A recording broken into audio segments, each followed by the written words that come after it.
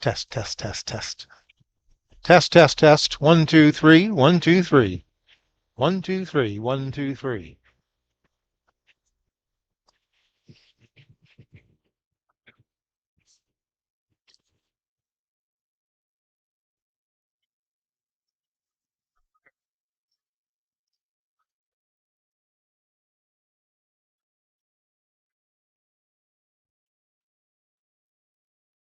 I can slide in more.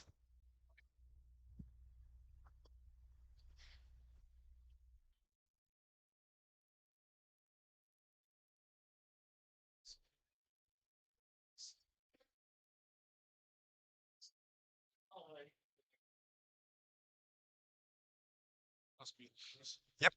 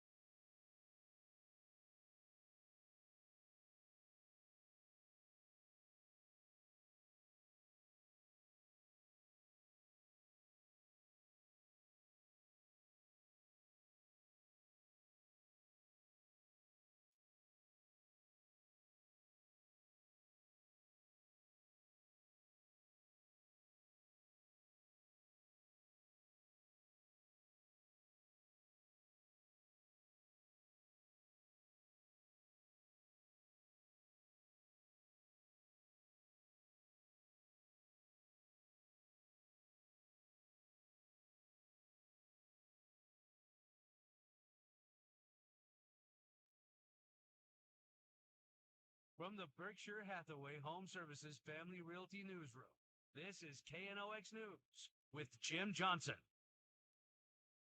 KNOX News Time is 12:02.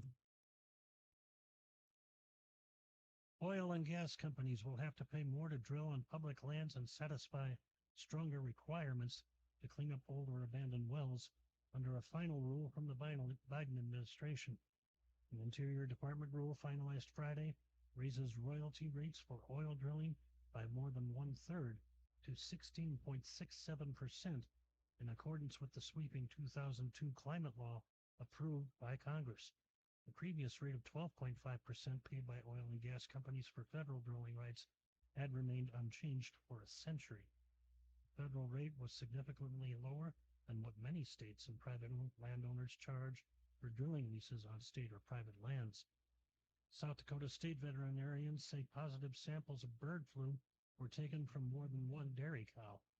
The highly pathogenic avian influenza has been impacting bird populations in Europe and Asia since August of 2020. South Dakota became the state with airlines testing positive for the virus, joining Idaho, Kansas, Michigan, New Mexico, North Carolina, Ohio, and Texas. The goat in western Minnesota has also tested positive for bird flu.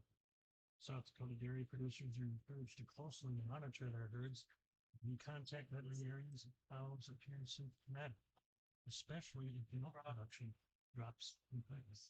The USDA says pasteurization kills bird flu, and the dairy products are safe to consume. Ride-hailing companies Uber and Lyft say they will delay their planned exit from Minneapolis until July 1st after city officials decided Wednesday to push back the start of an ordinance that increases driver pay. The Minneapolis City Council voted unanimously to start the new pay plan on July 1st instead of May 1st. Two council members say this gives other ride-hailing companies more time to establish themselves in the market before Uber and Lyft potentially leave, and gives Minnesota lawmakers a chance to pass statewide rules. The ordinance is intended to ensure companies pay drivers the equivalent of the city's minimum wage of $15.57 per hour, excluding tips, for the time spent transporting passengers in Minneapolis.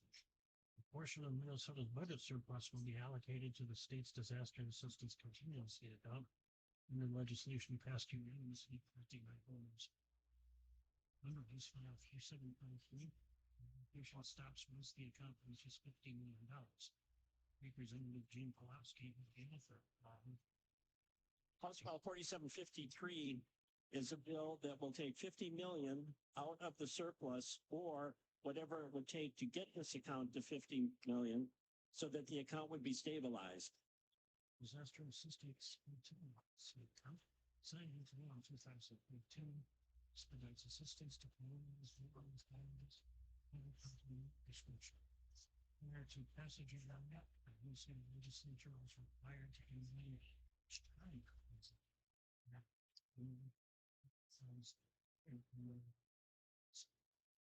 special censure.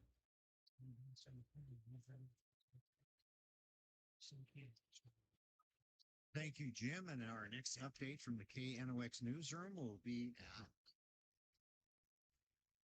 at the top, the bottom, break. Let's check that weather forecast right now.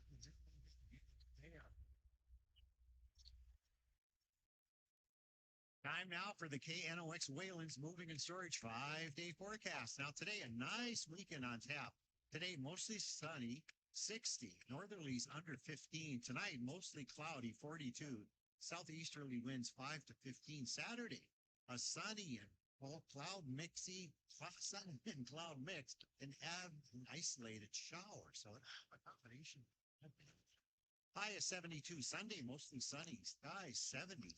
Monday, some showers and 68. Tuesday, rain and 55. Wet weather makes an appearance next week.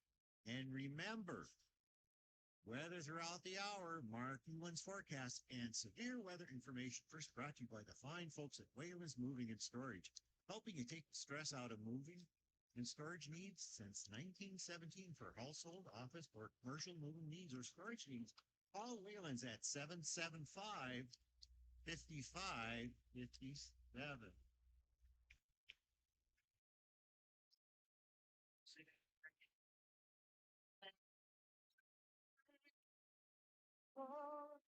See, she was making for the train, the outside, and the downhill run to the big.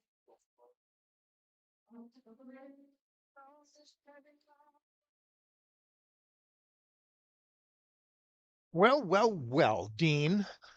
I don't know how you guys. I don't know how you guys do this when Dean runs the board. So Well, that's okay. I'm just taking my cues from you here. Well, don't take your cues from me because I'm the weather guy. Hi, Dean. Hi, Dean. Mark Ewens, Ryan Cunningham are out of the ground round. And you know, when you put Mr. Weather and Mr. Cunningham together, it's a show. It's a show. There's usually a word right in front of show. super show. Super show. That's what it is. Way to clean it up, Dean or Mark. Way to clean it up. That's awesome. Good afternoon, folks. We're at the ground round live, having a grand old time out here. I'll tell you what, the crowd is starting to thicken up. Of course, some of the best eats in town down here, and the weather is gorgeous. Thanks for reading that forecast for me, Dean. It's I know I put some trickery words in there, a sun cloud mix. It's just one of those combo things that I do just to keep you on your toes. Well, it is actually. It's a drink at a bar in down in New Orleans. The sun cloud mix. You start smiling and you're happy, and by the time you wake up, it's overcast and you can't see anything. So That's you cross-eyed too. yeah, exactly. So it's a good thing. Yeah, we're down here broadcasting live. I think today is also the day that there's this little draft thing I've heard being talked about through the Yes. course of the week. Yes. So today here at the Ground Round, we're broadcasting on location, and today here at the Ground Round, we are going to have the first annual Oh, boy. Hometown Bracket Challenge entry draft. There are 81 communities that have been nominated by our fans. 81.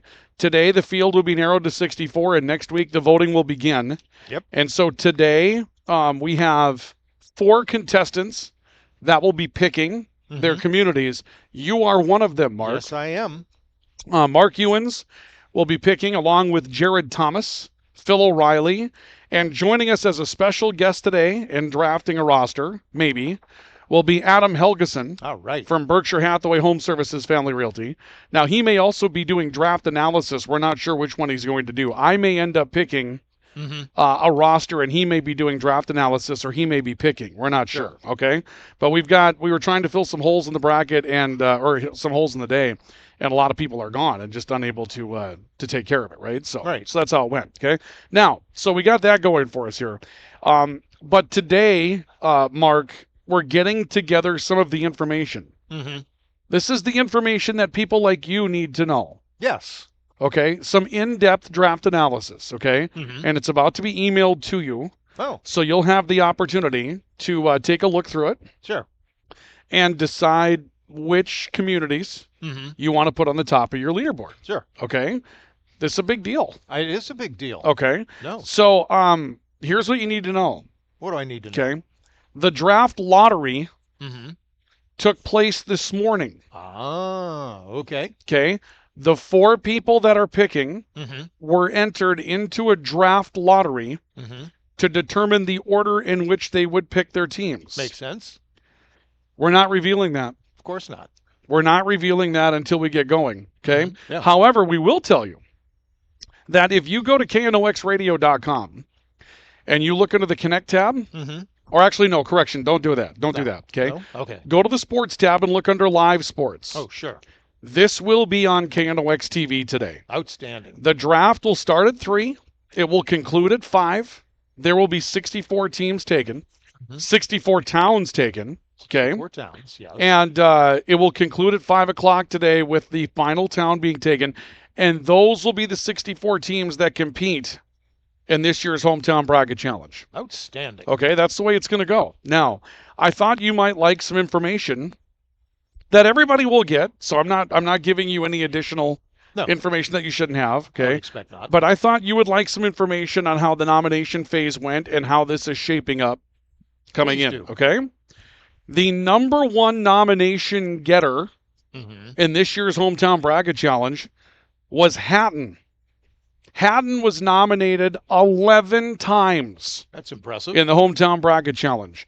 Grand Forks and Warren were nominated 7 times each. Thompson and Lincoln were nominated 6 times each. Fertile and Stephen were nominated 5 times each. That's followed by East Grand Forks, Larimore, and Greenbush, nominated 3 times each. And then Hoople, Milton, Reynolds, Powers Lake, Laverne, North Dakota, for some odd reason, and I didn't nominate them, Northwood, and Euclid, Minnesota, of all places. Euclid, it's a wonderful little town. Sure it is. They were nominated twice as well. Okay. Now, a review. Okay. Last year, Minto defeated Manville in the finals of the Hometown Bracket Challenge. Grand Forks and Alvarado were the semifinalists to go along with Minto and Manville. Okay.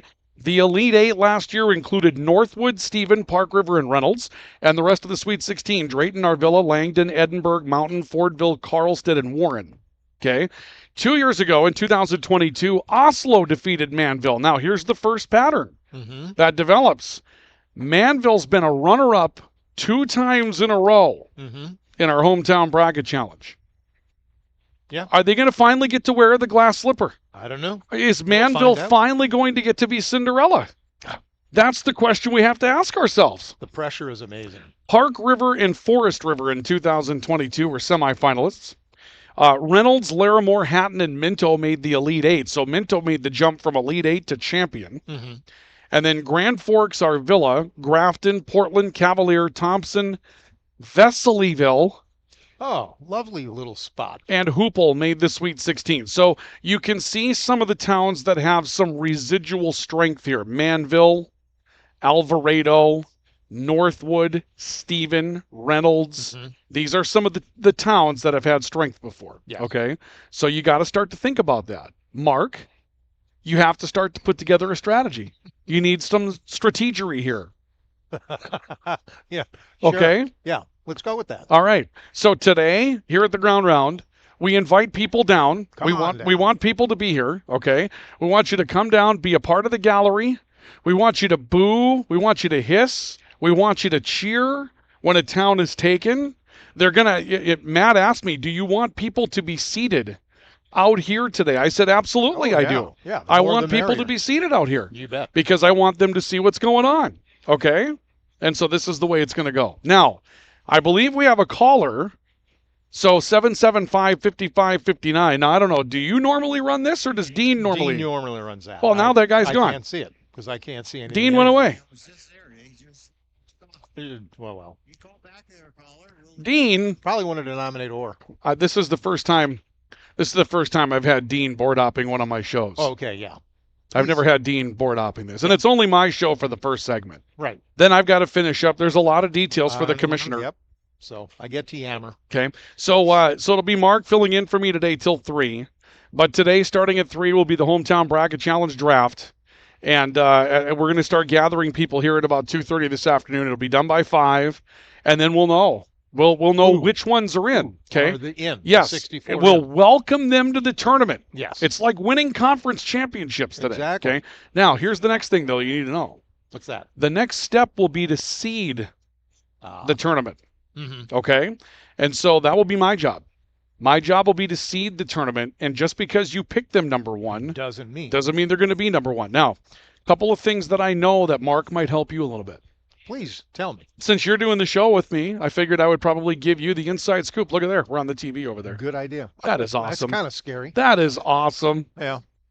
Certainly. Oh. Certainly of a face Somebody for radio. came in and reset all the TVs and left me the wrong remote. Okay, there we go. We got it. It's Okay. all good. All right. So anyway, Mark, here's the deal. I have it on good authority Okay.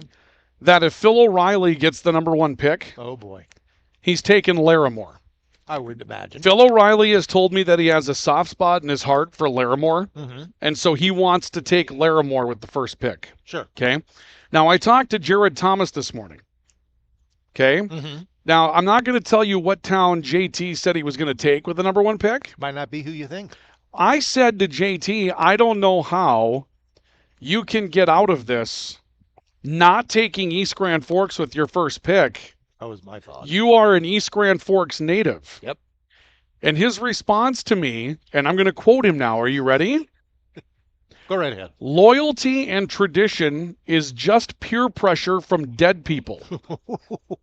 Well, That's stated. what he said. Well, that Okay. sounds like JT. So apparently JT has a plan, Mhm. and that plan may not be the plan that you have in mind. Doesn't include us. Well, he's not going to reveal his plan. No, of course not. No, not at all. No. Okay. So Jesus. today, Adrian Cummings from our sports department Mhm. is going to be here doing in-depth draft analysis, breaking down each pick Oh boy. as they're made. You will have 60 seconds. You will be on the clock for 60 seconds where you will have to make your next pick. Sure. Okay. Now, sometime between now and 2:30, you will receive an email that will give you the towns that have made the tournament. Sure. Okay, along with the draft analysis. And then it will be up to you to make sure that you have a strategy put together. We've got some note cards. We've got some pens. You will bring them to me by way of note card. And then I will announce those picks in the Hometown Bracket Challenge draft. And again, if you want to join us today, you can do it by going to our webpage, knoxradio.com. We're streaming live right now. Okay. There will be a scroll. This is neat. There will be a scroll on the bottom of the screen, so people will be able to check in and see who's Voted drafted for. who. Yep. Yep. Right. And some town out there, some town that's been nominated, Mm-hmm. will end up being this year's number 1 pick. That's big. That is huge. That's huge, right? That is absolutely big. So now, We have a text here would like to know how those teams even Welding Arthur and they don't even have internet. The gauntlet went down. holy cow. They don't have internet north of Manville? Well, the satellite internet is still working, so they don't Okay. have ground cable. Do they have smartphones up there? Because I'll tell you what, when we were in Oslo a couple of years ago, there was no internet at all in Oslo. That was dead. Yeah. I think it's on That's purpose, 'cause of the too. dike. Is that what it is? Yeah, is that kind of like that Fisher wedge keeps Heck, tornadoes out. bad weather out of Fisher, and the fork in the river keeps Grand Forks from getting Yeah, hit? Is that the precisely. idea? Yeah, that's that goal. Yeah. Yeah. Yeah, something tells me that ain't quite right. No, no, No, a lot not of at stuff all. ain't quite right. So no, it's going to be fun. We're going to have a great time today, and there you never know exactly what could happen too. That's the next thing. Is Live that radio. yeah? There's a lot, and it's live video, it's live radio, Yep. and you just never really truly know who's going to get involved in this deal, Mm-hmm. right? So we've got an opportunity for some. I wanted to Oh. get 1111 involved, Got and like a ringer in there somewhere. well, we wanted to get 1111 involved, and he's away, and I contacted my hockey broadcast partner Ryan Kuntz to get him Mhm. involved, but he's in the Dominican Republic. Oh, he'd be great. Tough situation, huh? Yeah, Yeah. tough to be in the DR That's right. right now. That's Weather like yeah, this, yeah. tough one, right? That's So anyway, we've got some other people that are going to stop by and say hi, Mm-hmm. and we will put some of you on the spotlight, right? So when you make your picks, we're going to ask you, okay, what were you thinking? What Mhm. what did you have in mind with this pick? Yeah. That's going to be a thing. I've got a strategery. Do you? Yeah. So do you have somebody in mind as to who you draft? If you have, Yes, I do. you got a plan, huh? Yeah, I've got a plan. Yeah. I can't reveal it. Dean, not Dean, until who we would get you into it. take? Who would you take, Dean? If you had to take somebody right now, who would you take? Texter says East Side will burn JT at the stake. Ouch. Or something. Yikes. They said that if JT does not take East Side, they will burn him at the stake. East Side will burn JT at the stake. Oofta. Well, Jared, it's up to you, Jared, to decide. That's right. Because here, Mark, It's a friendly crowd here. Mark, I'm going to show you something, okay? Okay. Now, I'm not going to tell you. No. I'm not going to say this on the air, Yeah, I won't either. but I'm going to show you something that'll make you laugh. Okay. Okay. So if JT doesn't take East Side, Yeah. they'll burn him at the stake. Right. Yeah. We're going to find out. We're going to find out very quickly Yeah. if JT is going to get burned in the stake. We're going to find out pretty quickly in the hometown draft challenge or the hometown boy. bracket challenge draft if he's going to get burned pretty quickly because it's going to be a tight situation. Right. Oh boy. All right, so here's what we're going to do. We're going to take a break. I'm going to turn it over to Mark for the regular show. I've got a little bit more work to take care of. We'll get back to you coming up here, and I'll be back with you in probably a couple of hours or so. Sure. And then the draft's at 3. And again, we invite everybody to stop Come in. on down. Just, if you want to stop in for an hour, a half an hour to watch some of it, you can take it in online. Again, go to knoxradio.com like you would a live sports game. Or if you have a smart device in your home, it's on our YouTube channel. So you just go to our YouTube channel, do a search for KNOX TV on YouTube, and when you get there, you'll be able to go ahead and just pull up the video stream right there, and you'll be able to find it. So one way or another, you'll be able to keep up with us today, of course, right here on KNOX Radio as well. But looking forward to entertaining everybody for a couple of hours today. It'll be fun. It's going to be a blast. Thank you for letting me drop in, Mark. Appreciate it. Of course. Thanks, Ryan. Glad to have you here, running things, moving us forward. So yeah, Dean, go ahead and take the segue. We'll come back and continue the show.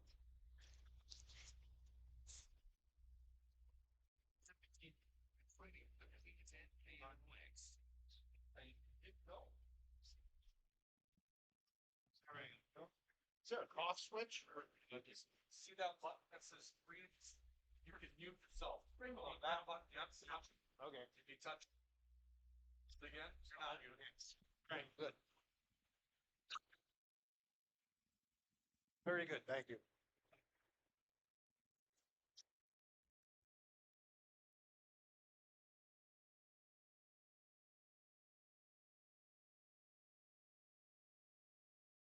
Yeah, I told Brian. I said my draft sweeps and full lots. Same teams. Those days are well. So that's perfect. How's things over the other place? Got like you can get into the network down there. I didn't know it was an IP person today, but I'll just get her done. Everything was working. I don't understand that. Somebody came in and turned on the rest of the TV. That's right, man. I don't know. Hey, it's back. It's working. Good, Mark. But good on. I'm gonna put some color filter. Harold. Sorry.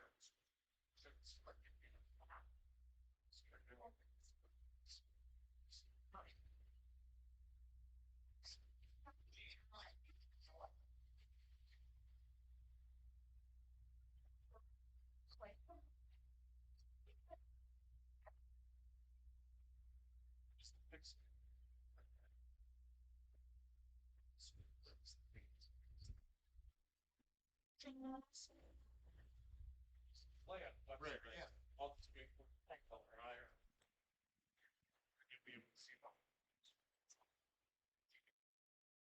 There it is. Look at this. Look at that. Look at up there, Mark. That's on the top. You're starting it at 3? Yep. Okay. Yep. We gotta do the show live from here because I gotta finish up all the details. Yeah, we're gonna have a good time.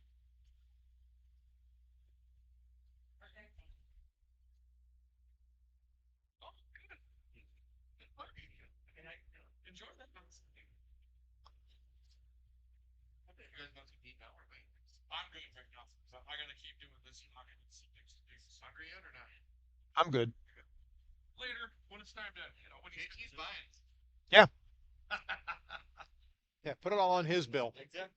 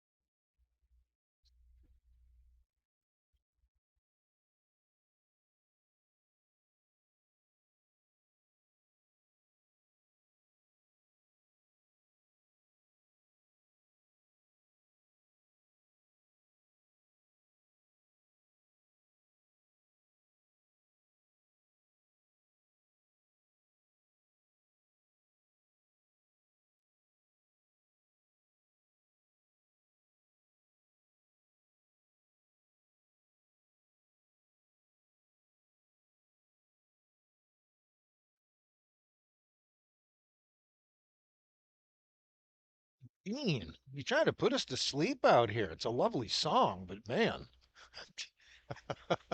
we need something a little rocking, guy. Hi, Dean. Mark Ewens. How you doing?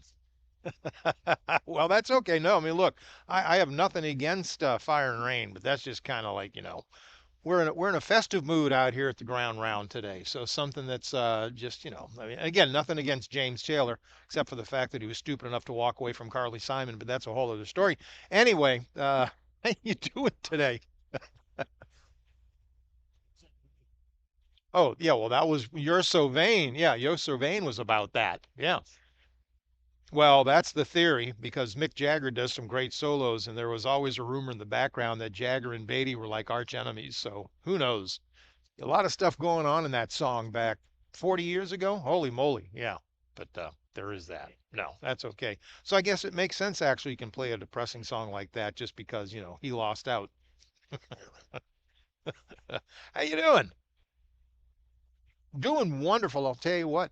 Yeah, no, it's gorgeous. It is absolutely gorgeous down here. So we're at the ground round. The draft will be picking up here later in the day. There is a draft in the building. And I'm going to go ahead and cover Ryan's show to the best of my ability as we go through the next couple hours. And then at 3 o'clock, you've heard the much discussed, much vaunted draft will actually start. So it's going to be fun. And we want you to come on down, especially around 2:30, 3 o'clock when we get set up and actually get going, because we wish to have a crowd down here so we can make this as festive a event as possible. So right now it's a nice lunch crowd. Come on down, grab a little bite to eat, say hi. It's always good to meet the folks who support KNOX and Leighton Broadcasting. Good to be a part of your day. So, boy, what are we going to talk about, Dean? There's all kinds of stuff on the ballot here that we've got. So, I think I'd like to start. I know we're coming up on the bottom of the hour here. We'll get an update from Jim Jordan in the award-winning KNOX newsroom. Jim Jordan, I do that to him on purpose. Yeah, that's the congressman. See, there's this old man fart thing that goes on in my brain all the time, and about once every I'm supposed to pay him $10 every time I say Jim Jordan instead of Jim Johnson. He's probably over there smiling. Yeah, it's like a swear jar. That's because one time I said that, and then my old man brain gets locked into it. So it's I wanted to see if you were going to pick up on that. But no, Jim Johnson, the award-winning KNOX newsroom, will be hopping across and getting an update from him shortly. And as we come back and get the a second half of the first hour going, who's making summer vacation plans? That's kind of a fun thing to start off, even though it is not even graduation yet, which is also coming up right around the corner. And I know lots of folks are getting the graduation plans ginned up. But summer vacation plans, it is that time. This spring weather's got people's minds in the summer mode. So I'll go ahead and pass it back to you so you can bring Jim in, and we'll continue on the Ryan Cunningham Show. Mark Ewan's in for Ryan on this gorgeous Friday, the 12th of April.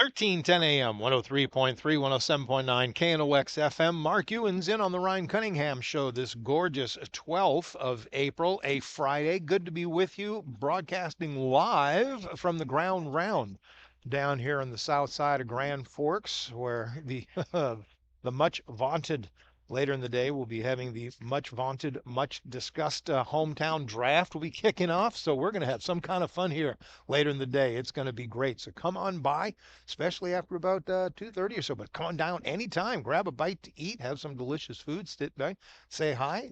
It's good to be with you, Dean, back in the studio. Thank you very much for keeping us on track here today, Dean. Do appreciate it.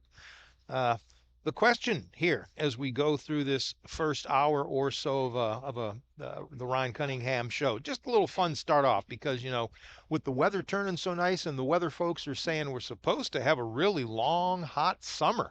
So there's going to be lots of activities going on around the lakes. Who's already got those plans in place with the early spring weather being so nice? Folks are already, out there golfing. I hear that there's a couple of folks in the office who have already been out there power flogging the links, keeping them in line. Lakes and everything associated with summer life. Who's already got that weather, that vacation bug, and already got those plans made? Uh, Give us a call, 775-5559. You can go ahead and call or text to that, and we'll go ahead and talk about that as well. Just a beautiful summer, I think, is on tap. So, Dean, have you been thinking about any plans yet this early season, or are you just going to be hanging around the local area?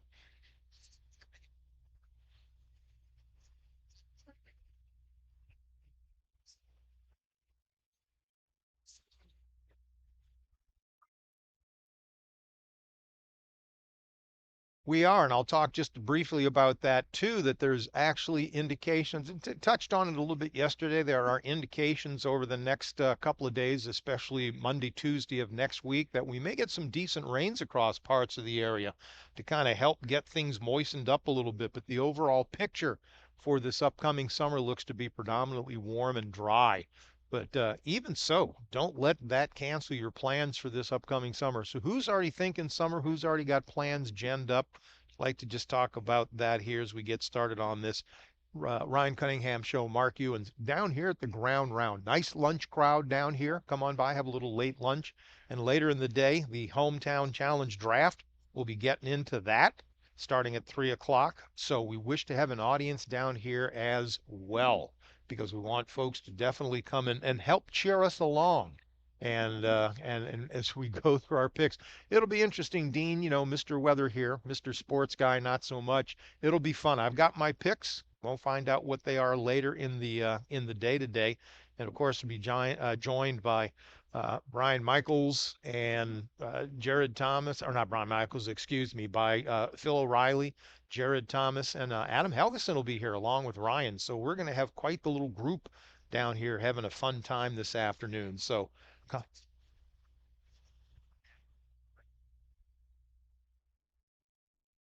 yep, the big room on the south side of the building. So, you come on in, there's the welcome booth right there, a little stand right there. You come on in, you immediately take a little jog off to the left, and we're in the big room facing 32nd Avenue. It's a gorgeous day out there, plenty of sunshine. So, get out, come on by, say hi. It would be good to see some of the folks that help support our shows through the course of the day. It's always good to meet folks. So I'm hoping maybe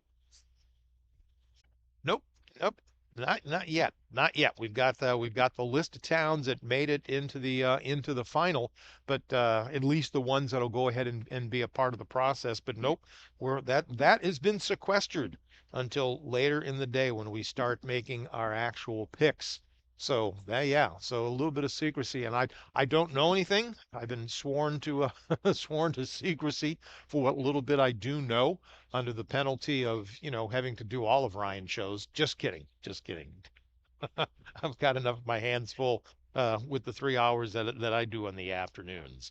So, but vacation plans. And I hear you folks have a little, tomorrow's going to be a little bit of a return to memory as well.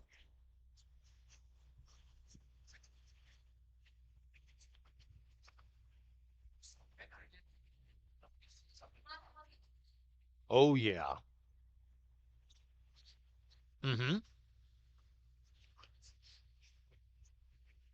Yeah. It is. And so this is the ideal weekend if you enjoy looking at those old cars talking. And it's kind of funny, old cars. I guess I'm old enough now where I think I should have kept my 1967 Fairlane. I should have held on to it because it's a classic. That was a beautiful car. That was the one where you could comfortably seat 8 people plus about 12 cases of beer in the trunk. It was a great beach car. Let me tell you.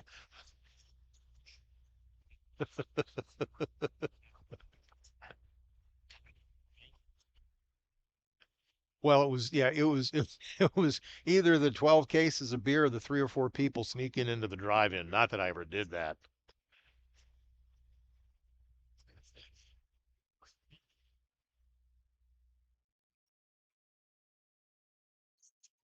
Oh yeah. Yeah, those were Yeah, those were massive cars. They were, I think there was a variant of it. They called them the land yachts, the really large boats, the the ones that just kind of floated down the interstate, got about 8 miles to the gallon, going 65, 70. No, those were the days. They certainly were. But yeah, making me think of vacation plans. It's just kind of the fun question in this first little bit of the Ryan Cunningham show. Mark Ewan's on for Ryan as he is busily doing things in the background. And what are those things? Well, it's the you're going to start hearing the hometown bracket challenge. The teams have all been picked. We're going to do the draft here later in the day today. So we want a crowd down here, but come on down, get a little, I say late lunch. It's what, 12:42, so it's really not that late. Plenty of time to come on down and pay a visit and get something to eat. But summer plans, that's kind of the fun question getting started here.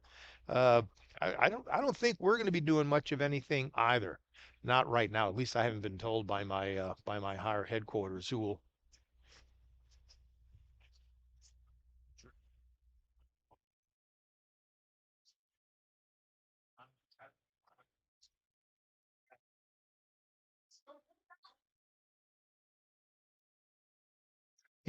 That I honestly don't know. I've heard those stories that they do take nice long vacations. Our son's in-laws, they've got several different places. It's kind of interesting because the same idea of the lake home, they've got something like that. But a much smaller version. It's probably, oh, I don't know, an eighth of an acre, just a little plot of land where they have this nice little cabin and they put a swimming pool in, and it's a beautiful place for them to get away from the big city and to head on out to the country and enjoy a weekend. They do a lot of that because the climate where they are in Germany is actually fairly mild. So they can take time off. The summers aren't too hot. The winters, because they're kind of in southern Germany, it's not too very cold in the winters usually. So, but yeah, I think people do take a lot of vacations, and of course, Italy's kind of a popular spot that they go to because you're not too far from the Med. So just talking vacation, who's already got vacation plans ginned up?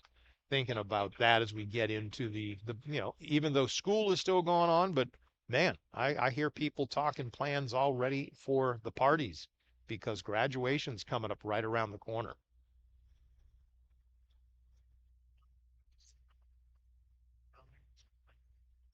I have not. I believe my wife's been down there. I get confused if it's Disneyland or Disney World. I think she's been to the Florida one, so she has been.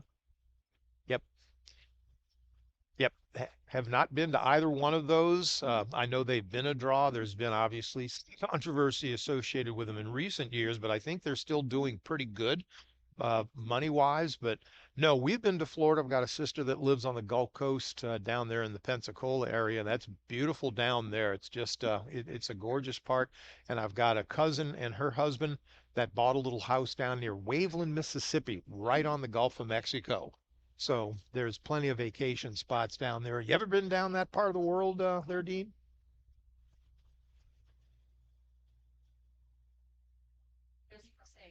Mm-hmm. Oh yeah, yeah, yeah.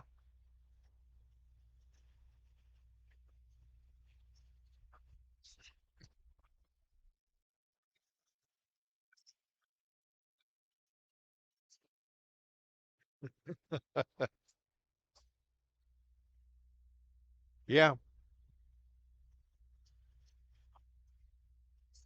Mm-hmm. Yep. Almost. Mm-hmm. You know, the other thing that that part of Florida, especially kind of the Panhandle around Gainesville, the north end of the peninsula, the Panhandle area, they are known for their freshwater, deep diving, clear lakes, kind of deep, deep ponds. And when I was down there with the guard many years ago, there was a gentleman from Moorhead had a scuba shop. He was a professional licensed scuba trainer, dealer, and they brought their scuba equipment when we were down there for a guard drill. And on the weekend, we went out to these bodies of water that are just pristine in a national park. And you look down into this pond and you're literally looking down 80, 90 feet into these deep freshwater wells. And it's crystal clear. You could see all the way down to the bottom. And they'd go scuba diving down in those things, which I guess you require special license and permits to do. So talking vacation stuff. Who's got vacation plans? Give us a shout at 775-5559. Shoot Dean a text. We can talk about that as well. Very good. Hey, let's do that. Ryan Cunningham show continues.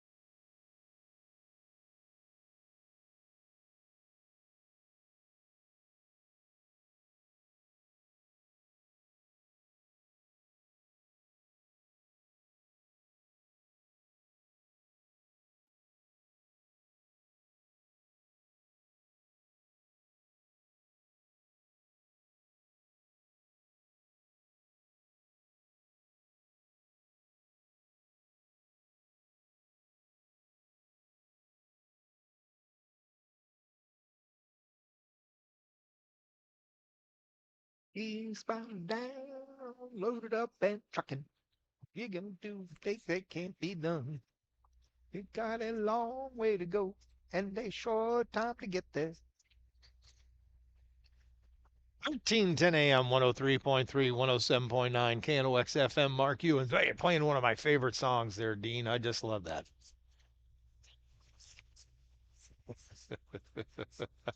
Uh-oh. Oh, I'm sure. Well, that's okay. She knows that I'm really horrible when it comes to geography, so she's kind of my correction.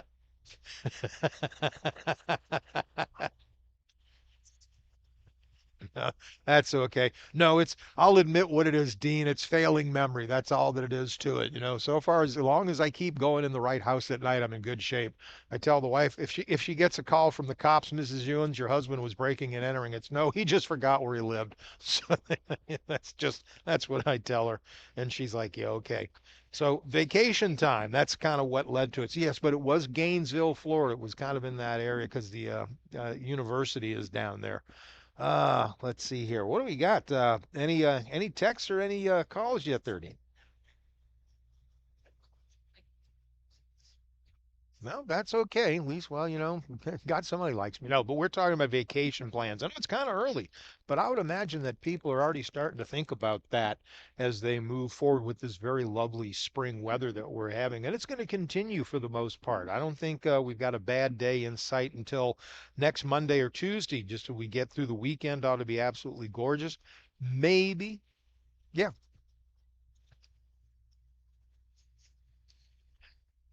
Well, from what I know, hot and humid is fairly common. Temperatures generally upper 80s, low 90s, and a lot of high dew point weather. So that would be something Mrs. Weather could go ahead and fill in too. But it's yeah. See what you started, honey? That's okay. I'll call your bluff. But no, it's Florida's. I mean, really is. It's a lovely state. Got a lot of people down there when you get into the big town areas, but there's lots to see and do down there, and especially you get into the Panhandle area when you're along the peninsula where the bigger cities are located, it's pretty humid because they got the Atlantic on one side and the Gulf of Mexico on the other. But it is a vacation spot. Lots of people go down there in the winter when it's relatively mild, especially.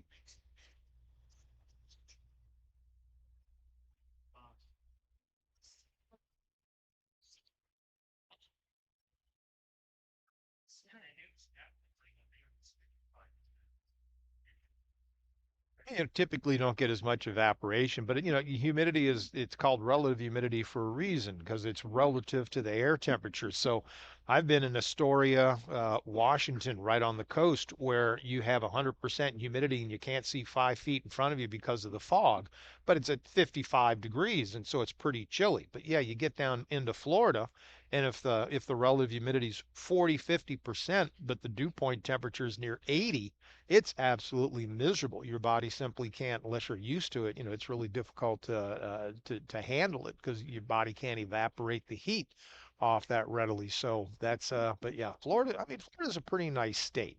It really is. That whole Gulf Coast area, it's become very, very popular. A lot of folks moving down there. So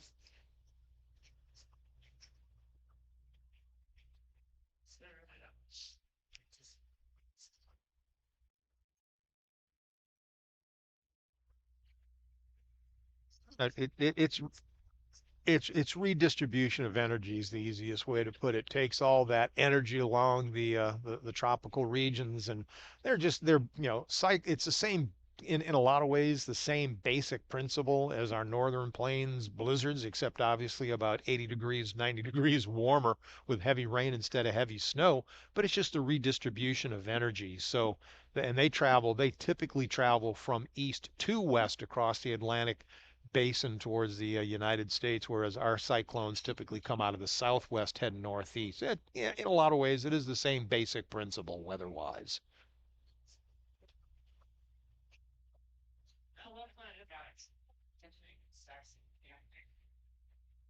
Oh yeah, yeah, they affect, and some of the hurricanes are pretty small. I mean, some of our blizzards are larger than some hurricanes when the area that they cover. But hurricanes typically the largest damage occurs in relatively narrow areas because there's such a Even the big ones, and actually the big hurricanes tend to be weaker because like a ballerina spinning his or her arms and pulling them in, you accelerate so the higher winds are near the eye. And typically the eye is relatively small, but when it smacks over a populated area and you've got big increases in population down there in the Florida coast, yeah, that's when you tend to get a lot of damage and it makes the national news because it affects a lot of people in one fell swoop. There you go.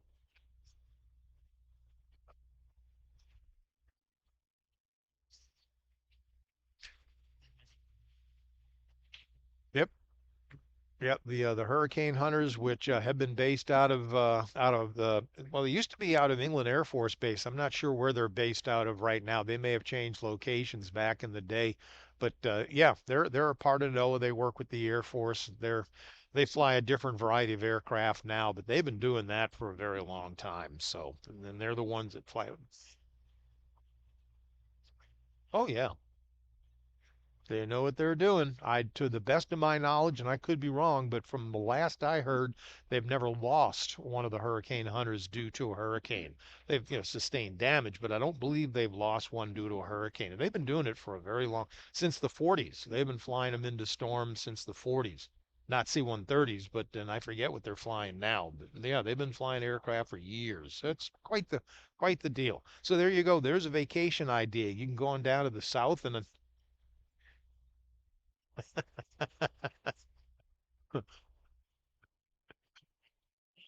no, they probably have. There you go. There's a vacation. Go hop on a hurricane hunter.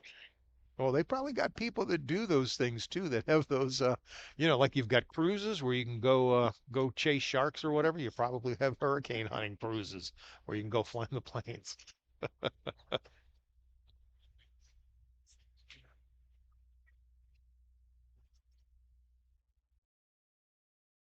Hmm. It's huge. It's huge.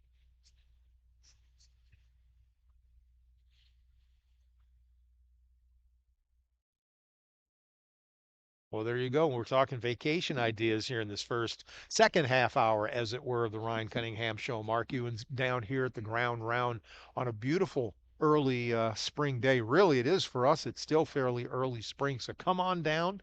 Be having the going to be revealing the draft picks later in the afternoon in the 3 and 4 o'clock hours. You want to be here for that as well. But come on down, say hi, grab a bite to eat. The food down here is outstanding. Let's do that.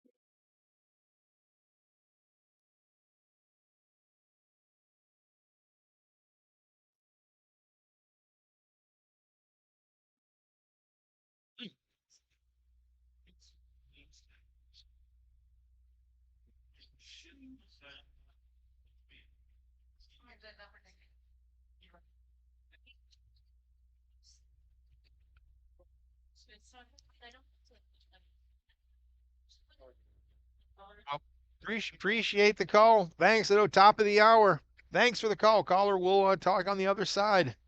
Ryan Cunningham Show. We're live.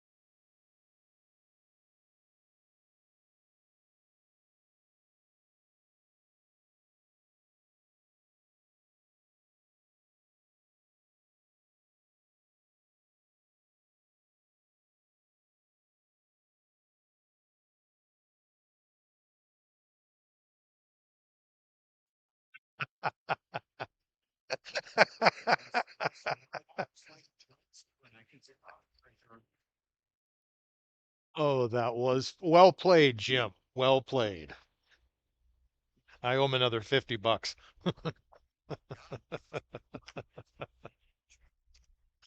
Yeah, but as many times as I've said it, I think I'm up to 50 now. I've got a couple of people keeping track. I think we should do whoa.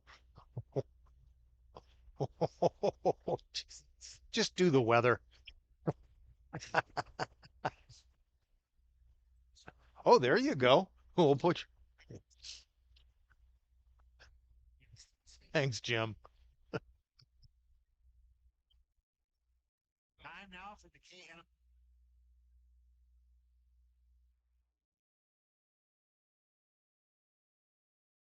northerlies.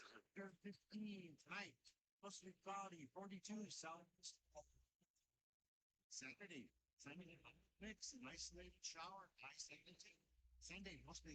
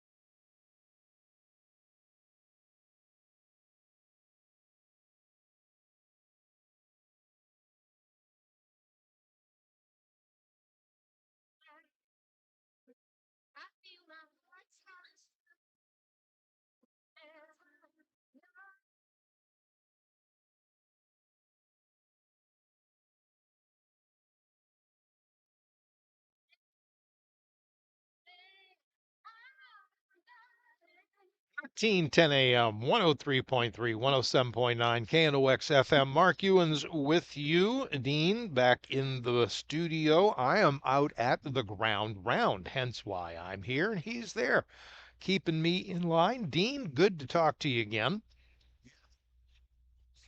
Always entertaining. So we're down here. I'm doing the Ryan Cunningham show from the ground round. We're down here because, well, the picks have been made, the numbers are locked. Now we're going to actually do the draft later in the day, so you don't want to miss that. Come on down, especially later in the afternoon. I think we're gonna start the process about 3 o'clock. Well, I'm sure right at 3 o'clock. So you want to be down here for that as we start to see who's going to be the final bracket hometown challenge, who's going to be the final 64, I should say. So come on down and say hi. You can go ahead and be the rooting section as well, because we're going to need to have an audience keeping us in line. So it'll be fun. It'll be fun. So let's see. Where am I? I'm looking at my show sheet here. I got a couple of different things we can talk about. Uh, it was interesting because, Dean, social media, which has been in the forefront of so many news stories recently, there was this one little thing that crossed I'm not much of a social media person from the standpoint of like X, which I guess, was Twitter and is now X, but occasionally I will peruse that particular platform just to see what seems to be popular amongst the populace, as it were. And and I ran across this one that gave me pause. It was a tweet or whatever they call them now, an Xer, and it said saving just 50 cents a day will get you $18,250 in a year. Let that sink in. And there were something on the order of 26,000 likes and 12,000 retweets. And I looked at that and I said, 50 cents a day will get you $18,000 in savings a year? I said, well, that makes absolutely no sense because there's 365 days in a year, right, Dean? Did I miss something? Did they change the length of the year? Yeah, okay, so 365, 50 cents, so basically a dollar every other day. So it seems to me, now again, my math skills occasionally suck. Just ask anybody who's heard me making a forecast. But it would seem to me that 50 cents a day for 365 days comes out to roughly $182.50, not 18,250. you know? So, and I'm just thinking, I'm looking at that and I'm going, 26,000 likes and 12,000 retweets, and nobody challenged the number. And I'm going, hold on a minute, hold the phone. What's wrong with this picture? So it's, the point being is that social media has unfortunately helped spread a lot of interesting information, shall we say. And I think it also has exposed a real challenge with the American public. And I hate to pick on young people because I've got several of my own, and they're pretty sharp kids. Of course, they're grown men now, but it's like, doesn't this just kind of, this one little microcosm of a tweet just kind of scares me, because people are just retweeting and saying, look at this. You could just save 50 cents a day and have $18,000 at the end of a year. Now, maybe if there's some phenomenal interest, but it was a picture of one of those large water bottles like you see at a water cooler, inverted and filled with quarters. Okay, that's an impressive amount of quarters. But unless my math is wrong, I don't know, your thoughts and your comments at 775-5559. Let's do this. Hi, you're on with Mark.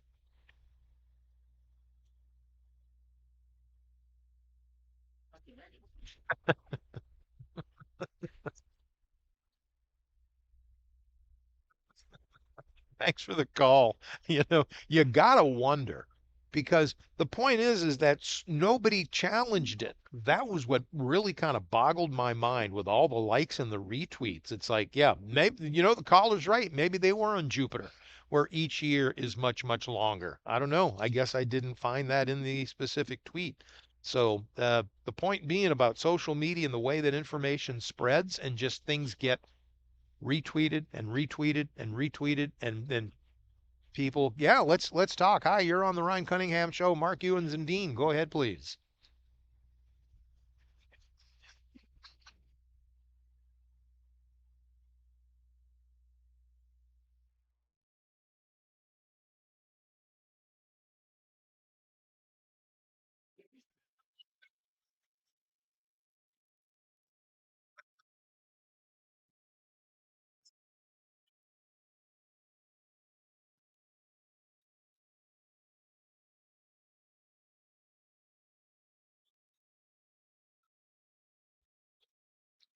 Actually, it's 50% of all statistics are 75% of the time wrong. So let's let's get our meet. It's our meteorological math lesson for the day. So,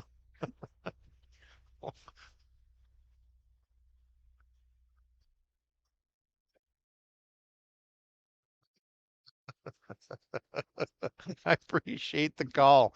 Thank you very much. So, yeah. Mike and I would like to take a driving trip to Colorado this summer. We've never been there. Do you have any suggestions on what to do and where to go in Colorado? Oh my. It is. My experience with Colorado is somewhat limited in that when we would go visit family, I had a sister that lived in Highlands Ranch, kind of on the far south end of the Denver area. Beautiful area. There's the Red Rock Amphitheater, which is not too far actually from Highlands Ranch, where they have a lot of concerts. That is a spectacular area there. We also visited, and I'm sure my wife can help me remember, but a sister-in-law that lives up, I think it was Aurora, Colorado, up on the north side of of the Denver area, and the shops. So you go into the Denver area, and of course the traffic is pretty intense, but you get into kind of the sign of the suburb areas, and there's lots of things to see and do.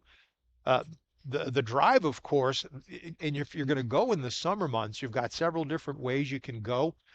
A lot of people, if they're just interested, maybe for safety's sake, and you just want to be around a lot of other traffic, you can go right down 29 to Omaha and then make basically a right-hand turn, head over on 80. And then there's, I think it's Interstate 78 that splits off near Ogallala. And then that takes you right into Denver. Otherwise, if you stay on 80, you come into Cheyenne, Wyoming, I believe. Then you have to head south. But, and then you're just driving across some of the more flat, boring plains. All farmland, of course, for the most part, but it is kind of just you're looking at the farmland.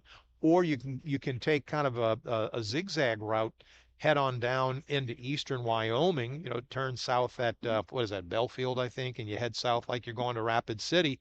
And then there's some good state highways where you can zigzag across Wyoming, and that's kind of beautiful terrain too. And that'll get you down into the Denver area ultimately. So there's a couple of different ways to go. But there's lots to see and do. The small towns down there with what experience we've had, plenty of things to see and do down in that area. We picked a little couple of trinkets up when we were down there a couple of years back visiting some family. So yeah, I'm not an expert on Colorado, but the places we've been down there absolutely gorgeous. Sure. Just do a lot of research on the internet. Just kind of plan your trip on the internet. Just kind of do it slowly. There you go.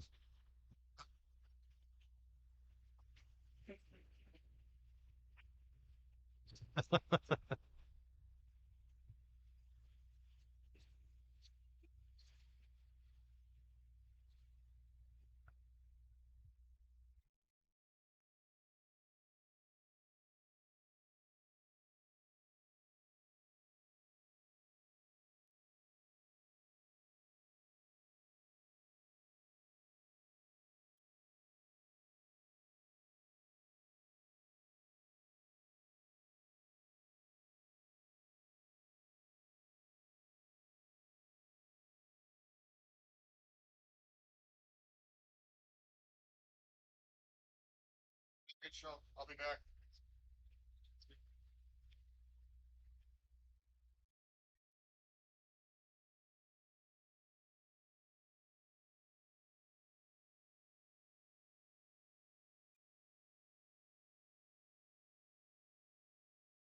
Okay. All right. Well, yeah. Thanks to the.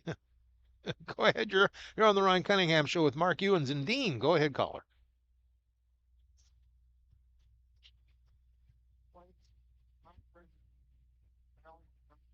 Oh, yeah. Yeah. There's another outstanding place. Have you been there, caller?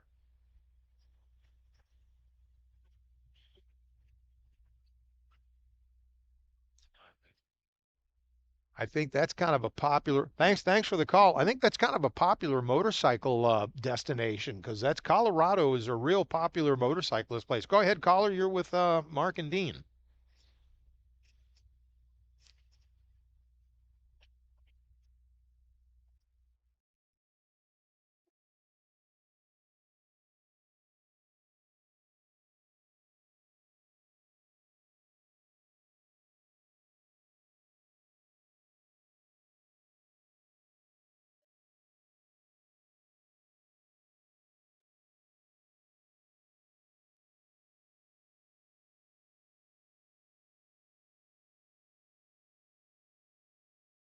All right. Well, there you go.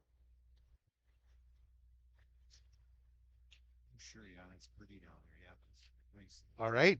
Appreciate the call. Yeah, we've got our two youngest live in the Salt Lake area. And I mean, that's become a massive population growth. But they took us, we were down there for Thanksgiving, I believe it was a year ago. And we went up to Snowbird. They took us up to Snowbird. And it was absolutely gorgeous. So there's all those ski areas around there because they're right on the Wasatch and it's gorgeous country down there. So yeah, the caller's right. I mean, you get into parts of southern Idaho and Utah, western Colorado, get into the higher terrains, and it's yeah, there's lots to see and do if that's your thing. Just make sure your car's in good shape. That'd be my one suggestion. Hey, Mark, if you live by mountains, water, you've got to be. Right. Yeah. Well, we live. Let's do that. We live by a mountain. It's right up the road. No. Okay, this is the Ryan Cunningham Show. I am Mark Ewens out here at the ground round. Come on out and say hi, and we'll continue the show after this. Thanks, Dean.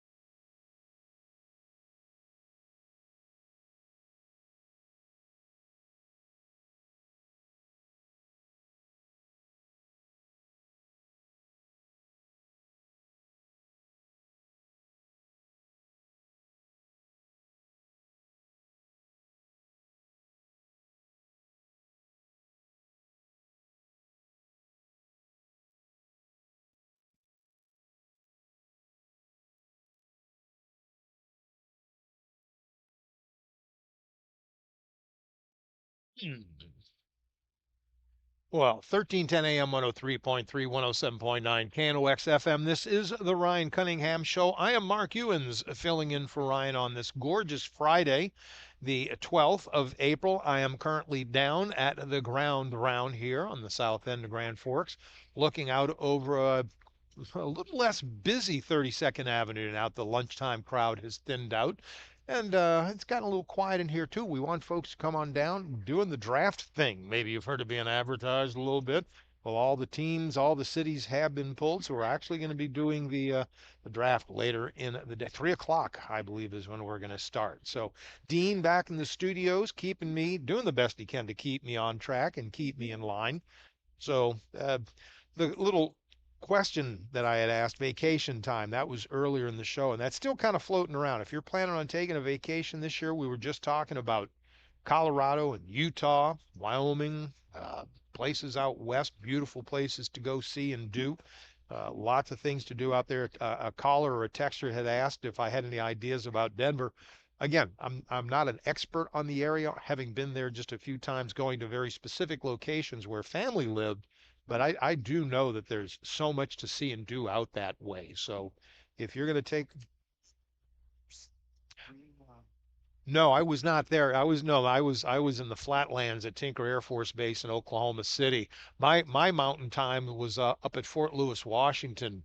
I was doing Army support while I was in the Air Force, and that's another gorgeous part. Gorgeous? Gee, up there, Washington State. You want to go up and see some absolutely beautiful terrain. You head up that way. That's a spectacular country too. So if you know if you're thinking vacation ideas, and we talked about that, making vacation plans, yeah, it's a bit of a drive, but it is worth having a vehicle.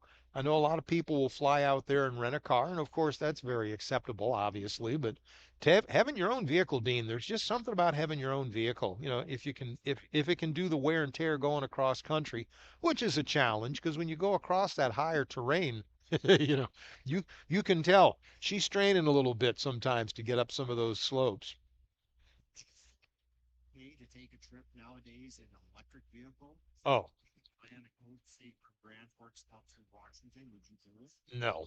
No, I wouldn't. I mean, it's funny because the last time we came from seeing the kids out there in Utah, and I noticed there were an increased number of electric stations. Where was we stopped, and we spent one night in eastern Montana, and it was a electric charging stations there, but I know the technology's not there yet, in my estimation. It'll get there. You know, the battery life just isn't the thing, and especially going across a state like Montana. Yeah, no, just not ready for that. At some point, let the technology and let the industry evolve organically, as it were. Let the free market go ahead and push that forward, and it'll be like anything else. It will be there at some point in the future. But no, give me my oil burner. I'm happy with that. My oil burner. So that had a diesel vehicle truck? Yep, yep. I had a diesel Suburban for about what 15 years. I forget how long we had it. And I really did like it. I really did like it. It got a little spendy it was a good vehicle. I ran number one in it during the winter. Put a little something called power service to keep it from gelling. It started without a hitch, even down at 40 below. Had a battery charger and a battery warmer, and I had trough heaters on the oil pan to keep the oil kind of loose and never had a problem with it, but it does take a little extra TLC. What is that? Number one diesel.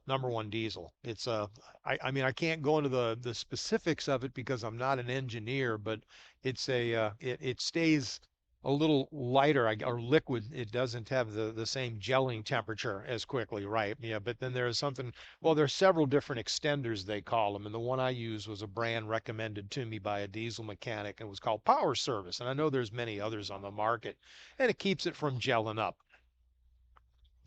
So it's over in Europe. Hmm. Yes, they are.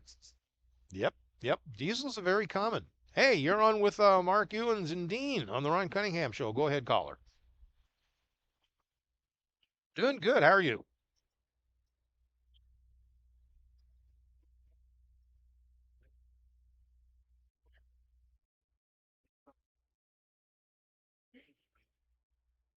Mm-hmm.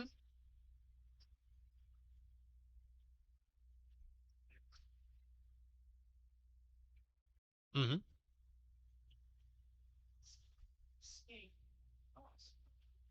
Mm-hmm.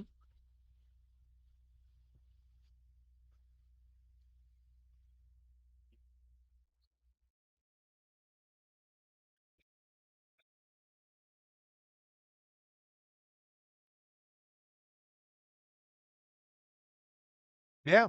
No, that's a great question. Thanks for the call. Thanks for the call.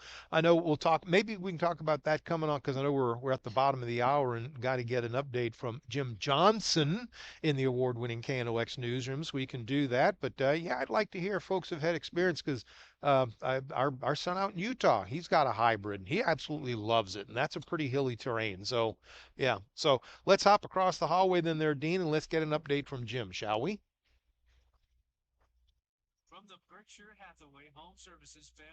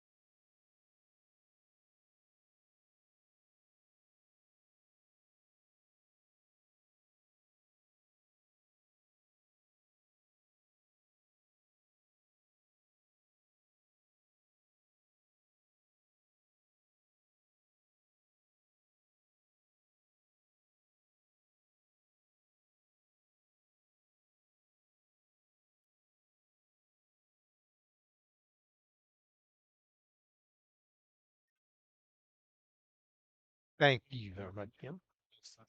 The NOX newsroom at 202 following ABC News. News at the top, bottom, and when it breaks in News Radio 1410.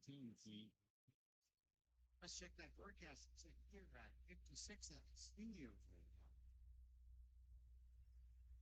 Time now for the KNOX Wayland's Moving and Storage 5-day forecast. Nice weekend on tap. Today, mostly sunny, 60 forecasted high, northerlies under 15.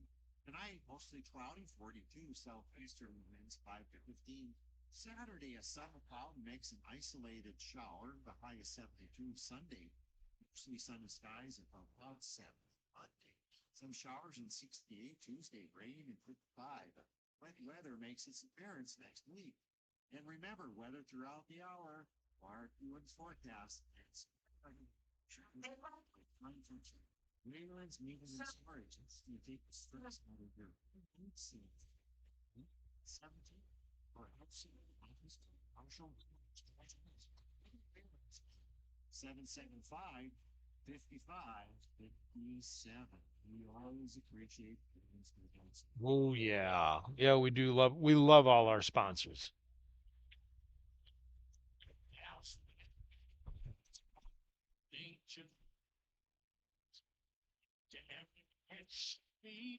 East is a stranger. It makes another chance he takes. That's all he wanted. To see tomorrow. Secret agent man. Secret agent man. Your number and take away your name. Is that Johnny Rivers? Was that Johnny Rivers? That was Johnny Rivers. Yeah. I'll tell you what, that boy, yeah, that's why I like listening to the to the sock hop because y'all play stuff that I grew up with. I mean, good music all the way around. It is a good, a lot of good stuff today too. Hi, folks. This is the Ryan Cunningham Show. I am Mark Ewens, filling in for Ryan. We are set up at the Ground Round out here in the south end of Grand Forks. So come on down and say hi. It is draft day, so we're going to be doing that coming up here in the 3 o'clock hour. Dean back in studio doing his best to keep me in line. and, I know it's a challenge sometimes, Dean. And my wife in the offshoot, she's keeping me historically correct. 53 at the airport, by the way, with a north wind at 6. So struggling to get to 60. That's the forecast high, but we still got a couple hours of heating left with the sunshine today. So we'll probably do that. A couple of different things we were talking about vacation plans, which kind of led into the idea of taking a cross country trip. Some folks wanted to know about Colorado and out west, and then the question came up about taking an electric vehicle across country and how's that worked out. Yeah, if you've had experience with it, we'd love to hear from you. If you've had success with that, 775-5559. It would be a curiosity to see if the infrastructure has been robust enough to be able to get you across country. I'm serious. I'm curious to see how it goes because I've seen so few charging stations heading out west. That would be a challenge. The hybrid. Says KNOX should sponsor a cannonball run forks out to Washington State. We will start at the front of the studio here, one with an EV, one with a vehicle. Yeah, sure. See what happens. See who's we'll pick the teams of drivers. What a great idea. See what happens. That actually would be fun. That would be fun. No, I mean, I've said it many times on the air. I mean, the EV stuff is not prime time yet. It's getting there. The technology will become robust enough. They'll get everything worked out over time, but you just can't push it the way it's going. It's not just the technology of the vehicles themselves. It's the infrastructure is so lacking yet, and it is a challenge. But we'll get there. Just again, let the free market do its magic and work it out that way. So, but if somebody has had the opportunity to successfully take an EV cross country, we'd love to hear from you at 775-5559. You can call or text to that number. Because again, it's just the kind of deal where The government's being pretty aggressive in pushing this, but I don't know it.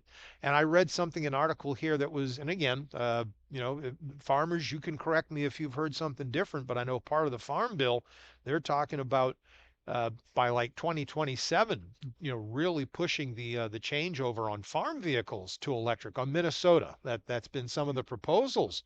And it's like, man, that seems to be jumping the gun way too quickly in my estimation. So if anybody in the farm community's heard that, but it was a news story I ran across, and that just kind of said that can't be right. 2027, that's just 3 years down the road to start pushing the change over to anything, harvest wise or otherwise. I mean, again, a vehicle for around farm use in town, again, where there's charging stations, sure. I mean, we're all for it, but boy, bigger equipment, the semis on the road and such. I'd be curious to see if you've had success with that at 775 55 59. So, and it all comes back to vacation plans. Yeah, yeah, that's just it. Again, if the infrastructure is there and you've got the ability to do it, one could make an argument for in-town kind of stuff. But going cross country, it's just not there yet. Sure, 775 55 59. You're on the Ryan Cunningham Show. Mark Ewens and the Dean. Go ahead, caller. Hey, Mark, if I mention a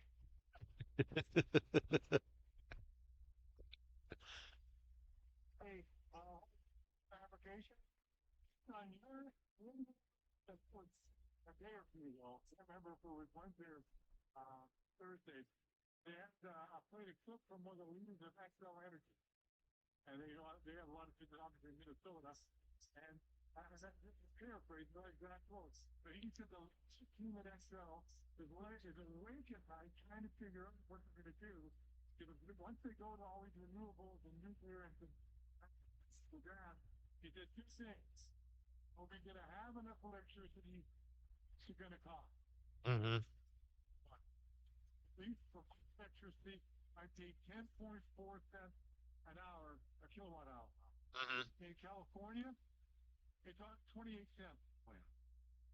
Germany, over 30 cents. Mm-hmm. So if you want to see, let's just say your utility bill to make it simple for math purposes, is $100 a month. If you want to see that go to $300 a month, Mm-hmm. continue down this road of the lie that is mandate climate change. And if you're going to have a race between a gas combustion and an electric vehicle for the West Coast, you might as well make EVs. I know what car Gary's going to be. He's in the gas vehicle. Oh, yeah. Yes, he's so. They'll have to probably 3 times for every one, and half an hour more per time. Like what's the combine going to do? Have a 4 mile long extension cord back to the farm? Yeah. It's I nuts. mean, the people pushing it. I'm just once again, is doing this deliberately. It's all about control. The jury. It's all part of the plan. And remember this, they quote this. What you hear stuff like this being for all these things that's the conspiracy theory, just remember in 6 months, it may be the headline news. Thank you, Terry. Appreciate the call. Yeah, but no, it's again, let the free market drive the infrastructure change. It'll get there because once the competition goes in and there's a profit to be made and the technology becomes robust enough, it'll happen. I know there's a lot of people that don't want to hear that, but that's really the only way you're going to be do it because government just you can't mandate something that the technology can't make up right now. Text from Gary that says the EVs will win. Ultimately the EV will win. I mean, I think it's just a matter of time, but not today. If I hopped in an EV and a gas vehicle, I can guarantee at least the last time we took I-94 across the Montana region, there was like two cities that we saw that had EV charging plots, and they were a long way apart. I think they were designed was, I don't know. That's a good question. That somebody knows what that is. 775 5559. I'd be curious to hear of me because again, I know my boy down in Utah with the hybrid loves it. He says it's great. It really has been a gas saver for them. But you know what? That's the thing. It's got a gas backup. So you got to go with what you got to go. So yeah, let's do the race. I think the race is for it. But no, the gas engine would win now. At some point in the future, probably the EV. I'm yeah, curious about that if anybody's actually made that trip. I Hmm. think that would be some good advertising for them. They could donate a car for us. So I can this vehicle to one of the dealers and have go away out here with the flags and that and sequence of the rest. What's that point? My point. Washington. Oh, on the coast. Well, I'm thinking like Astoria. Yeah, go out to go out to Astoria, Washington, right on the coast or something like that. Because yeah, you can get there. You can get there from here, just not in a straight line. It's a lot of curvy routes. I'd be curious, but yeah, if anybody's had success driving cross country in a V, we'd love to hear from you. Yeah, I mean, again, and they're out there. I mean, I know, and yes, they did have them in Germany. They had them in London. It was rather interesting. What somebody pointed out though is that the cars are so quiet. You got to be careful because you might step out into traffic and not hear the vehicle coming because the EVs are so quiet. That a Brit made that comment when we were over there. Said, yeah, you got to watch out for Yes. them. Yes. All right, It's business. a cannonball run. Now, That would be. There you go. Well, you'll have to run that up the. You're on the Ryan Cunningham show with Mark. Yep. Let's go ahead and yeah, exactly with Mark and Dean. Go ahead, caller. I got a question. Like the hybrid, like as far as like the charging system batteries, Hmm. if anybody has an idea, like roughly how long they last for on average, and then the cost that actually goes into replacing so if you get a recharge, talk to 3 to 5 years, the newer ones, it's like a $2,500 repair every time you have to get that something else. I wasn't sure, that's light on the years that they're good for, or if it's light on the price that it costs to fix. Some shop rates are going up like crazy too. oh yeah. Just kind of curious if anybody's got anything on that or how well they actually can cost for. Huh. Well, you know what? I'm going to go ahead during the next advert section here. I'm going to go ahead and text my boy out in Utah and ask him what he knows with his hybrid about what when it comes time to replace the batteries, what he because he'll have a pretty good idea. He's an electrician, so he's kind of into that stuff anyway. Hmm. Like, Well, caller, that's a great question. Do appreciate it. That's yeah, we'll look into it and try to get back to you in the next hour or so. Yeah, Dean, let's do that. This is the Ryan Cunningham Show, 1310 AM, 103.3, 107.9 KNOX FM. Mark Ewens out at the ground round, and we'll continue.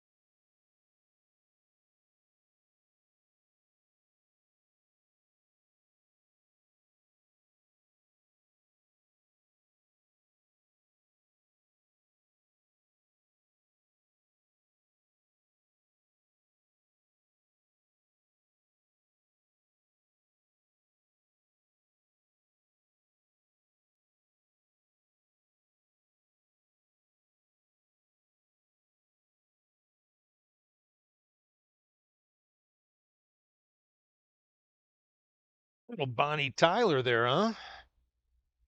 Wasn't that Bonnie Tyler? Is that Bonnie Tyler? That is Bonnie. Boy, I'll tell you, I know.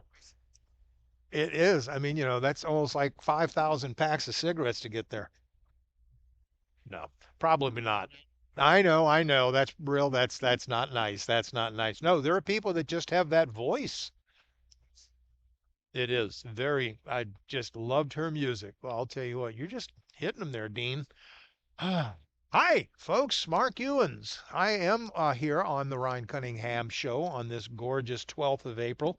I'm down here at the Ground Round, which has gotten eerily quiet at the moment as the lunch crowd has kind of dissipated, giving the wait staff an opportunity to kind of clear and reset for when you come out here, because you've heard it being advertised. It's been on the station for quite some time. We've done the draft, or we're going to be doing the draft, I should say. Excuse me, coming up because we've got the towns in the hometown bracket challenge. They have been picked, and so we're going to be doing the draft coming up here. And I'll tell you what, Dean, it's an interesting thing. Dean, back in the booth, keep me online. You get Mr. Weather, who is admittedly probably the least sports person in the studio, in the whole building for that matter, and I'm going to be here making my comments. This is a case of where actually it'll be fun. It'll be because I'll be counterpoint. Well, I mean, there's a method to my madness in the choices that I've made. So I think if Mrs. Weather, she might be a Texan. This one. no, no, we're going to do it on the up and up. This is solely Mark Ewan's. Not going to have Mrs. Weather helping, but no. And she's actually the more sports oriented person in the family. So yeah, she's the one that. I mean, we do watch games together and stuff, and she's certainly got the statistics. We had a grand old time watching the LSU when they were playing. They got booted out, and then Iowa State watching the girls' college basketball games here recently. That was fun. I'll tell you what, that was pretty cool stuff. So congratulations to the winners. But anyway, uh, yeah. So we've got a ostensibly we've got a sponsor. I did text my son in Utah. I'm sure he's working, so it might be a while before he gets back to me. But the question basically from a caller in the last segment, how much to replace the batteries in the hybrid, and what's the replacement cycle like? How long do they last? And so I did shoot a text out to my boy to ask him what he knows because he's got one and they love it. Of course, he's in a big metropolitan area, the Salt Lake City area, which is actually pretty hilly in places when you're in the city itself. Parts at when you're getting on the well, we kind of because Salt Lake City's an interesting town. It's very skinny north to south with all the small towns that make it up, and the western side is relatively flat. The closer you get to the actual Salt Lake, it's pretty level. But as you head east towards the mountains, then it gets pretty hilly very quickly. So I'd be curious to see how they do. So hopefully he'll be able to get back to me. Sure, let's do that. Yep. Tidied up. Great. All right.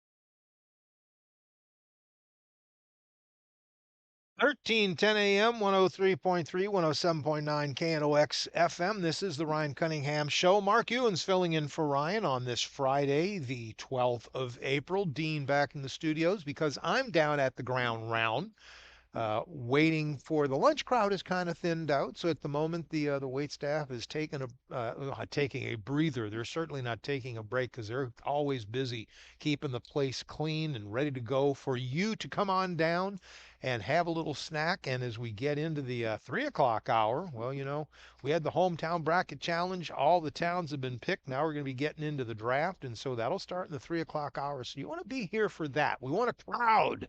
We want to have people come on down and cheer us on and make comments, and it'll be uh, it'll be Phil O'Reilly and Jared Thomas and Adam Helgeson and Mark Ewens, myself. We will be down here. It's going to be entertaining. I'll tell you what, Dean, it's going to be fun. So we want that to be a part of your afternoon. So come on down and cheer us on in the 3 to 5 o'clock time frame. It's going to be a riot, so to speak. Ah, I know we've got coming up on the top of the hour where we'll have ABC News coming up around the corner, and then we will get an update from Jim Johnson in the award-winning KNOX newsroom. I think I owe Jim. Some texter had said I probably had to pay Jim something like $10 every time I use the wrong name, and that might keep me. Nah, no, not with my memory. Let's do that. You're with Mark and Dean. Go ahead, caller. I'm doing well. How are you, sir? So there's a lot talking with regard to various my cousin is drinking the night outside, Okay. Mm-hmm. average cost for just It's a lot of money. Holy cow. All right. Thanks, Ron. Eh, Holy cow. All right. ABC News is coming up. So we got to do this. Friday at 13:10 KNOX AM and 107.9 KNOX FM, translated to K239BG in Grand Forks and K277DN.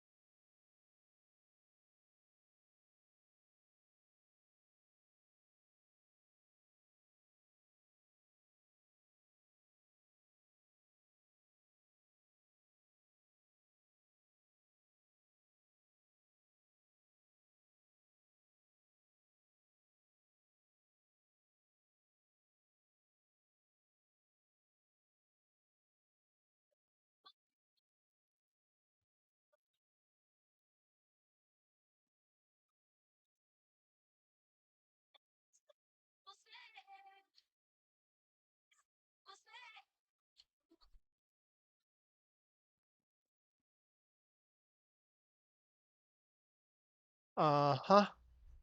You had to do a Taylor Swift song, huh? So I'm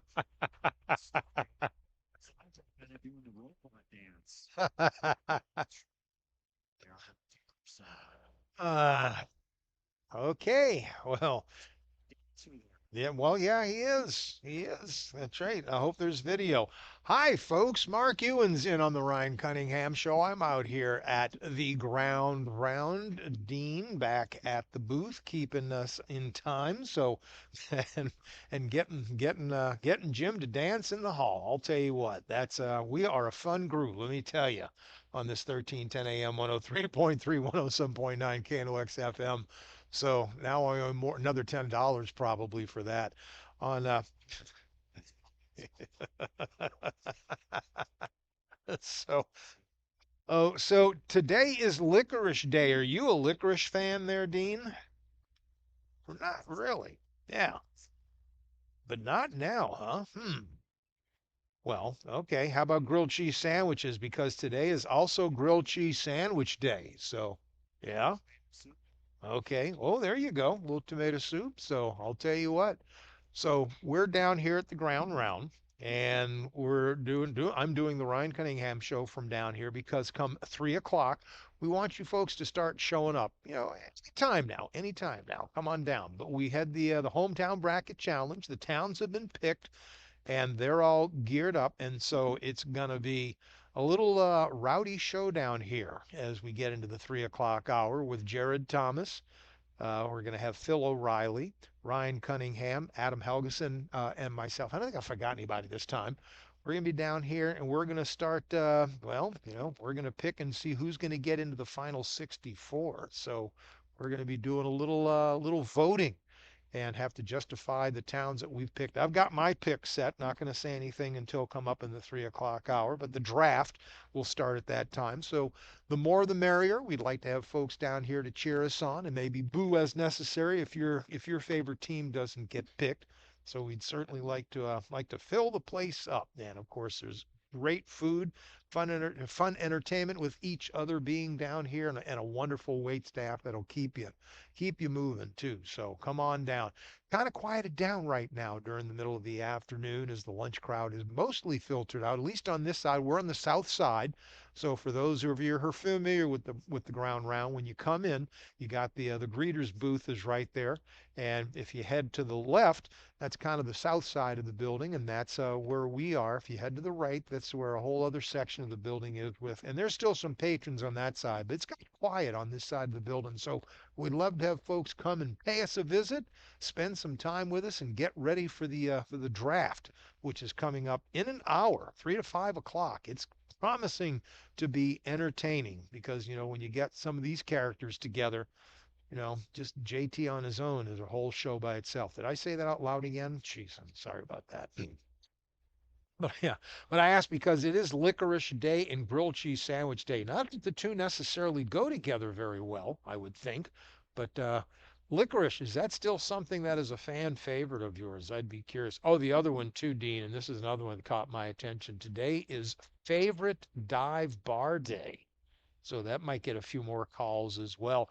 And there's a place back in my hometown of Harahan, Louisiana, there on the west side of New Orleans, called the Rickshaw Lounge. Now, I lived there as a young child and left when I was 18 to go in the military, but that bar is the same now, almost 50 years later, as it was when I left it. Well, 50 years later when I left in 1974. That bar is still in business and still looks just as bad as before. So it's a classic dive bar. I mean, it really is. So if you've got a favorite dive bar that's been in business for a long time, like to hear that little backstory at 775-5559. Just kind of having a little fun on a Friday.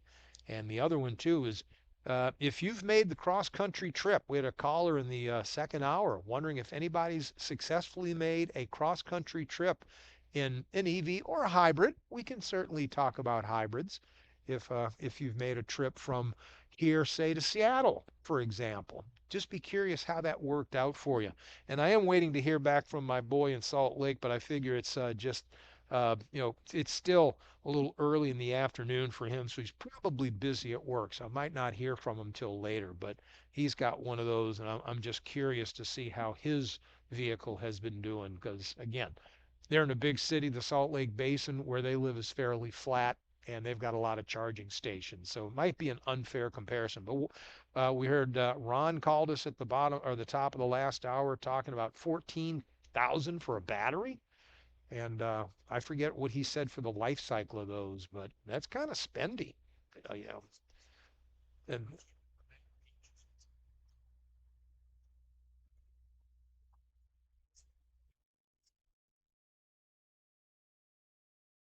I don't know. I'd be curious. And like I say, I can see as the technology improves and as they discover new materials. I mean, I've mentioned this on the air, Dean. There's this website called Just Have a Think. It's a YouTube channel, I should say, Just Have a Think. And they talk a lot about this evolving technology, and they're pretty straightforward with the challenges. They don't sugarcoat it.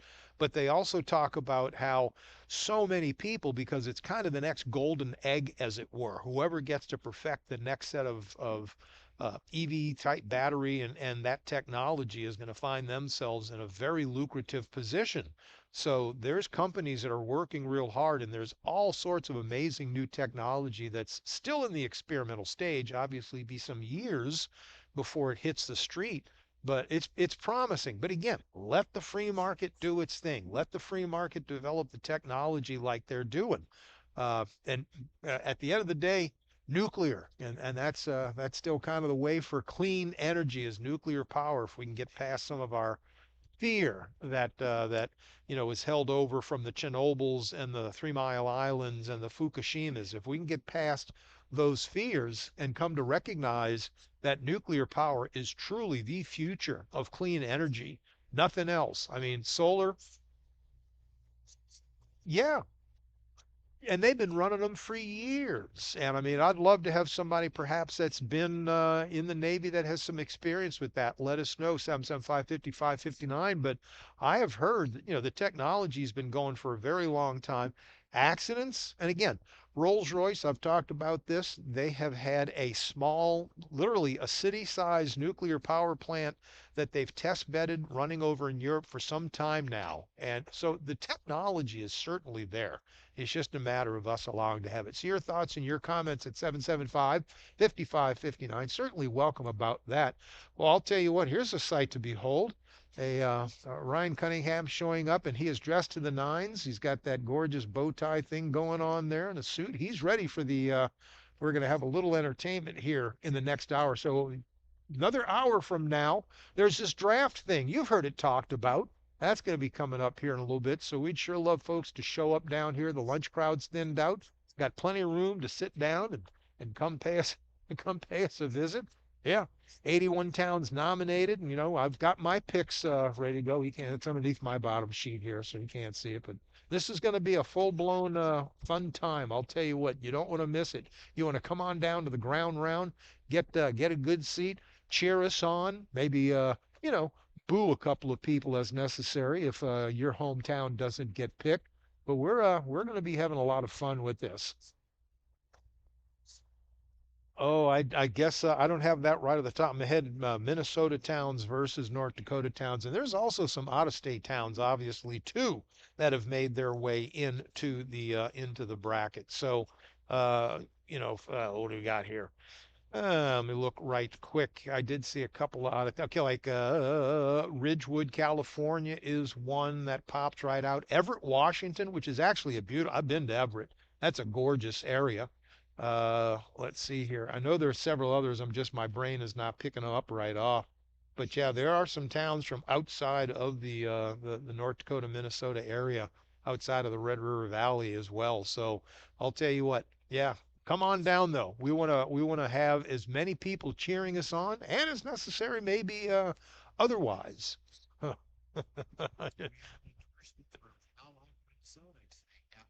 guys. Oh, well, thank you very much, and a happy Friday to you. Glad that you're listening to the Ryan Cunningham Show. Mark Ewan's filling in on this gorgeous Friday afternoon. It's what do you say the temperature was out there, Dean? Because I know it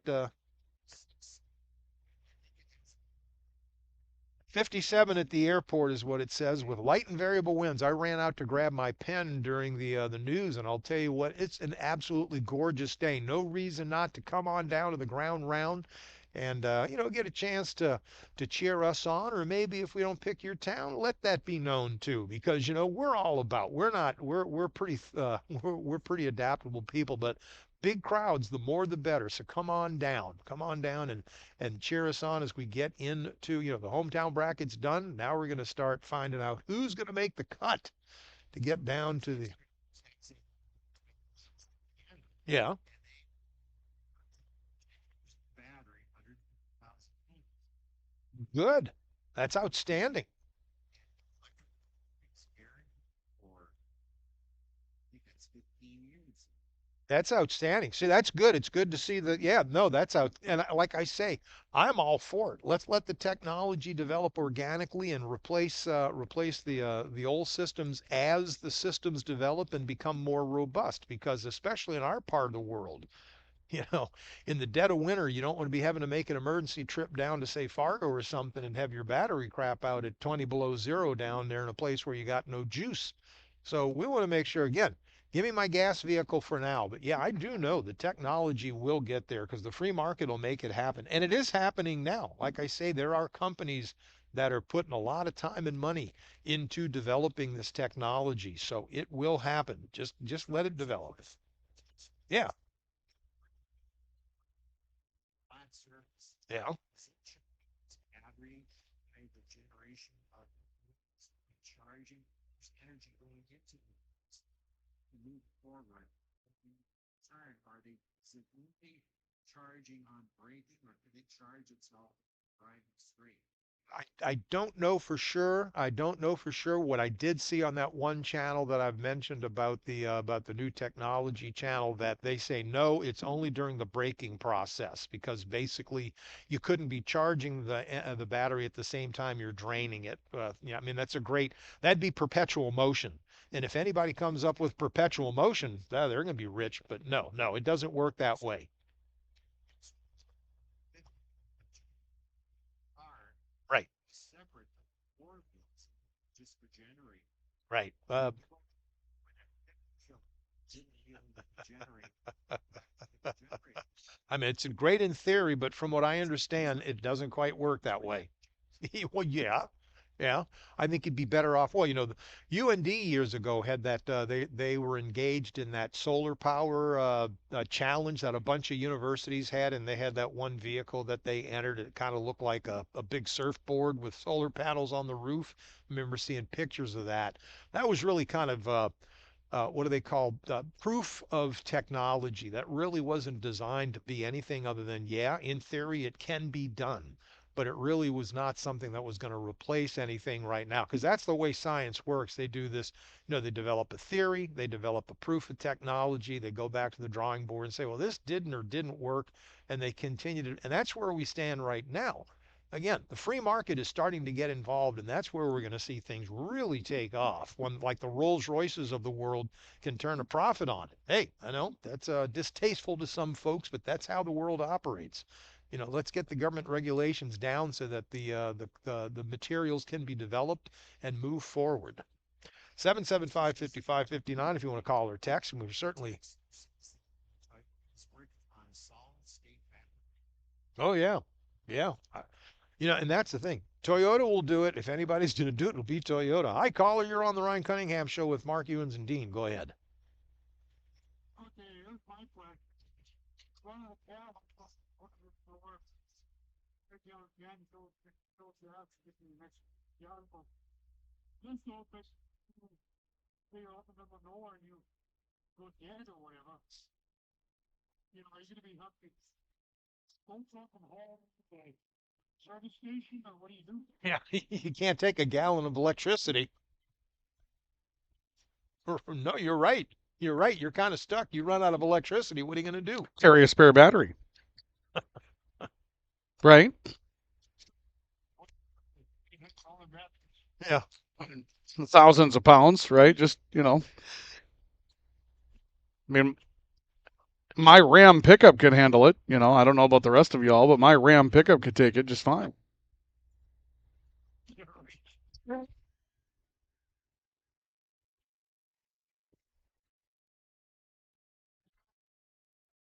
over the country or down the road, you can be stuck in the middle of nowhere, then what? Exactly. No, like I say, let the technology develop the free market. Yep, appreciate the call. No, that's yeah. I mean, yeah. Hey, go ahead. You're on the Ryan Cunningham show. Mark Hewins and Dean. Go ahead. And Ryan. That me, Mark? That's you. Go ahead, caller. Yeah, I can add a little bit of info to you for when you're talking about the wheels and vehicles rolling down the road. Sure. If they'd be able to regenerate any of that power, no, they absolutely cannot. Yep. That. The way that it works, sorry, Yep. Go ahead. Go ahead. the way it works is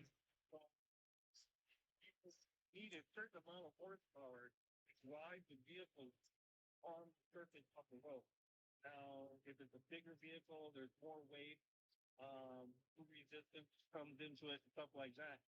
But you need that 20 or 40 horsepower because what's actually happening is steering the tires to the road and then ripping the tires from the road. Otherwise, you have no traction. You've got to have some power input to continually adhere that tire and then rip that tire away. So you might need 300 horsepower to get us 60 miles an hour in 30 seconds, but you only need like 20 to do X amount of miles per hour downtime. Makes sense. What's the range on an EV on the highway? Let's say a Tesla. Oh, I think I've seen them as like 360 miles or something like that. Well, so But you. that's different type of vehicles too. I mean, they do produce a certain amount of. I mean, they have a horsepower rating, but those are usually torque engines because it's electric. So horsepower is the work that can be done, or the work that you're doing. Torque is the ability to do that work. Yeah. And it's kind of how fast you can do it. Yeah. Thank you. Yep. Yeah. No, appreciate the call. That's good stuff. That's Let's get caught up in a few commercials, Mark, and then yeah. all right. You're listening to 1310 AM 103.3, 107.9 KNOX FM. The Ryan Cunningham show. Mark Ewins with the Dean and Ryan.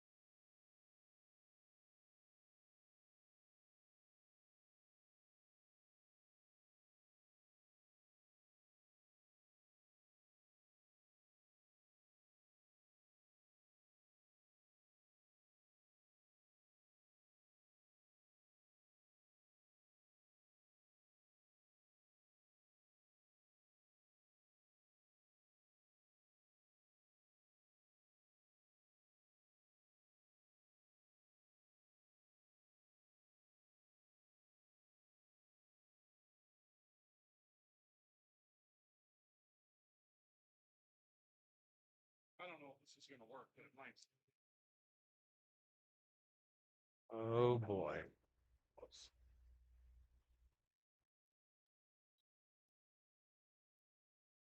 That's got to be the Eagles live, or not?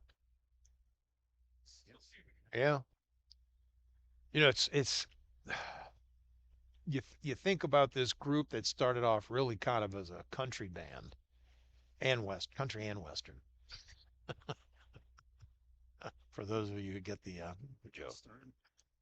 Oh boy, I'd have to look it up. I can't remember, but I know they were around when I was kind of a young lad. So they were doing their like stuff like this quite a while ago.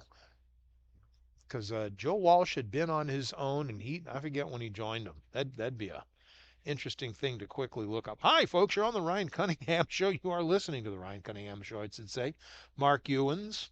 I'm out here at the ground round where we're setting up the 2024 Grand Forks Welding and Machine Hometown Bracket Challenge has been done, and now we're coming up to the draft, which will be starting in about a half an hour at 3 o'clock, 3 to 5 o'clock. We'll be doing the actual draft, and Ryan is back here getting some things taken care of. Phil O'Reilly just walked in a little while ago, and it's going to be fun. So we'd like you to come down to the ground round, and we would appreciate having a crowd to help us along, move forward, get a little excitement going. Because right now it's kind of quiet. The lunch crowd is thinned out. They're currently gone, but so we've got some time to wait. But come on down, 3 to 5 o'clock. That's when the fun is going to be getting started. So you're certainly welcome to come down and join us here on the air. You'll be able to hear. We'll be able to hear what you're saying. I mean, we just ask that you make a lot of noise. So and have some of the wonderful snacks and food they've got down here at the ground round. And we're in the south side of the building, the one that faces 32nd Avenue. So plenty of opportunity, plenty of room. So come on down, come on down. So I don't know, when were the Eagles started? That's a good question that I'm trying to Google right quick here, the old Googler, and see what it says when they began. They formed in 71. So there you go. When it was Don Henley, Glenn Fry, Bernie Lead, and Joe Walsh eventually joined, and Tim Schmidt. But yeah, it was I remember because 72, I heard Joe Walsh, he was still by himself, played in New Orleans, a concert. Yeah, yeah. So that was at least I think it was 72. I don't know. There was probably some adult beverage and other stuff involved and I was underage, but that's a whole other story. Anyway, yeah, so the Eagles have been active since 71. So there you go. And that's yeah, they were certainly the countryside of life. And they're one that crossed over and still have that that flair. Doing something like Southern Sky, just an incredible song. Incredible song. I know we're coming up on the bottom of the hour where we're going to get an update from Jim Johnson in the award-winning KNOX newsroom and then come back for the second half of the third hour of the Ryan Cunningham Show, broadcasting live from the ground round. So, Dean, I'll let you bring Jim in. From the Berkshire Hathaway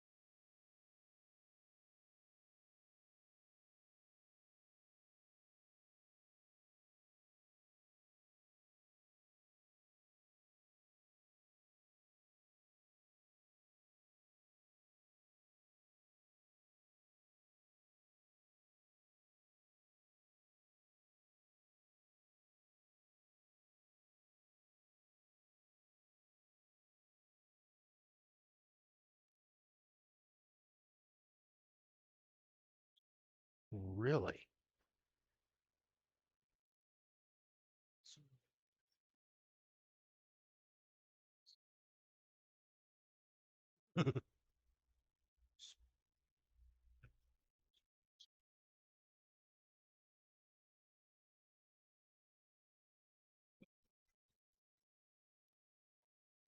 That's a polite way to put it. Darn good guitarist, one of the top 10 probably of ever. I mean, yeah.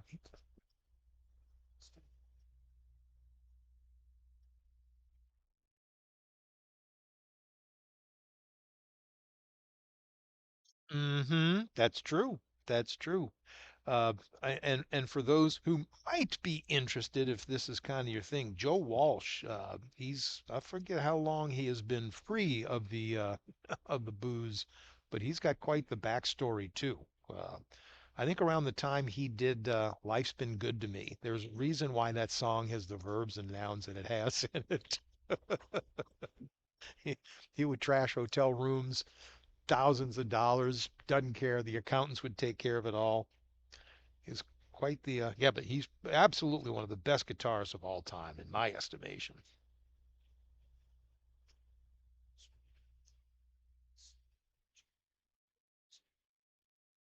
Yeah, he has. You're right. You're right. He has been. Yeah, I don't know when was he born, Jim? Do you have that off the top of your head? I mean, that he's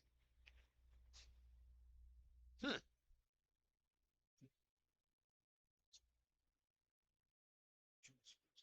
okay. November 20, 1947. So yeah, he is he's and he still is playing. He's still doing his thing. Pretty incredible. Wow. But I didn't realize it's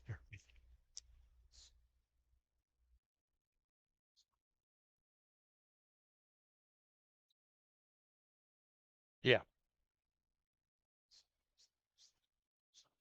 hmm Yeah. Well, they broke up because they got a little too big for their own britches. When you have those big of egos together, that's incredible. You know, it's a good thing we're all humble.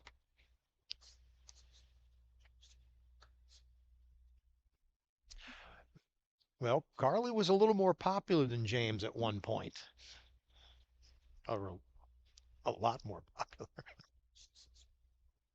Were they married at the time? hmm Yeah,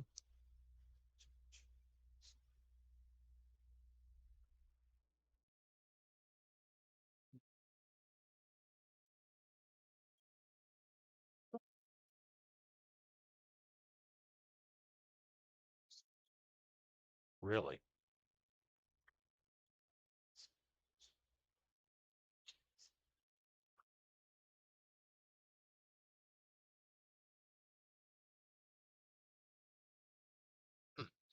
Sally Taylor.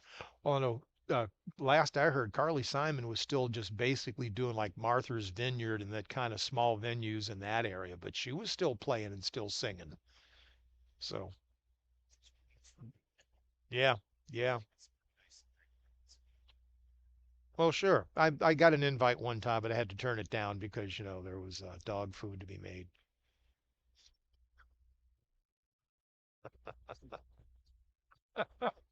Take a few days.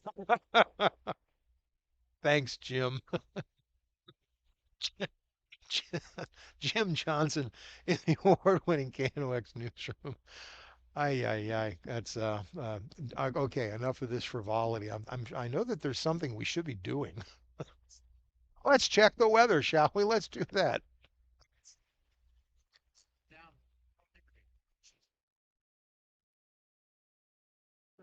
Time now for the KNOX Waves Moving and Storage 5-day forecast.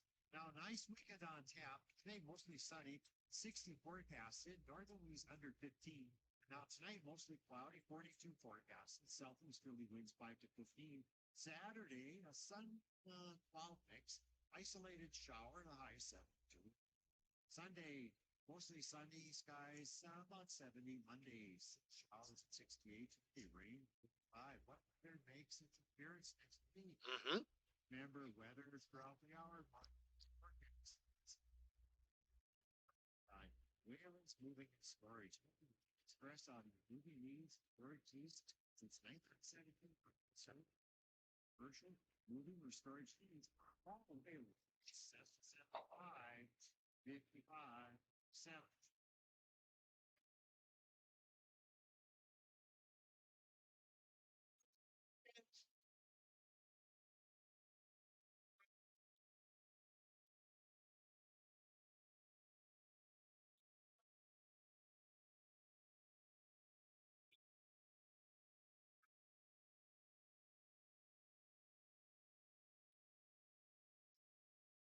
Ten a.m. 103.3, 107.9 KNOX FM. Mark Ewan's out here at the Ground Round on the Ryan Cunningham Show. Good to be a part of your afternoon. We're getting set up here for, maybe you've heard about it, the 2024 Grand Forks Welding Machine Hometown Bracket Challenge. Well, that's been done. All of the teams are in. We're ready to go. And there's going to be this little draft thing that's going to be happening here starting about 3 o'clock. So we want you to come on down, be a part of it. It's going to be fun. I'd like to have you cheer us on to go ahead and display your displeasure or happiness with the picks as we go through the process of drafting those into the final. So we're getting things set up right now. There's another one, Gordon Lightfoot, another. I mean, he unfortunately passed away not that long ago. So he's no longer with us. Yep, last year. So another classic guitarist, really, who did some phenomenal songs. He's probably best known for the wreck of the Edmund Fitzgerald, but he did so many different songs. A Canadian, one of our favorite Canadians, I might argue, did so very well for himself. But yeah, he left just in the last year and a half, I believe. So there is that. Licorice Day. So if you're a licorice fan, love to hear from you at 77. Oh, okay.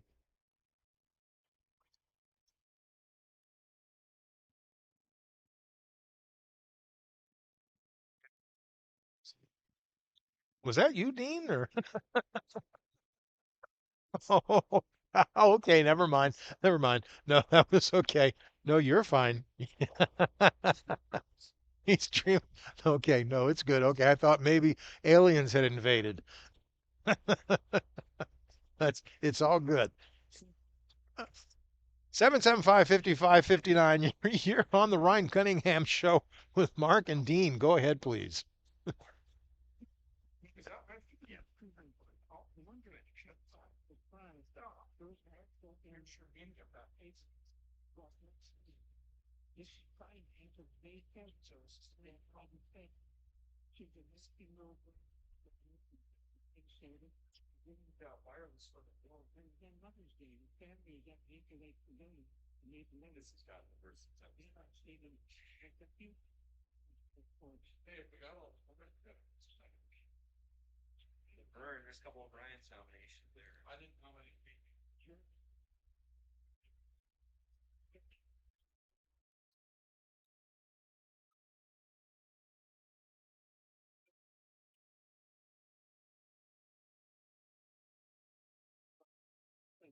All right. Well, do appreciate the call, but yeah, I know that we'll let the local law enforcement go ahead and keep working on that because it's a tragedy, but they're best suited for being able to take care of those things. So we'll just get out of their way. So you're on the Ryan Cunningham show. Mark Ewan's in with Dean. Go ahead, caller.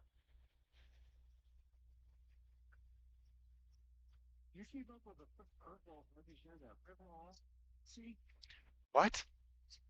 Yeah. Oh yeah. Well, that wow.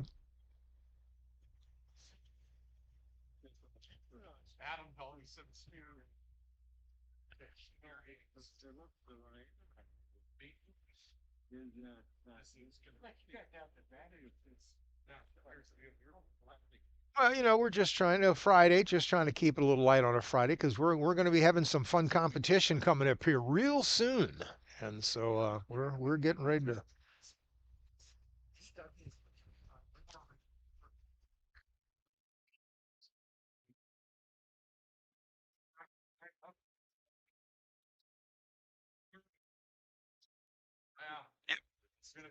Yep. Wow. Wow. Well, there'll be a challenge tomorrow morning.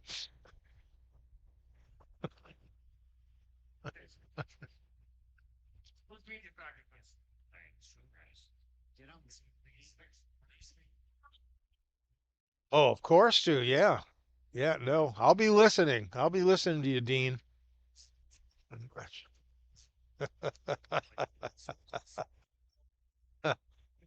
Oh,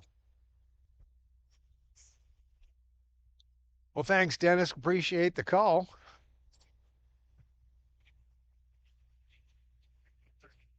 Yeah, well, come on down. Cheer us on. We'd appreciate it. All right.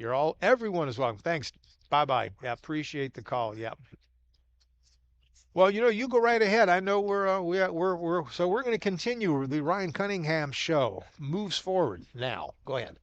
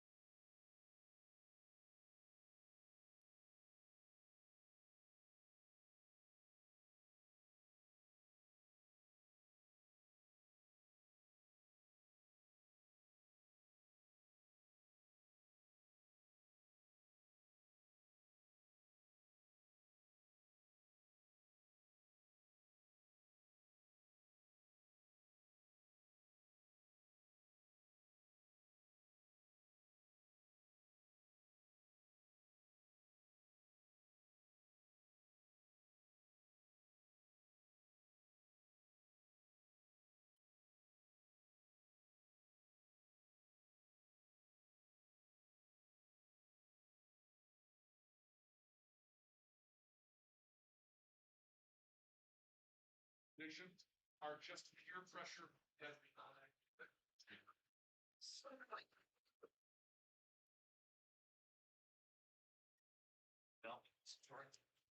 Yep.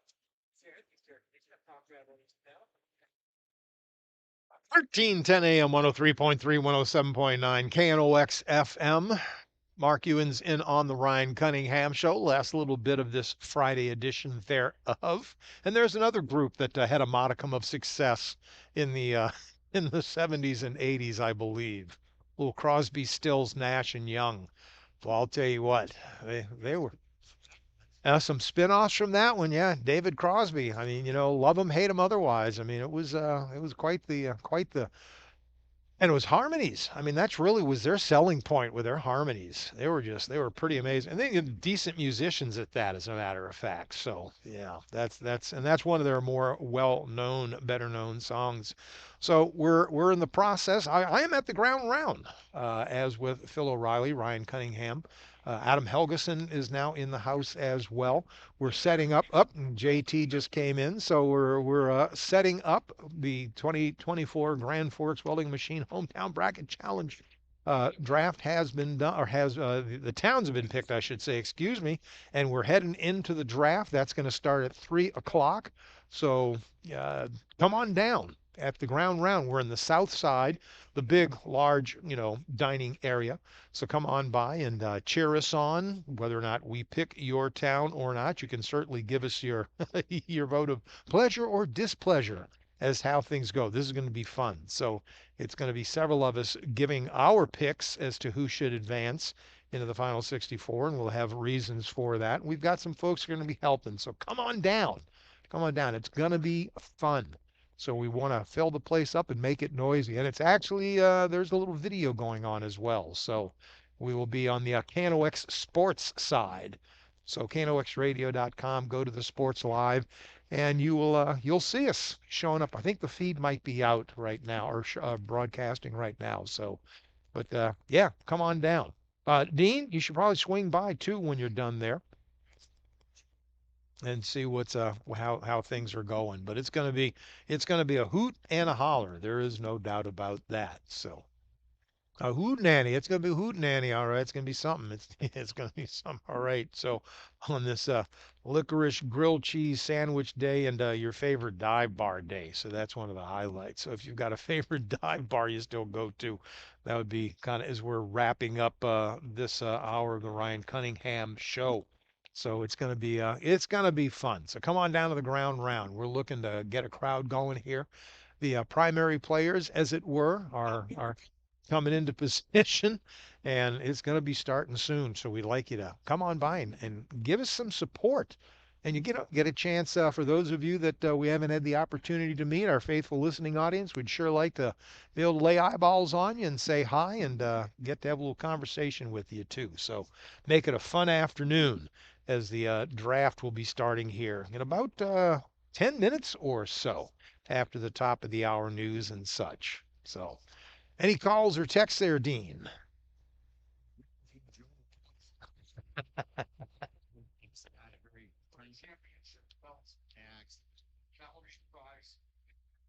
Yeah. Put on a great show. Yeah. Just in that one concert in New Orleans in 1972, 73, he had just come out with Rocky Mountain Way. That was just his latest release, and that was popular. And he played. It was I'm trying to think. It was the old New Orleans. I forget the name of it, but it was kind of the indoor theater place of the day. I don't know, probably seated maybe 10,000 people. A really pretty small venue for a man of Joe Walsh's power, even at the time. And but the place was absolutely packed. So yeah, and he did all the songs at the time that he was known for. That was before he was with the Eagles, I do believe. I think he joined them not too long after that. But that was the James Gang. Yeah, you're on the Ryan Cunningham show with Mark and Dean. Caller, go ahead, please.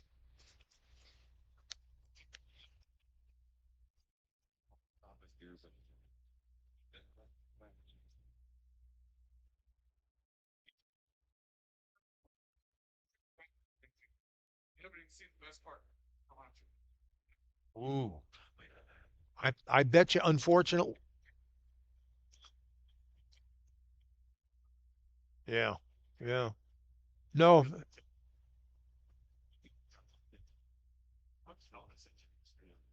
yeah. Yeah.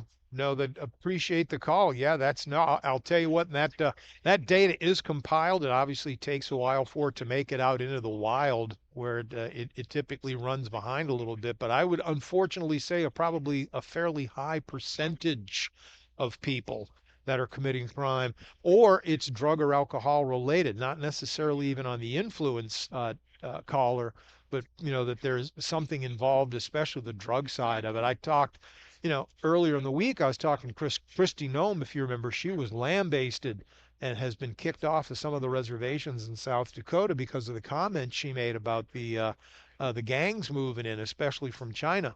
And I read news stories from NBC News, also from the Department of Justice, that nope, Ms. Nome unfortunately was right.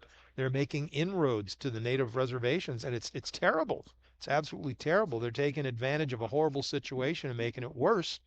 And yeah, it's in the general population, I'm afraid. So, all right. Thanks, Dean. Go ahead.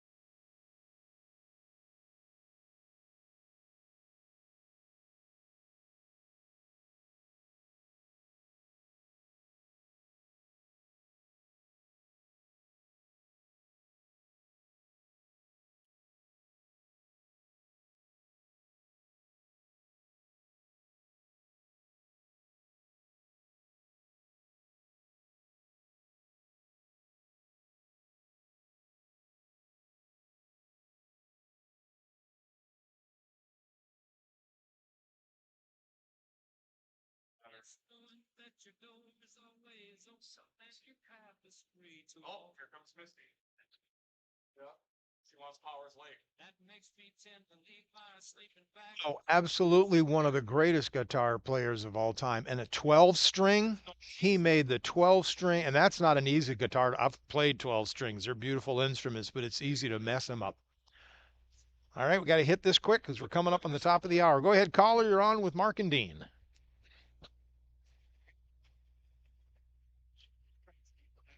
And they're in the war room here.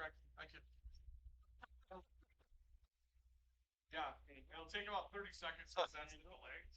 But then you'll be able to see as you're studying for the next bit.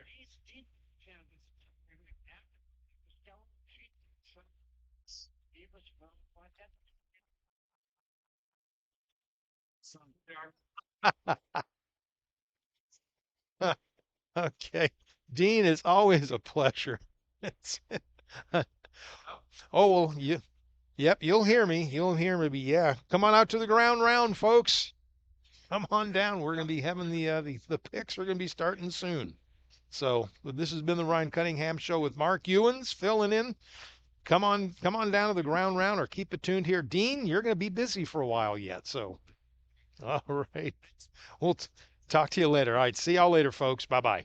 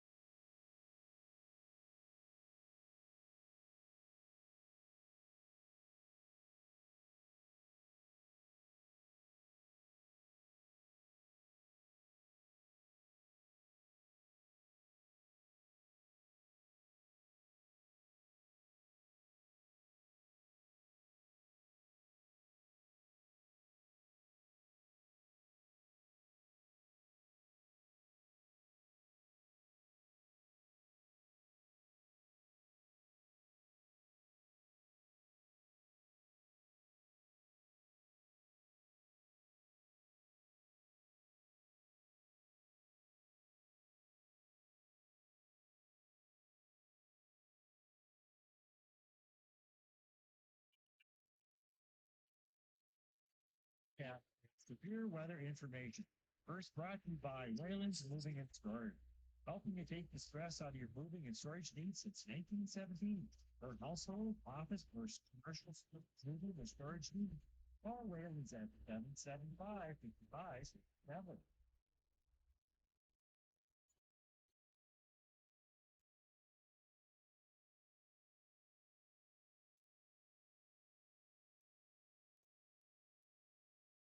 We need our intro music. That's what we're waiting for. No, there we go. Yeah, now we got it. Yeah. That nice back music. That's all that. No. We were waiting for you. Ladies and gentlemen, we welcome you to Ground Round. Adrian Cummings here alongside Ryan Cunningham. This is Municipality Madness. Is that what we're calling this? Is Municipality Madness? Well, Ryan, I didn't think you'd really understand it, but I figured I Okay. would try something. I appreciate that. More yeah. colloquially known as the Hometown Bracket Challenge, our Yes. 5th year doing it in our 1st year of the draft style format. For those of you listening, this is 1310 AM, 1079 FM. We're also live on KNOX TV. You can see my mug on the screen there. We'll switch to Ryan and throughout the war room tonight. You can turn it down a little bit if you'd like. That'd be great. Yeah. Ryan, I'll kick it to you. Yeah, so here's what we have going on, folks. Ladies and gentlemen, it's the 2024 Grand Forks Welding and Machine Hometown Bracket Challenge that we have for you here today.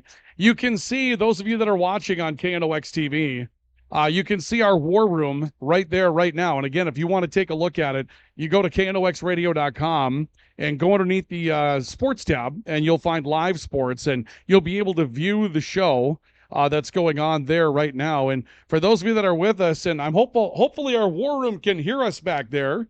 The war room is standing by.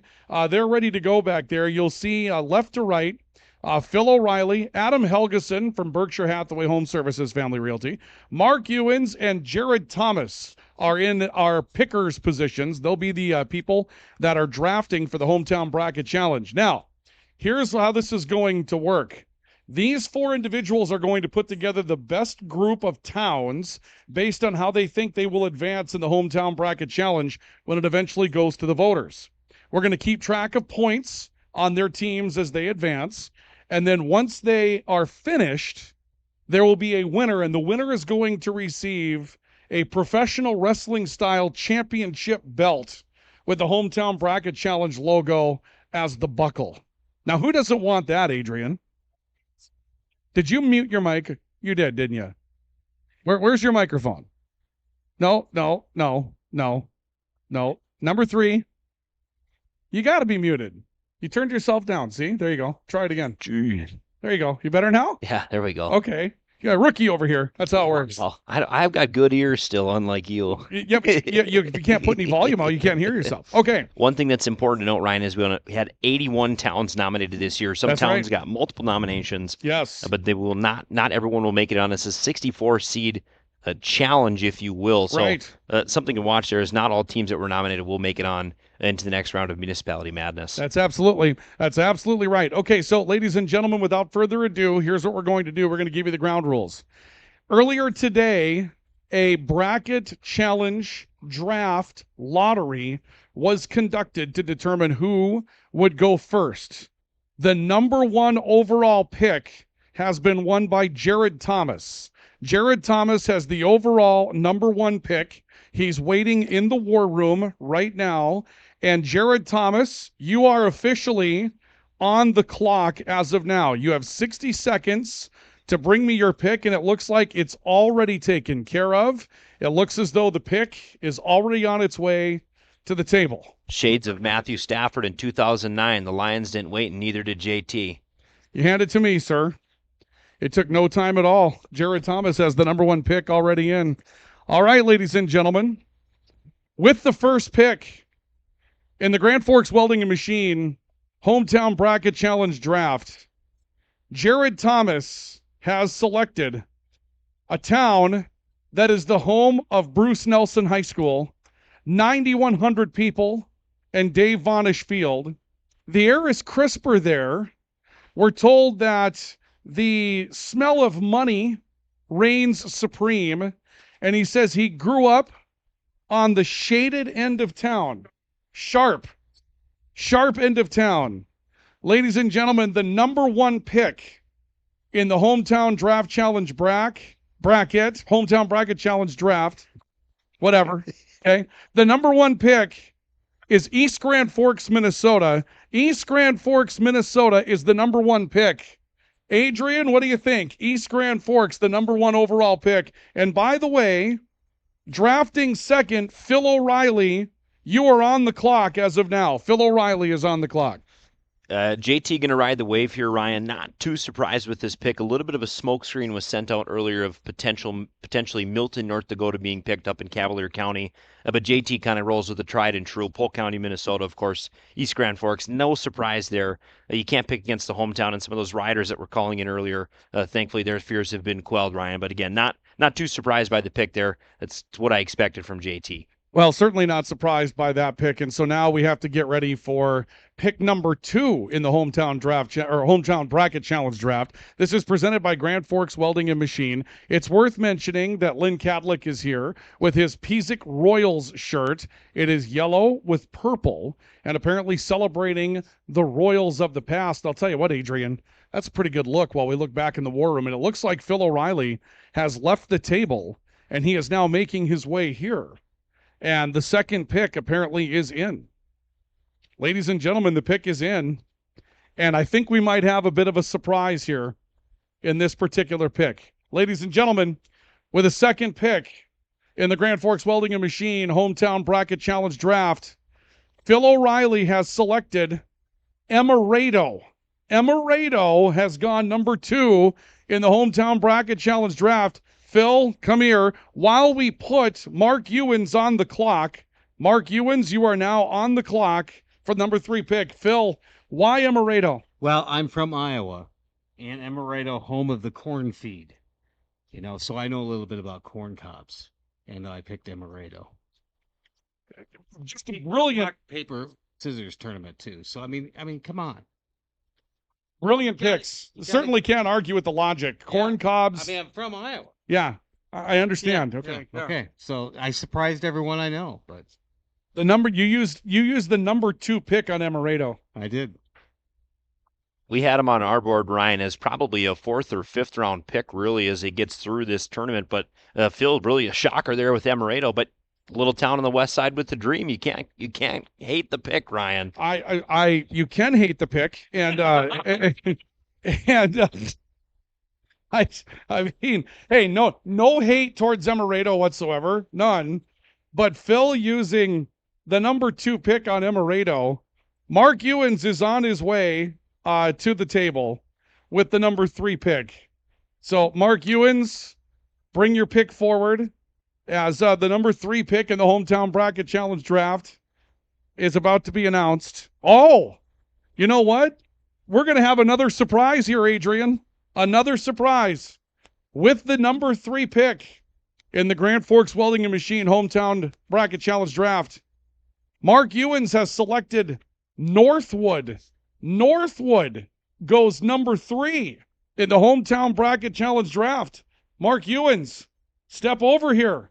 I've got to ask you, you've been thinking about a strategy all day. You're too tall. Get low for the camera. Okay, tell me, what is it? Why? Why Northwood with the number 3 pick? Because of their resiliency following the tornadoes several years ago. Oh, my. I'll tell you what, that's brilliant logic. That is brilliant logic, Adrian. Really, you can't get better than that. You know, and for Mark's military background, a little bit of a sleeper military town there, so I can see the tie and I can see the logical connection. You say resiliency after the tornado, of course. Know plenty of good people in Northwood. I like the pick here. I think we've got a strong listing base out there. I think this might be a better pick than it comes across on the surface, Ryan. Well, I'll tell you what, we're down to about 30 seconds. Adam Helgeson is on the clock, and let's go back to the war room. And it looks like Adam is leaving the table right now. So Adam is making his way towards the table with the pick. He'll hand it to me.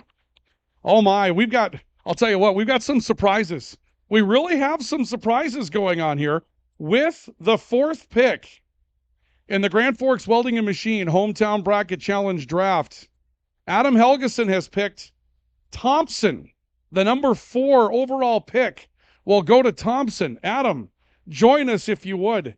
The Thompson Tommies Did you choose this pick to further your career selling real estate? No, well, kind of. I heard there's a nice commercial property right over by the gas station that might be for sale. Um, no, I actually lived in Thompson. It was my kind of my first house back in the day. Absolutely loved it. I was a recruiter for Thompson with the military and did cookouts on the last day of school. It's just a great community.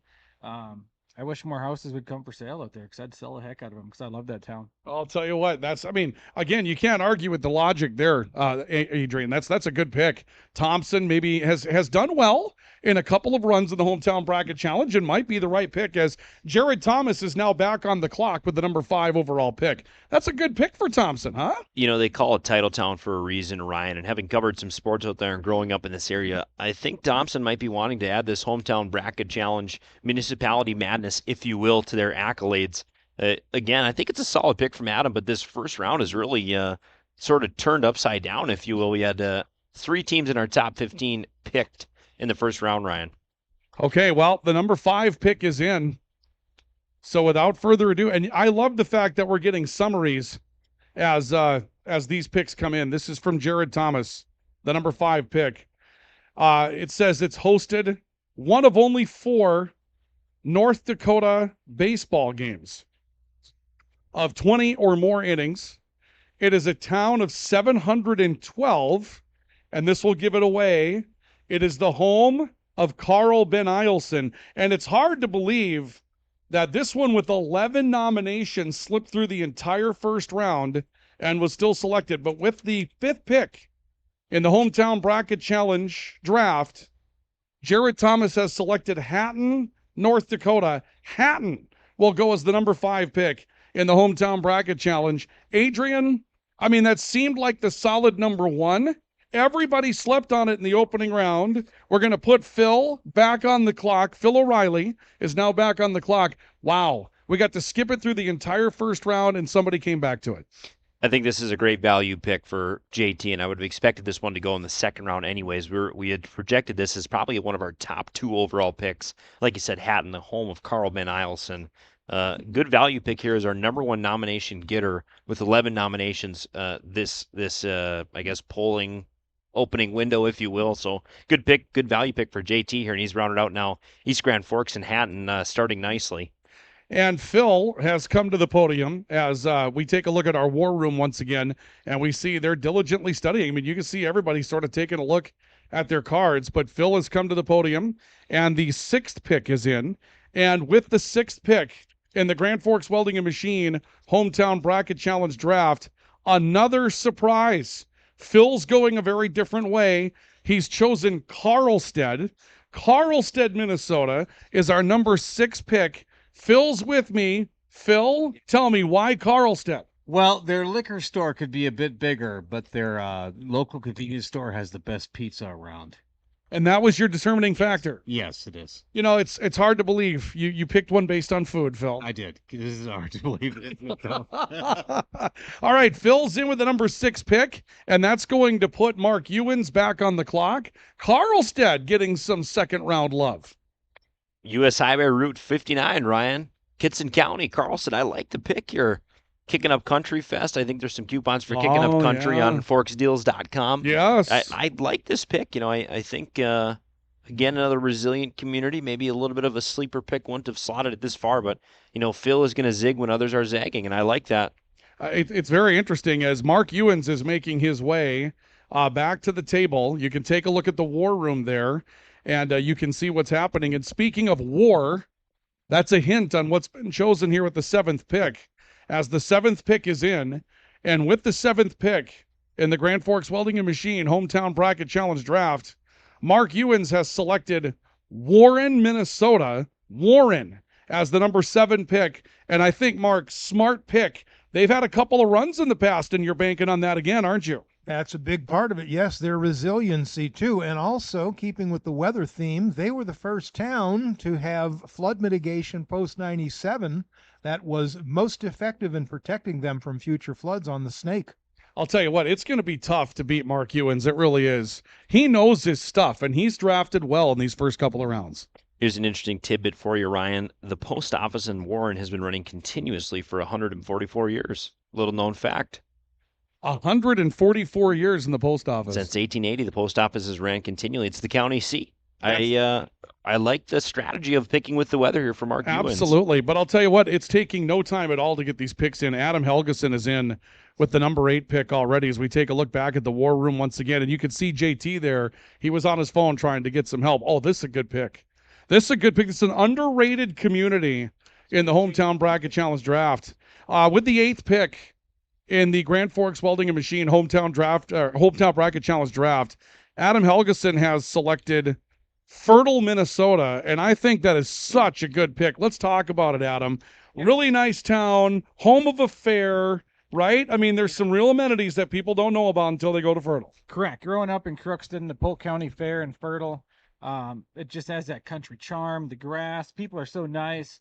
I'm surprised JT didn't pick it. The most beautiful golf course. Sandhill River. Sandhill Excellent, River. beautiful golf course. Gorgeous. One of the best. Gorgeous. They got the little robotic mowers that go out. We go look for houses out there some weekdays and end up golfing 9. So no, it's gorgeous. Awesome town, great community. So yes. I like the pick, Adam. That's Adam Helgeson with the number 8 pick, and a great pick there. Absolutely great pick, Adrian. I couldn't give you any more analysis other than that's one of the most beautiful 9-hole golf courses literally in the entire region. If you've never been, it's a fantastic golf spot. Nice pick by Adam there. And like you said, the country charm shining through early in this draft, Ryan. Yep. Now, the first couple of rounds are done. And so that means that I believe we have 4 rounds per half hour that we have to get through. So we've got 2 more rounds to complete before we get to the bottom of the hour. Then there will be a break while we bring you some news and we bring you some weather and that type of thing. But JT is coming back now with the number 9 pick in the draft. So let's review. Jared Thomas has drafted East Grand Forks and Hatton so far, I believe, are his 2 picks. Correct. Okay. Yep. And this will be pick number 3 for him. And pick number 9 in the Hometown Bracket Challenge draft. Let's take a look at it. Let's get the big reveal. Oh, going to the roots of Grand Forks County is what he's doing here, ladies and gentlemen. This is savvy. Population of 1,223. Currently, it's 57 degrees there. That you looked at that? You just looked that up just now? Ryan, He's doing his draft analysis. And Ryan. the mayor is an Elfman. Okay. I'm having a hard time reading. I understand that. Okay, You don't have your glasses on either. Here, with the ninth. Let me hold it for you. I hate this guy. With the 9th pick in the Hometown Bracket Challenge draft, Jared Thomas has selected Larimore. Larimore with the number 9 pick. And JT, Larimore is one of your favorite towns, isn't it? Yeah, the home of Patty Arneson, which of course is the most important thing. Quite possibly the greatest athletic director that's ever lived. Yeah, great. Yeah, she's amazing. Anybody that's been to a region tournament knows that Patty takes good care of everybody. If you ever officiated there, she takes really, really good care of you. Just an awesome lady. All right. Congratulations on the pick. That's 3 really solid picks. The mayor's here. And Mayor Brandon Bochinski is going to join us for draft analysis coming up here after the half hour. So we'll be finding out what his takes are. But how about that? Larimore with the number 9 pick. JT's assembling a fine team.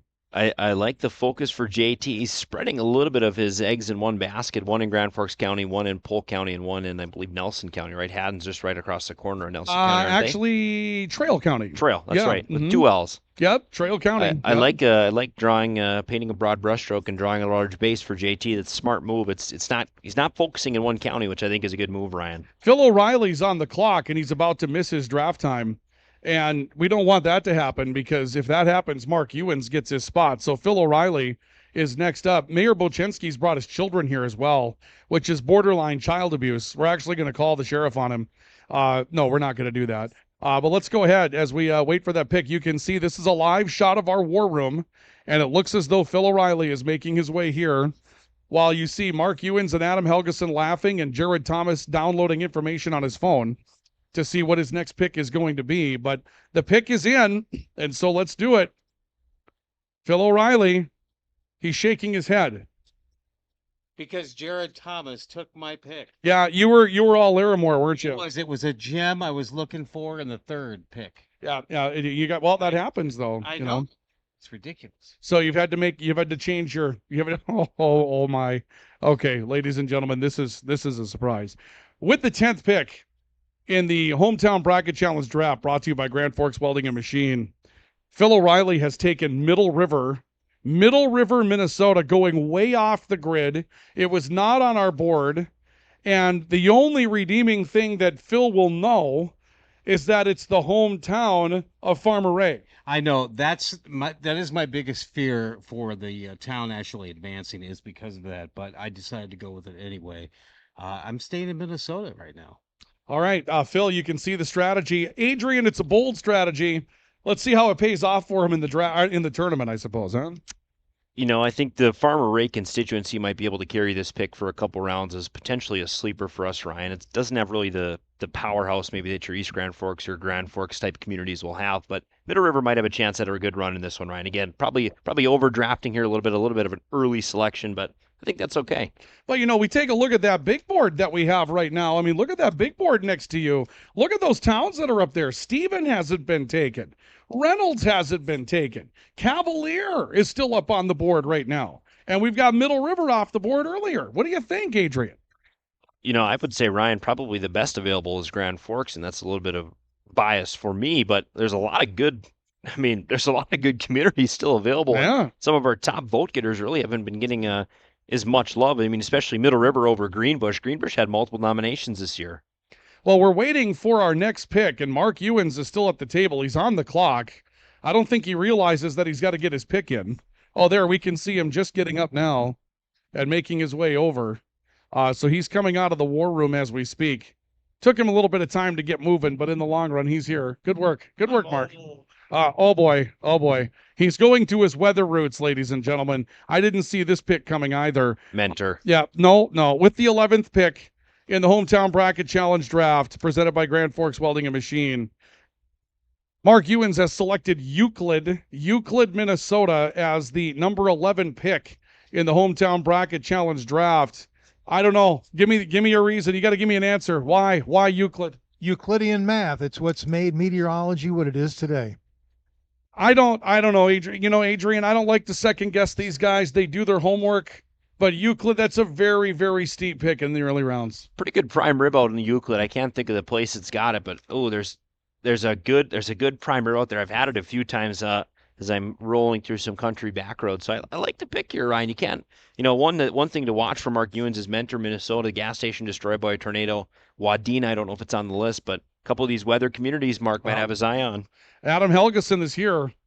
This will be the number 12 pick, and I think this is a very, very efficient pick. With the 12th pick in the Hometown Bracket Challenge draft, Adam Helgeson has selected Reynolds, North Dakota. Reynolds has made some deep runs. I'll tell you what, that's a great pick, Adam. Great pick. It is. And for a guy like me that likes vintage snowmobiles, the Beehive does the vintage snowmobile run every year. They start there, go to Thompson and back. Great food, great atmosphere, great town. I like it. Great pick. Great pick by Adam Helgeson. I'll tell you what, Adrian, can't do any better than that, can you? That's just a great pick. Right on the county line. I like the Reynolds pick a lot, Ryan. I do like it. The fact that he got it at the end of the third round, that's efficient. That's a big gamble, and he got it at the end of the third round. We've seen this has played out a little bit differently maybe than we're accustomed to or we'd expect, but I do like how this draft has progressed.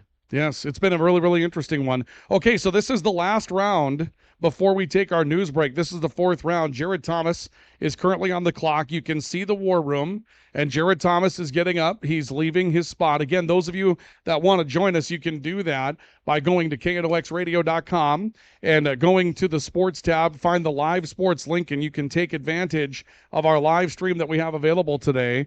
Jared Thomas bringing the 13th pick, and the 13th pick, founded in 1887. It has a population of just 39, and it's the home of Jeff McKay, we're told. And JT threatened this pick with the overall number 1, was able to stare everybody down in the room by taking East Grand Forks, and he gets it in the fourth round. The 13th pick goes to Milton, North Dakota. JT, words on Milton. Yeah, just a great little town. I'm very happy and welcoming them to the the compound, as I like to call it. We like to call it the championship compound because that's what we do here. We win natties, and that's what we do. So, Melton, a little bit of a stretch maybe this early, but McKay tells me that he's going to rile the troops, and the votes should be pouring in pretty regularly, beginning probably about now. That's the man that does the homework right there. You can't fault it. He reached out, he found his references early for us, but Adrian, he's on to something here. This compound that JT is referencing, I thought he was talking about Guantanamo Bay as he started talking, but it's the championship compound apparently. Milton, he's threw a little smoke screen. We thought that might go number 1 overall. That's right. He's able to sneak him in the 4th round. I like the pick. Yeah, absolutely. Yeah, and he's back. He's back for more. Did he grow that mustache on purpose? Yes. I mean, what are we doing over there? Oh, okay. Well, We got to get her trimmed up. that's Hey, for those of you tough crowd here. For those of you listening, go to KNOX Live Sports and you can see the mustache for Phil yourself. O'Reilly is on the clock with pick number 14. Phil O'Reilly's on the clock, and we're waiting for Phil O'Reilly to bring his pick to the table. As we're a little bit over time for news. We're going to be getting to the newsroom here shortly, but Phil's just writing down his pick now. He took advantage of the extra time. Oh, guess what? Mrs. Weather is here. Mrs. Weather has joined us. This should be interesting. She's going to supervise the rest of Mark Ewan's picks. She heard that he picked Euclid and decided, that's it. I've got to come take control of this situation. All right, here comes the pick. This would be pick, what, number 14? Yeah, pick number 14. Oh, boy, he went off the grid again. I don't think Phil's putting together the best team, folks. With the 14th pick in the Hometown Bracket Challenge Draft, as presented by Grand Forks Welding and Machine, we have seen Phil O'Reilly pick Michigan, North Dakota. Michigan. That's a U.S. Highway 2 town, but it's a stretch. Tell me why here early in the 4th round. Well, I'm from Michigan, I've been from Iowa and Michigan, and I felt the need to pick them. I do think they need to do a little bit better with the name. They've got the recognition, but they should get a Dairy Queen. But nonetheless, I'm going for him, even so. We may throw him out of the tournament, everybody. I don't know. They need to be more like Lakota, I'm just saying, but I'm picking him. Oh, boy. All right. So now he's thrown down with one of his own picks. Adrian, that's a strange strategy to go ahead and pick a town and then say they need to be more like a town that you didn't pick. That is a very strange strategy. A Dairy Queen or a Subway is an anchor for a lot of these small towns. Not been a good 24 hours for Michigan, but Phil's going to try and turn the tides here with his pick. Ryan, we'll see how this one rolls out. Like I said, good Highway 2 town, but I think there's maybe a little left to be desired here. Mark Ewens is on the clock. It'll be followed by Adam Helgeson, and then we'll be going to the news. And so we're waiting Mark Ewens' pick. Let's go back to the war room, and we can see that Mark Ewens is currently leaving the table. By the way, that's JT's sleeve of Titleist Pro V1 golf balls that was brought in by Lynn Cadlick today as a prize. And so those of you that are viewing, you can see that. But here comes the pick from Mark Ewens. And another very interesting pick that we're going to have here. This will be pick number 15 in the Hometown Bracket Challenge Draft. And Mark Ewens has selected Osnabrück. And I'm told it's pronounced Brock, not Brook. Osnabrück. Osnabrück, which I believe is a Cavalier County town, Mark, if I'm not mistaken. It is, and it's actually the town that was mislabeled for a famous picture of a white tornado back in like 1980, 1979, and it was actually not Osnabrück, but it was near there, and that's the one that has been famously named for a big tornado event. Adrian, I'm getting a sense of a real theme here with his picks. Everything that's got a weather-related component to it, he's going with it right now. That's just his thing.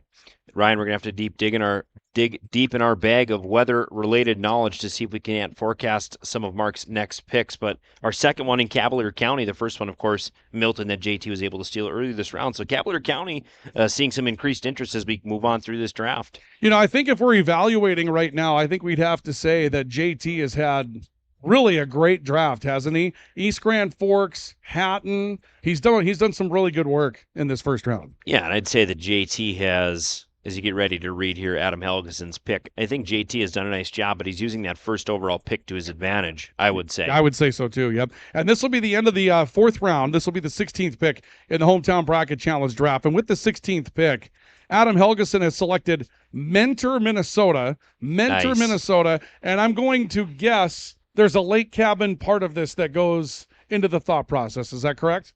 No, Dairy Queen. That's the best damn Dairy Queen there is in the area. They still do the crunch cones there. They'll still Yeah, dip the you know crunch what? cones When I for was a you. kid, we had a cabin on Maple, and that was the treat to go to Dairy Queen.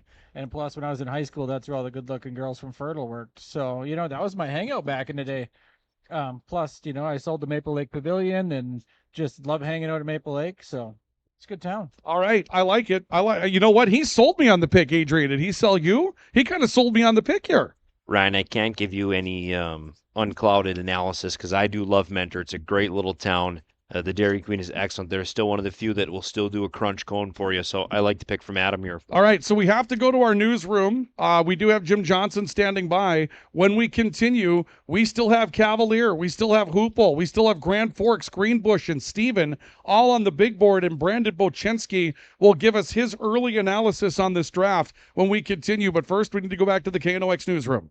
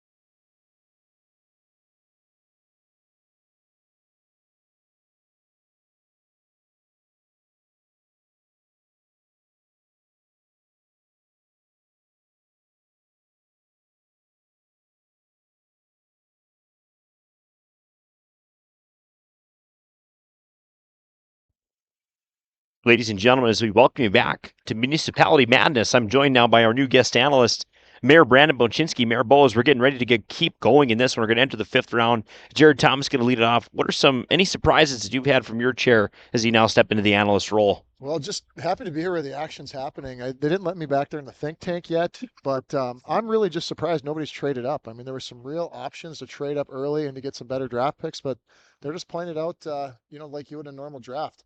I'm really, just looking at the list here, there's some real surprises that haven't come off yet. Greenbush, obviously, if Middle River goes, Greenbush is going to have to wait a little while because you got that Greenbush Badger Middle River connection. Some of the best wrestlers the state of Minnesota has ever produced, and I've got my godparents are from Greenbush, so it really hurts my heart to see that one not coming off. So I'm surprised. Some of the picks are clearly poor, and they're going to hear about it from management later. A developing storyline that we have is Grand Forks not off the board. This one's near and dear to my heart, and I would hope to you as well. Your thoughts maybe on Grand Forks not coming off yet. Well, it's not surprising. Grand Forks so big and strong in the region. You bring them on your team, and they're going to control everything that happens around them. So right. I think that's understandable. That's going to be a later pickup when they need that sort of that captain, that real leader for the team. So that's what I'm kind of expecting, and we'll see. We'll see which one of these guys decide that that's the right time to make that move. That's right, Brandon. We're going to send it back over now to Ryan as JT has got his pick in. Yeah, the pick is in. Just imagine how many goals the mayor would have scored if he played his high school hockey at Eastside. Is that the pick? It's gonna be a long afternoon, everybody. It really is. With the 17th pick in the Hometown Bracket Challenge draft, Jared Thomas has selected with a population of 536, an elevation of 846, and Terry Sundby as the mayor. Argyle, Minnesota. Argyle will be the 17th pick in the Hometown Bracket Challenge draft presented by Grand Forks Welding and Machine. Argyle goes 17th to JT. JT? Yeah, it's a little bit of a reset for my gang over here in the championship compound. It's a little bit of a smokescreen, a dark horse, if you will. I've got some bigger ideas happening for the next several picks. What's happening in there, though, is what you're not seeing probably deserves somebody sitting in there watching the behavior, is they are kind of in the clock, by the way. They're a bit in cahoots. So I feel like I'm being ganged up on a little bit here. I can understand that. Yeah. Okay. A little bit though. All right. Much older, so I'll be good. All right. Well, there's the story, gentlemen. They feel like they're JT feels like he's being ganged up on right now.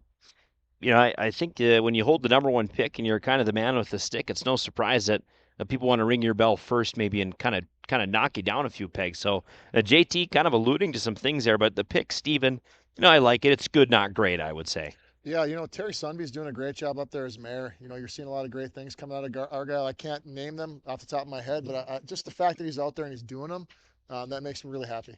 Let's send it back to Ryan with Phil O for his second pick. All right, let's go ahead and see if we can't get this one in. You've got to be kidding me. Okay. Well, this draft just went completely off the rails, ladies and gentlemen. With the 18th pick in the Hometown Bracket Challenge draft, Phil O'Reilly has selected Intercourse, Pennsylvania. It will be in the tournament. It was a fake nomination as it was, and I feel like Phil, you're tanking on purpose. No, not at all. No, it's a lovely community. You don't even know that. We'll go back over to the analysis table. Intercourse, Pennsylvania is the 18th overall pick. Ryan, this was kind of in my little window. There's another one, Toad Suck, Arkansas, Ball Play, Alabama, and kind of Intercourse, PA were sort of our, those would be our really dark horses. Some double meanings behind some of those names, but I guess we like Intercourse. We like the pick. I think, yeah, and the birth rate there has been increasing, particularly during COVID. So their population's growing, mostly in that 0 to 3-year-old age. So that's right. If those kids are able to get on the computer and type in their picks, it's got a chance. But I think the name alone is going to scare a couple people off. It's going to have one effect. It's either going to really bolster some of the results or it's going to scare some people away. But Phil O takes Intercourse there. A little bit shocking. We got Mark Ewens with another weather-related pick. It is a weather-related pick. With the 19th pick in the Hometown Bracket Challenge draft presented by Grand Forks Welding and Machine, Mark Ewens is going to select Pillsbury, North Dakota. Pillsbury, North Dakota barely has 20 people, barely has a stop along a bridge on Highway 32. Of all towns, with Grand Forks and Hoople still on the board, why Pillsbury, North Dakota, of all things, Mark? because it's one of the first small towns in North Dakota to have received the North Dakota Agricultural Weather Network station as a test ground, proving the viability of mesoscale observations in the weather realm of North Dakota. You know, I feel like the first 4 rounds were what they were supposed to be, but gentlemen, I feel like in this 5th round, it's anything goes. I really do. You know, I said it earlier, Ryan, but zig when others are zagging. I like the pick. Again, it's another growing. It went from 12 people in the 2010 census to 20, so the population's grown by 75% in just 10 years. It's Nearly pretty doubled. phenomenal. Did you just say zig while others are zagging? Did you actually use that reference? And there might be zip available on the board as well. Zap is, but not zip. Oh, Adam Elgison's ready. He's rolling, folks. Picks are coming off the board quickly here.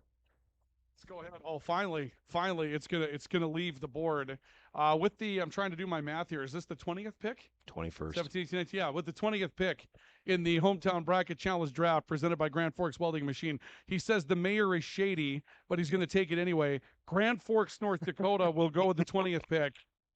He says the mayor is shady. Adam, anything in particular that leads you to that conclusion? Yeah, he's tall and he casts a big shadow. Back to you guys. Well, I'll kick this one over to Mayor Bo. What are your thoughts? Oh, great choice. I'm glad that Adam was the one that got that pick. You know, I've known him for a while. Real solid guy. Certainly casts a big shadow. I think that's definitely a good direction to go after I heard the start of that one. So I'm glad he had the second part of that joke lined up. Grand Forks comes off the board, Ryan. We'll see what JT's got. He took East Grand Forks, our neighbors just to the east. You know, I understand Phil took Intercourse, Pennsylvania. Is that right? He did. I also understand he hasn't been there in a while. Here's my pick. No doubt. That's not on the sheet, is it? That's not on the sheet. Well, here, let me hold it for you. That's not on the sheet. That's not my pick. That was Phil's pick. Well, but you can't take that pick because it's not on the sheet. It's on the sheet. It's on the sheet? It's on the sheet. Is it Toad Suck, Arkansas? It's on this sheet. I don't see it on that sheet anywhere. This isn't ball play Alabama, is it? You can't take a team that's not on the sheet. It's on the sheet. Could be Doyen, potentially Doyen. It's not on the sheet. It may or may It's not be on the it's sheet. not on the sheet. It's on the sheet.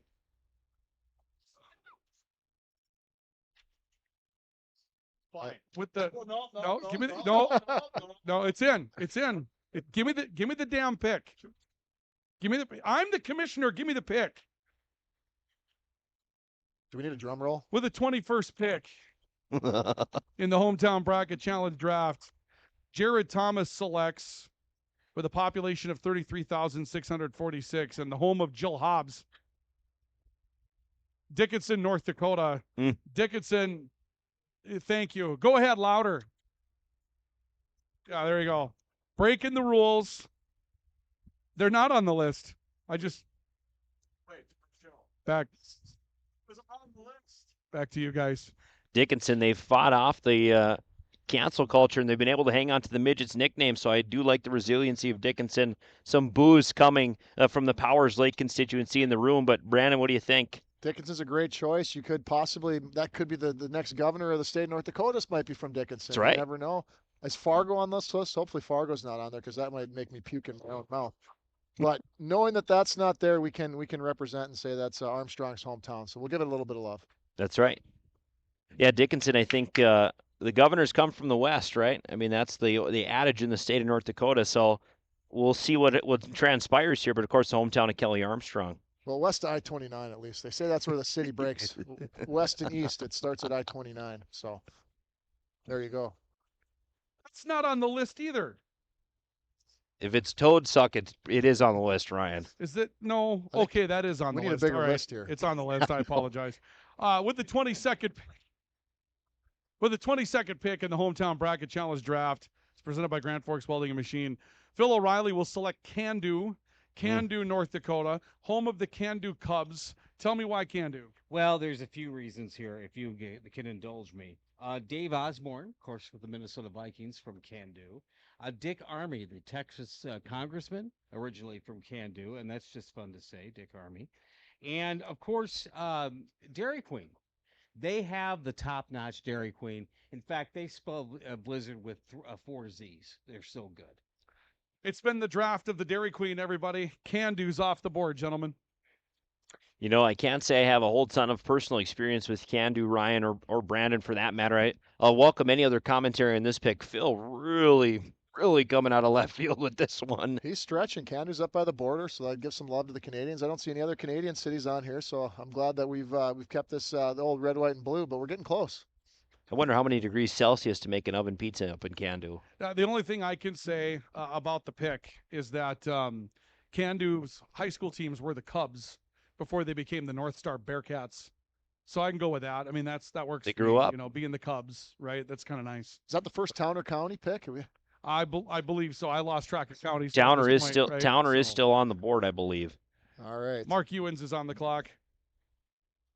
All right, ladies and gentlemen, here we go. Oh my, I don't even think they're trying anymore. Really, I don't think they're trying anymore. What is this, the 23rd pick? With the 23rd pick in the Hometown Bracket Challenge draft, Mark Ewens has selected Oakwood. Nobody even knows where Oakwood is. Oakwood's a suburb of Grafton. Why? Because it needs the recognition for having to be Grafton's subchild neighbor. Grafton's not even off the board yet, and Oakwood's gone. This is a real mess. Gentlemen, Oakwood, number 23. Not finding much in our analysis of Oakwood other than it is in Walsh County. I'd welcome any other opinions on the matter, but Yeah, very shocking pick here. I'll tell you the truth. During that pick, I'm actually watching my kids eat mozzarella sticks. So that's all I've got on that one.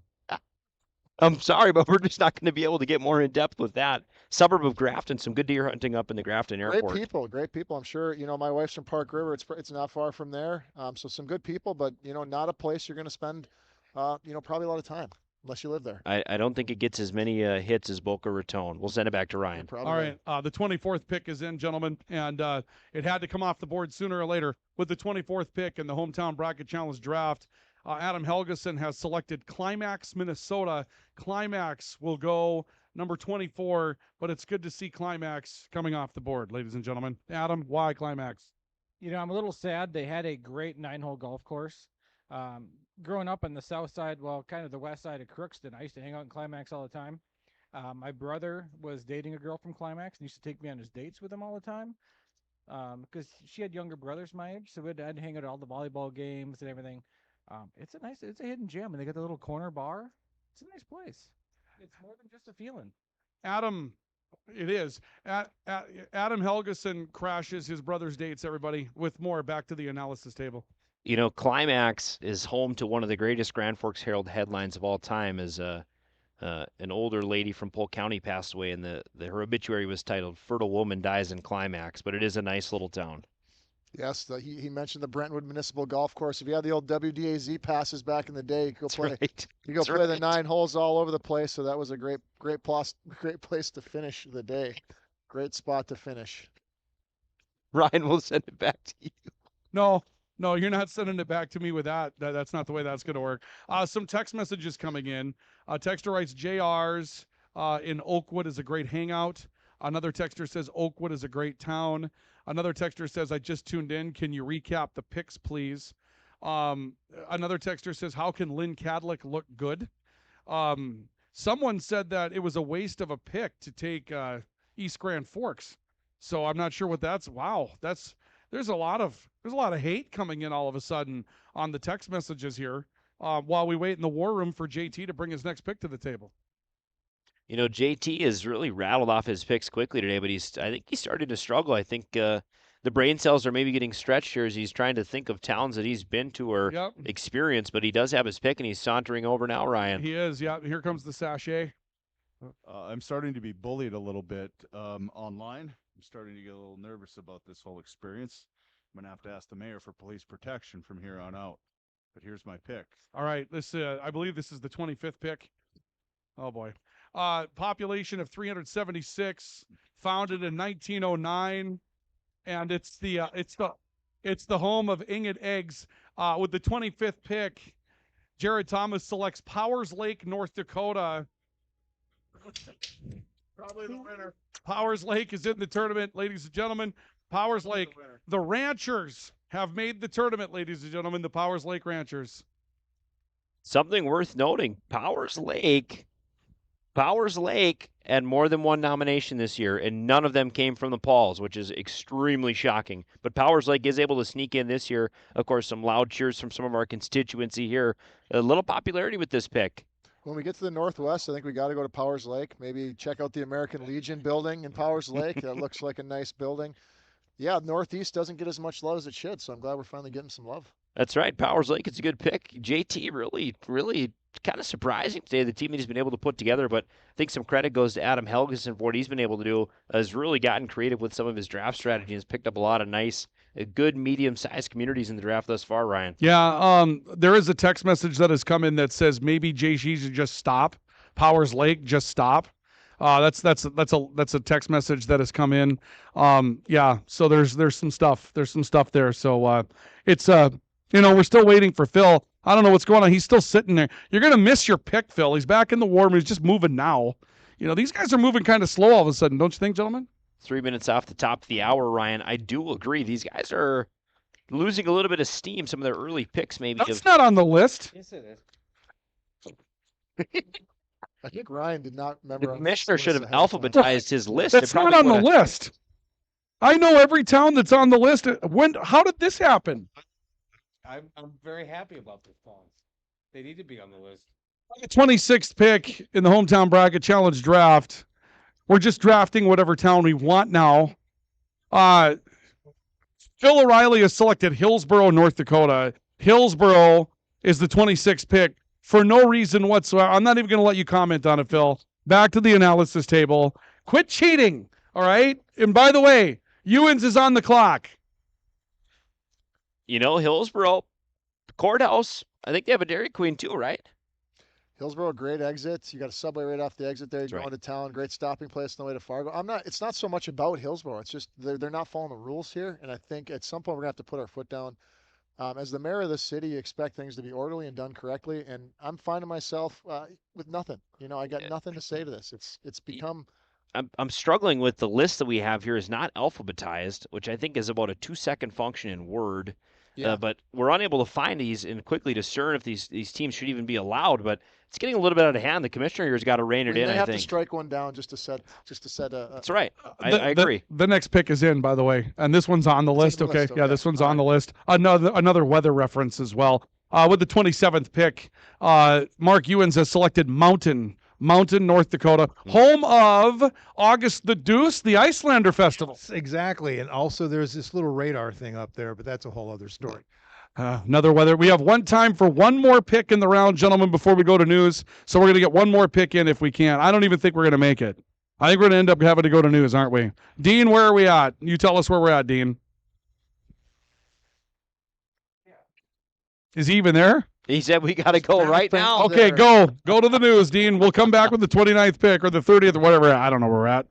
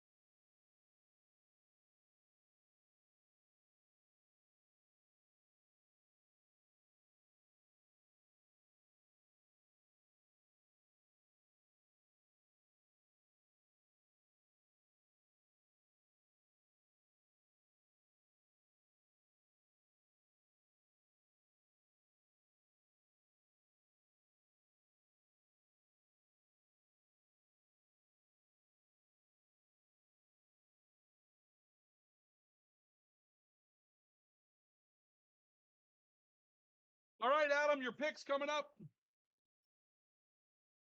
As you heard in the background there, our commissioner of the league, Ryan Cunningham, whipping into shape. Some of these folks are going to, I think we're going to finish off, Ryan, the round here Yes. with this next pick. Is that correct? Yes, this will be the 30th pick in the Hometown Bracket Challenge Draft. Thank you for joining us once again, everybody, as the Grand Forks Welding and Machine Hometown Bracket Challenge Draft continues. A quick recap. The number 1 pick went to East Grand Forks, Minnesota. JT selected East Grand Forks. We'll run through some of the picks rather quickly here coming up after this one. But the 30th pick in the Hometown Bracket Challenge Draft will go to Red Lake Falls, Minnesota. Adam Helgeson, Berkshire Hathaway, Home Services Family Realty. Why Red Lake Falls, Minnesota? Did you ever hear that story about the people in New York that rated it like the worst place to live? And then they came out to Red Lake Falls and did a nice, you're blocking my camera. They did a story, and the guy came out and ended up loving it and moved from New York to Red Lake Falls because it's such a nice community.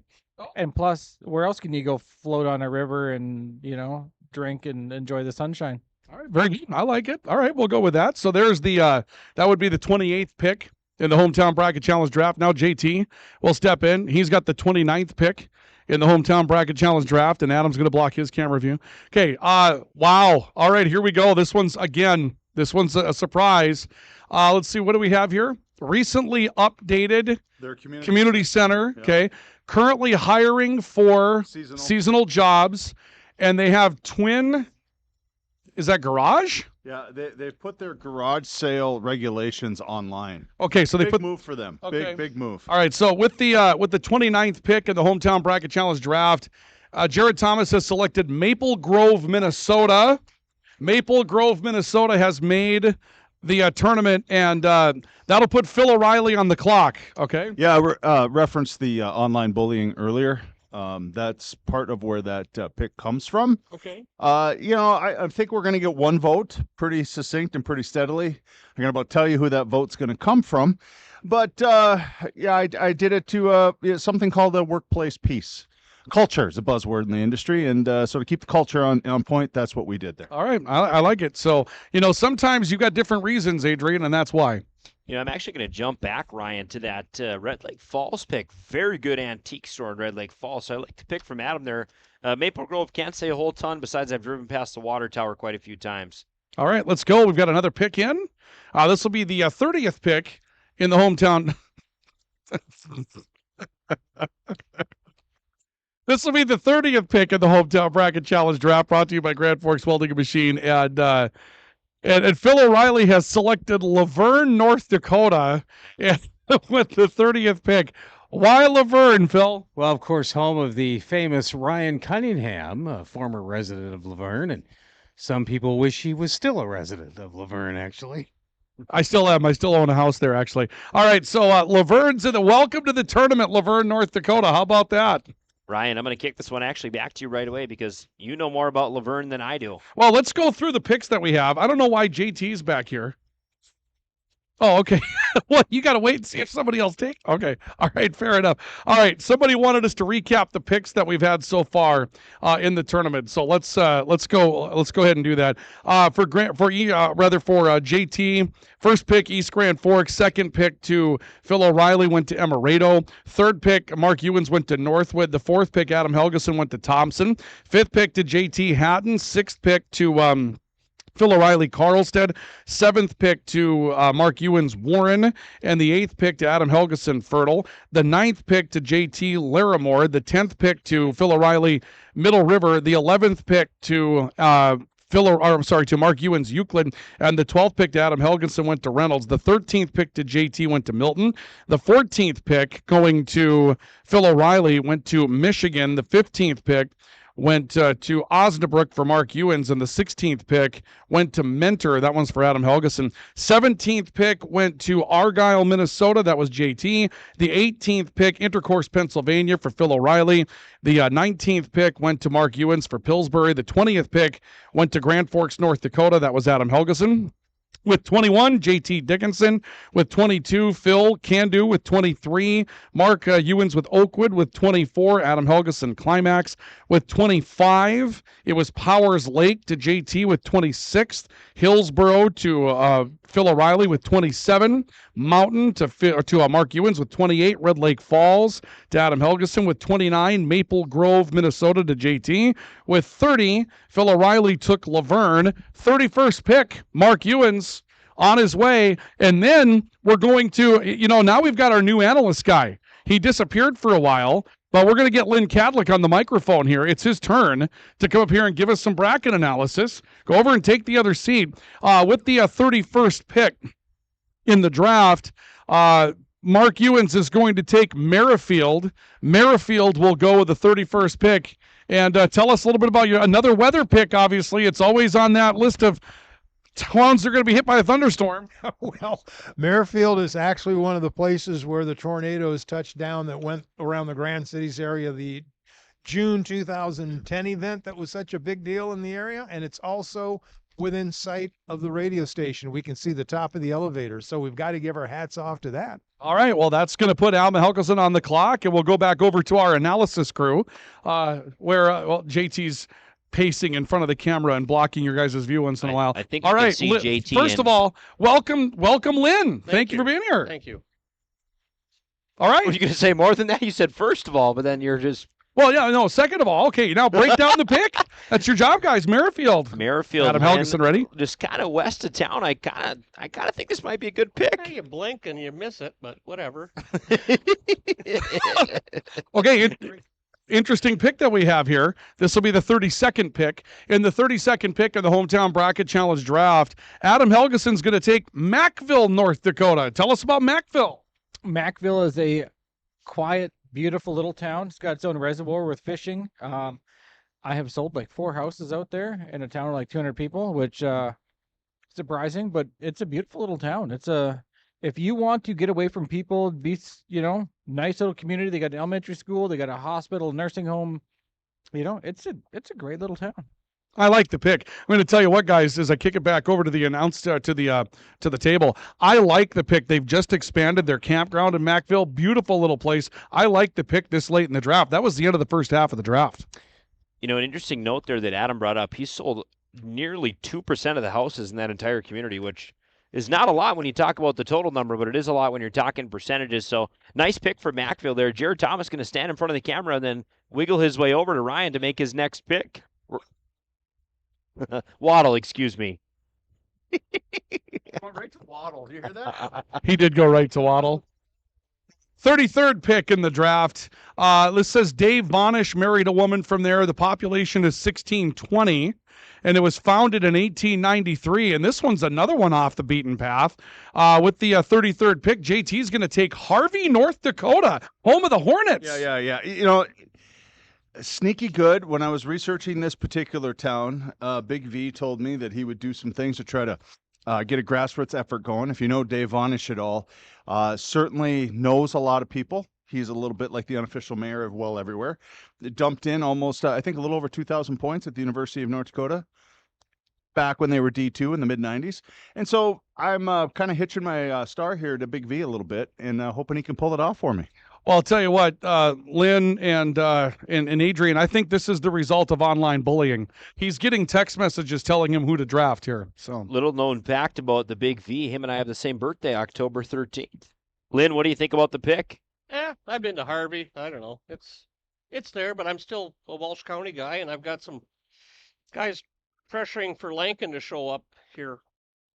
Have you stand up and show him the shirt online, by the way. There you go. Yeah, look at that. The Pizik Royals. Look at that. Courtesy of Apex Apparel. They hooked me up. Elizabeth hooked me up. So it was a rush job. They do say in their ads they will make just one shirt, and apparently that's let's right. hope that that's all they did here. They did. It was a one-off.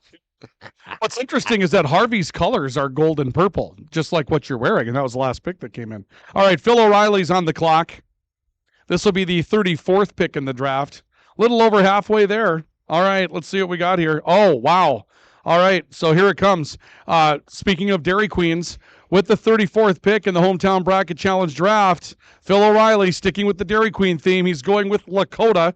Lakota, North Dakota. Welcome to the tournament. Yes, they have a fine Dairy Queen. They have a Senex with a Facebook page.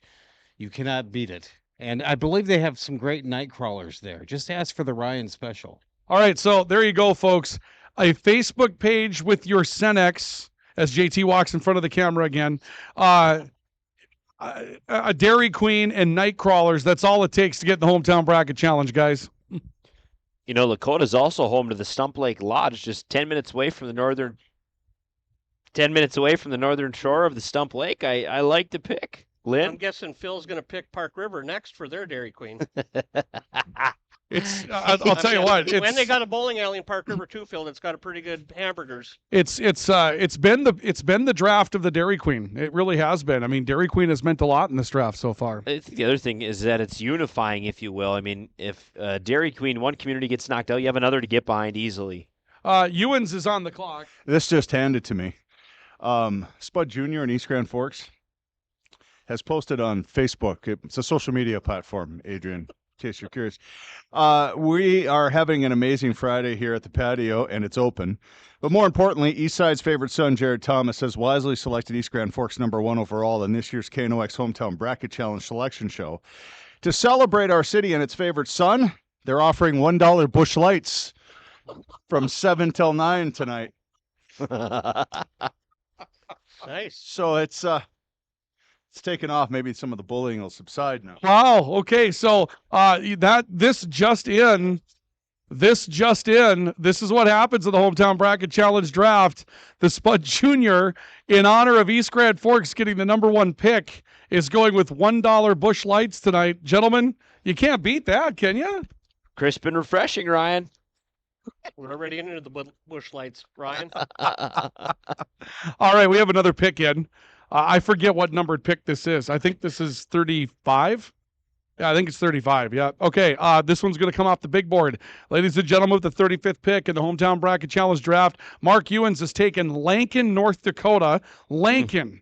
It was on the big board. Surprised that it made this far, Mark? I actually am, because it's such a lovely little town. It's got such great people that they wouldn't get picked earlier. I don't know. I just was holding on to him as a dark horse. So here we go. No Really nice significance there depth for pick here. meteorology or anything like that? Not directly, no. Oh, No, not directly, but I mean, I've been there chasing storms, so they're very friendly it's a folks. town full of Bohemians too, just like Pizik. Town full of Bohemians. Home of the Czech fries, Leo's dumplings. I think, Adrian, I think it's a nice depth pick, right? This late for Lankin to come off the big board, that's a nice pick. Lankin was in our top 5 of vote getters. They had 6 nominations in this year's I contest. can't believe that would have been my first pick right off the bat if I was in that jury of 4 over there. Well, maybe next year you will But be. you know, right? like this is like the ballot counting over in Atlanta, Georgia. Wow. Kinda sketchy. I don't think it's quite that bad, but with the 36th pick in the Hometown Bracket Challenge draft, Adam Helgeson's going to take a very nice depth pick. Cavalier, the Tornadoes, welcome to the Hometown Bracket Challenge. Great pick at number 36. Got to give it to the Space Force up there. The first Space Force in North Dakota, are in this area anyways. And it's a nice town. Absolutely it is. Yeah. One of my favorites when it comes down to recreation too, guys. Icelandic State Park doesn't get much better than that. Big rivalry with Park River and the Aggies, so we despised them growing up. So, but it is the home of Todd Olson, who was a thorn in our side too during high school. But I'd like to send notice to the Grand Forks Public Schools that was not us that made that statement. Jared Thomas, the 37th pick is in. With the 30, oh boy, wow. This one was going to happen, and it happened. With the 37th pick in the Hometown Bracket Challenge draft, Jared Thomas has taken Zap, North Dakota, home of the biggest party ever, JT. Yeah, I've heard a lot of stories about the people that zipped to Zap back in the day. 69. Don't ever wink at me again. And it was a lot of fun and frivolity, from what I understand, and so that's why I leaned in that direction. We're late enough now where we're kind of thinking about sleepers. I sort of followed old Stash's lead over there, and we're feeling good. We're feeling good. I put together a hell of a package. Keep JT here. Come back here now. I have a couple questions for you. So, Zap is one of 6 three-letter towns in the state of North Dakota. What are the other 5? Mott, No, it's 4. That's 4 letters. Hemina, No. Or JT, try and put those two brain cells together Or- and think. Wimbledon, Ray. Ray, Or Ray. me. Bashful. Oh my. Zap comes off the board. I think that's our only 3-letter town on the entire nomination process. So if you're looking to keep a big Scrabble score, you got it with Zap, the Z in the front. Somebody let Phil O'Reilly know. Okay, he's out here. All right, good. That war room is really slow in there. For whatever reason, those picks just don't come. We're on a clock, for Pete's sake, okay? The hometown bracket challenge draft continues. Phil O'Reilly's back. He didn't even spell this one right on his card. With the 38th pick in the hometown bracket challenge draft, Phil O'Reilly has selected Doyen, North Dakota from Ramsey County. Tell me why. Why Doyen? Well, my sister's last name is Doyen, so I had to pick Doyen. And Mark Ewan said they have a really nice sign. Actually, it is one of the nicer Highway 2 signs on the way to Devil's Lake. I It's don't up there think with. it's been shot at yet. No, it's mortar. It's nice, that's- big brick. Oh, they got the. Oh, yes, Doyen. But I'm just thinking of the other signs that usually have the shotgun blast on them. That one's. Are you even trying to win? I am trying. Hey, that's a family name of mine. It's one of my family members. All right. But no Dairy Queen. No. No, I yeah. The Doyen elevator. Pick 39. Let's go back to the war room and see. Okay, Mark Ewens is not in the war room. He should be on his way here. Here he comes. Mark Ewens is on his way with the 39th pick. All right, here we go. Oh, this is where Team Electric Slide made its name for itself. And I think this is going to be celebrated by our Pizik Warrior. With the 39th pick in the hometown bracket challenge draft, Mark Ewens has selected Forest River, North Dakota. Hey, Ashley, are you writing that down? Forest River with the 39th pick. Mark Ewens, the person supposed to be recording these. Why? Because it's not Grafton. Wow. Wow. I mean, I like the Walsh County. I'm the Walsh County guy, so. But. Good eggs in Forest River. Yep, you got the Hooterite colony, but they're actually in Fordville. Is that right? Yeah. I don't think the mic. I can't but that was believe, I'll funny. tell you what, I can't believe this pick stayed on the board as long as it did. This is a steal at 40. With the 40th pick in the hometown bracket challenge draft brought to you by Grand Forks Welding and Machine, Adam Helgeson has selected Stephen, Minnesota. Stephen's made a couple of deep runs in this tournament. Can you believe it was still up there at 40? I'll admit I accidentally crossed it off. I thought someone else picked it. That's why it's still here, in my opinion. So it's a steal. I'd lucked out on that deal. I'll tell you what, as the draft gets into its later rounds, guys, things start to get a little loose, as you can tell, right? There's a reason for that. And how many state titles do they have in football? Stephen Argyle. I don't know if they have state title, a lot of them, but yeah, they've got a lot of playoff appearances. I think they got a lot of state titles. But that's Stephen and Argyle, Stephen okay? and Argyle, but yeah. I mean, it still shares the name Stephen. I mean, you got to give him props on that, don't you? How is Adrian? How is Stephen still on the board? Are these guys even trying back here in the war room? I got to give it to Helgeson. He has put together probably one of the most impressive draft, I would say, performances that we've seen. Yeah. Picking fourth. JT is still on the clock, so we can see him in the war room researching his pick. I don't know why he hasn't come out with his pick yet. Adam's picked fourth all day, and I think that top to bottom, he's probably got the most complete roster, Ryan, that we've seen. So I like what he's putting together. I like to pick with Steven. I think he has Argyle as well, doesn't he? I believe so, yep. But let's go back to that war room and see. He's not moving yet. So JT, he's not ready yet, apparently. So Ewens is laughing at him back there. We don't need the research material. We just need your pick. There we go. Here it comes. Yeah, you used about 80. You already put Dickinson in the tournament. With the 41st pick in the hometown bracket challenge draft, the home of the what? Shed. The tool shed. Franciscans of Oh. Mary I know where we're Immaculate. at. I know where we're at. I and know where we're 15 at. miles east of St. Grafton. Stanislaus Church. Yeah, JT National Archive. with the 41st pick is going to take Warsaw, North Dakota. Torx Polsky Dome. Yeah, sneaky good. I think that this was. I spent 3 years at the Warsaw one night at the tool shed there, and I remember it fondly, or kind of remember it fondly. So I'm riding with Warsaw. All right, Warsaw, it's off the board. Welcome to the tournament, Warsaw, guys. A good Catholic institution in Warsaw and the St. Stanislaus Church. I like the pick. Pocket of Polacks. That's the in-depth analysis that we brought. Well, I mean, there's That's- with the Czechs and the Poles in Bull this- County, and then we've got Grafton. This is why we get Lynn Cadlick in for that type of in-depth analysis. A pocket of Polacks in Warsaw, North Dakota. So, want to thank Farmers Union Insurance for lending hey. to us for the opportunity. Promote the business now. I'll probably be tarred and feathered next time I show up in Warsaw. We have a texter that says, "What's going on? Why not why not Fordville? Fordville's still on the board. Yeah, You know, sun is napping. I'm surprised to see. Whose pick was that, by the way? Was that JT? JT Okay, had yeah. worse. Let's go back to the war room and see here. Okay, Phil, you're on the board. Phil, you're on the clock, Phil. Phil's madly writing something down. These guys have no concept of time back there. We'll see if we can smack in another few picks before the bottom of the hour, Ryan. 427. Yep. We're progressing nicely through the draft, but Yep. the brain trust back there is really See struggling. If Phil goes back to the Dairy Queens. Okay, here we go. 42nd pick.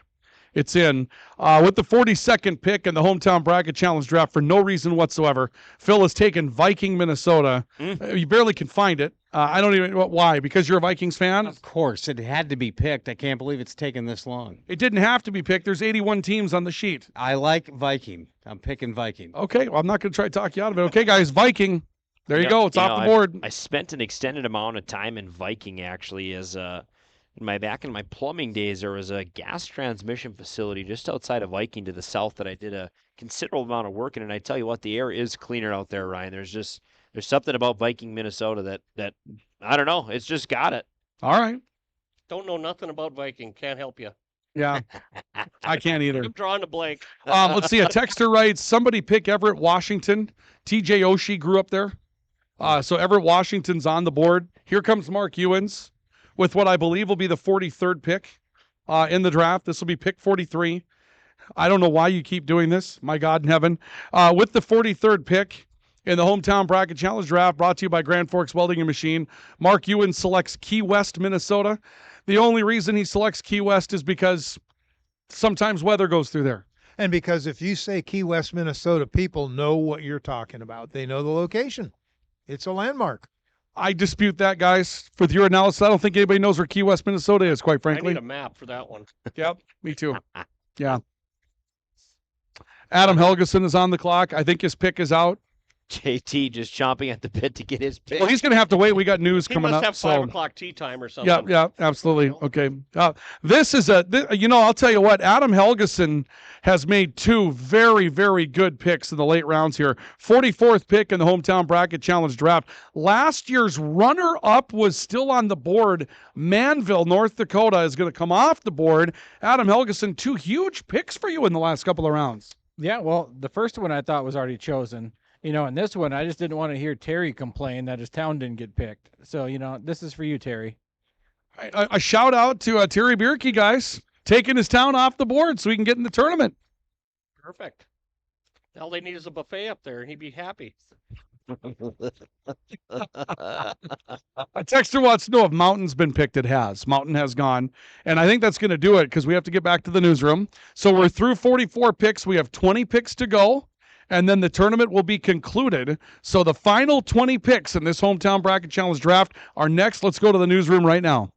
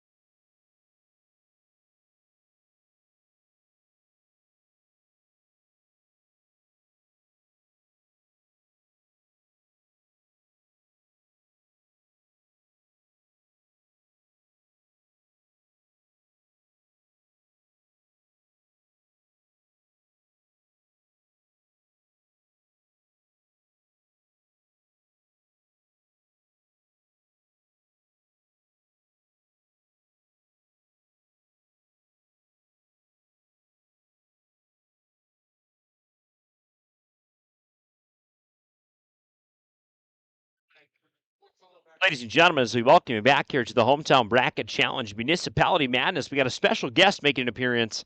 We got the mayor of Alvarado, Lane, on with us here. He's going to join us and just talk a little bit about why his town maybe hasn't been picked yet and try and rally the troops a little It's bit. amazing. They had a deep run in this tournament, and they haven't even been taken yet. There's only 20 picks left. Yeah, you know, I was driving around Grand Forks here and I didn't hear Alvarado mentioned yet, so I figured I could come in and have a beer. That's good. We're live from the ground round 1310 AM, 1079 FM. Lane, I guess, what do you think maybe the biggest thing that's holding back Alvarado right now in this bracket I'm challenge? not sure. Alvarado's a pretty good town, you know, only 20 miles north of East Grand Forks, so you get a lot of traffic from Oslo, Warren, Argyle. A lot of people that live in Alvarado work in East Side or Grand Forks, so it's kind of a get out of town. And you'd think it'd be a little bit of a sweetheart kind of pick for some people. You know, it just holds the right place in the heart. You know, I guess what do you would say are the finer selling points of why JT or and maybe anyone else should maybe pick Alvarado in this draft? well, I just guess small town living. You know, like any small town, you can walk down the street and not have to worry about anything. Sure. Pretty quiet, nice quiet town. So I guess I have to, but I'm biased, I guess. So. All right. So what's the message? You got to get somebody to take. You can go back into the war room and recruit somebody if you want to. I don't know if I'm ready for battle though, but I might need another beer before that. I guess you know, Oslo was town of the year last year, so I'd like to get Alvarado. Yeah, they won the hometown bracket challenge 2 years ago. Last year, Minto won it. Oslo won it the year before, but they got the live broadcast. So now Alvarado's right there in the same place. Yep. And maybe also citizens also they'll help Alvarado get it this year. So. All right, sounds good. A compelling message from Lane. I like it. Thank you for your Yes. time. Thank you for joining us. Appreciate it. Yep. It's fantastic. All right. So while we do this, we're gonna get Lynn Cadlick over to his spot. By the way, Lynn, this text messenger says that tell Lynn if he moved from Peasic to Park River, it would be success because he'd raise his IQ in both communities. Oh, absolutely. Wow. There's some really fun stuff going on here tonight. All right. We've got 20 picks to go. We got to go rapid fire. JT, I believe, has his next pick available. I think he's over there. All right. JT, you're on the clock. Yeah, let's get a pick in here. Okay. Come on. You know where we're going. Walked in front of both cameras. Okay. I got it. Yeah. Okay. Yeah. All right. A compelling message This from will be JT. This will be pick 45. With the 45th pick, I have no idea why. Does this ever end? In the Hometown Bracket Challenge draft. It's named after a bird, population of 906. It's the hub of cowboy country. Killdeer, North Dakota has been taken. Killdeer been taken number 45 in the Hometown Bracket Challenge draft. Yeah, West is best, Ryan. He says West is best. It's not exactly true. Killdeer, guys, break down the pick. Aren't you from East Grand Forks? Phil's on the clock. Phil. That's it. That's all we got. I dated a girl from Killdeer. Does that count? For what? Her grandma lived in Park River, and I met her one summer. I don't think Lynn Cadlick has ever had an experience outside of Walsh County. Every center of the universe revolves around. Was it kind of like strawberry wine? Is that kind of how it went? She was a redhead. All right. Yeah, I got this. I got the rest of this. All right. We have 19 picks to go, and we have people that are not moving in the war room, so we may not end up getting the whole. To a texter, yes, Walhalla is still on the board. Here comes Phil O'Reilly with his pick. He's moving a little slowly. You can see the guys in the war room are having a good time. With the 46th pick in the Hometown Bracket Challenge draft, Phil O'Reilly selects Greenbush, Minnesota. Greenbush goes 46. Good pick. Yeah, it sounds like one of my favorite Tina Turner songs, Nutbush, but it's actually Greenbush. I have no idea why he comes up with he has no logic to this whatsoever, folks. It's been Dairy Queens and generally mayhem with Phil O'Reilly today. That's really what it's been, guys. Greenbush, break it down for us, gentlemen. You know, Greenbush has got a good little gas station. I'm trying to find the name of it. On the way up to Lake of the Woods for when you fish, you come over on the hitch from Carlstead. You hit Greenbush, then you hitch up finally to Rose. I can't think of the darn name of that place, but I like to pick here. Middle River came off the board a little bit earlier. River's Edge, Ryan, that's the name of it. Middle River came off the board a little earlier, so Greenbush kind of hanging behind, but they do come off the board here. All right, here comes the 47th pick. And the 47, oh my, wow. I can't believe Alvarado's Hoople is still up there with the 47th pick in the Hometown Bracket Challenge Draft presented by Grand Forks Welding and Machine. Mark Ewens will take Brockett, North Dakota. Brockett, which is north of Lakota on Highway 1, right? Yeah, it is. It's a lovely little spot. It was always a great place to stop and visit with people and just to have a general, sit down, nice town. All right, Brockett, North Dakota, guys, way off the beaten path again, gentlemen. Home of Miller's on the Prairie. The home of what? Miller's. That big. It was Oh, yeah. a big shopping center out there in Brockett. It's like a machine shop now, but it was like the Menard of Brockett back in the 70s and 80s. Okay. Yeah. All right. I like it. We're going to go back to back here. Adam Helgeson, 48th pick. And with the 48th pick in the Hometown Bracket Challenge Draft, Adam Helgeson selects Park River. Hey, Park River coming off the board, Walsh County. We got the Aggies. Yeah, I discovered Park River because I was on my way to Langdon, and I drove up the interstate, and I'm jamming to music, whatever, come through Cavalier, and I'm like, yeah, you go through Cavalier, it's a straight shot. Well, Cavalier curves when you come in. So I ended up driving like 40 minutes back south, and I ended up in Park River. And I realized how nice of a town it was. Very nice. Yep, Park River. Yeah, very nice town. And let's get JT's pick at the 49th spot. This will be the 49th pick in the draft. Oh, boy. We've all of Walsh County's coming off the board here in short order. Best gym in North Dakota. Hockey isn't a thing anymore. Mike Hansen likes the idea of umpiring. It's Grafton. Grafton, North Dakota will go with the 49th pick in the Hometown Bracket Challenge Draft. Yeah, also home of the Michaleks, but I figured if I wrote that, you'd have no chance of saying that, so I just wanted to coach you through that. Grafton, very nice, very, very nice city, very nice gym for a town of about 5,000 people. And I think a sneaky hot pick and likely gets to at least the Elite Eight. All right, that's the 49th pick. And two big towns in Walsh County coming off the board back-to-back. Surprising that JT's analysis is based in a gym, but he's full of surprises. And not a golf course. No golf course in Grafton But either. It's home of the spoilers, so. That was the first ever radio event that I did was in Grafton with Ryan. It was, yeah. Yeah, that was the Thompson-Grafton football game. Yep. So we're still waiting for pick 50. Let's go back to the war room and see if Phil O'Reilly's now writing standing up. Guys, we got to hurry back there. Running out of time. Phil, get out here, all right? And some text messengers. Someone says, can someone please pick Laverne? They already did. Laverne, North Dakota is off the board. It's been taken. Langdon is still on the board. Somebody wants that one off. Somebody wants New Rockford off.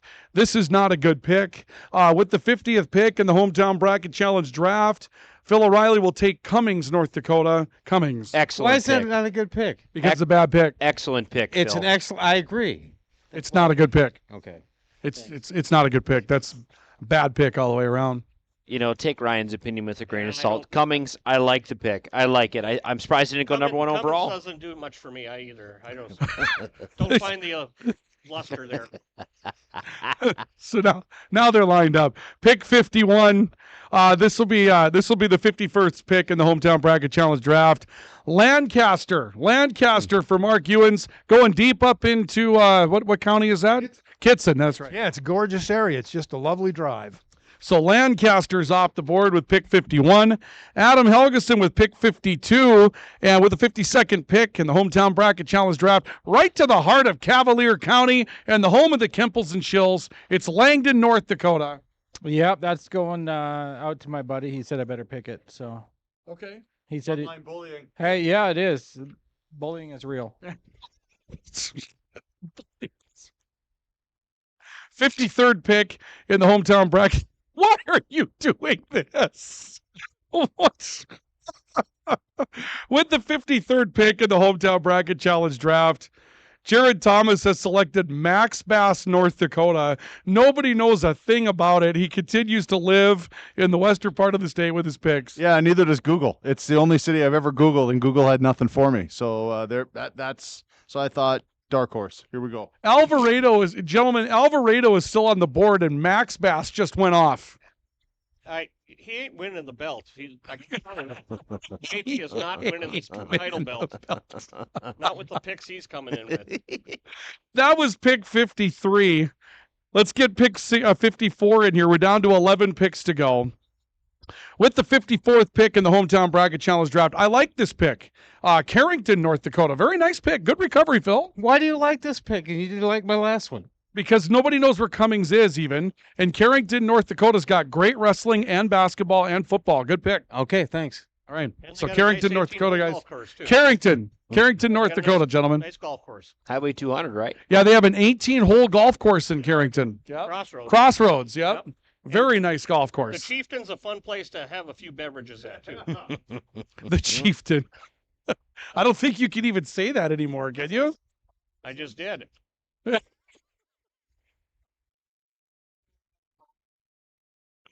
We're waiting for the 55th pick. Let's go back to the war room. Mark Ewens has left his station. He's on his way here.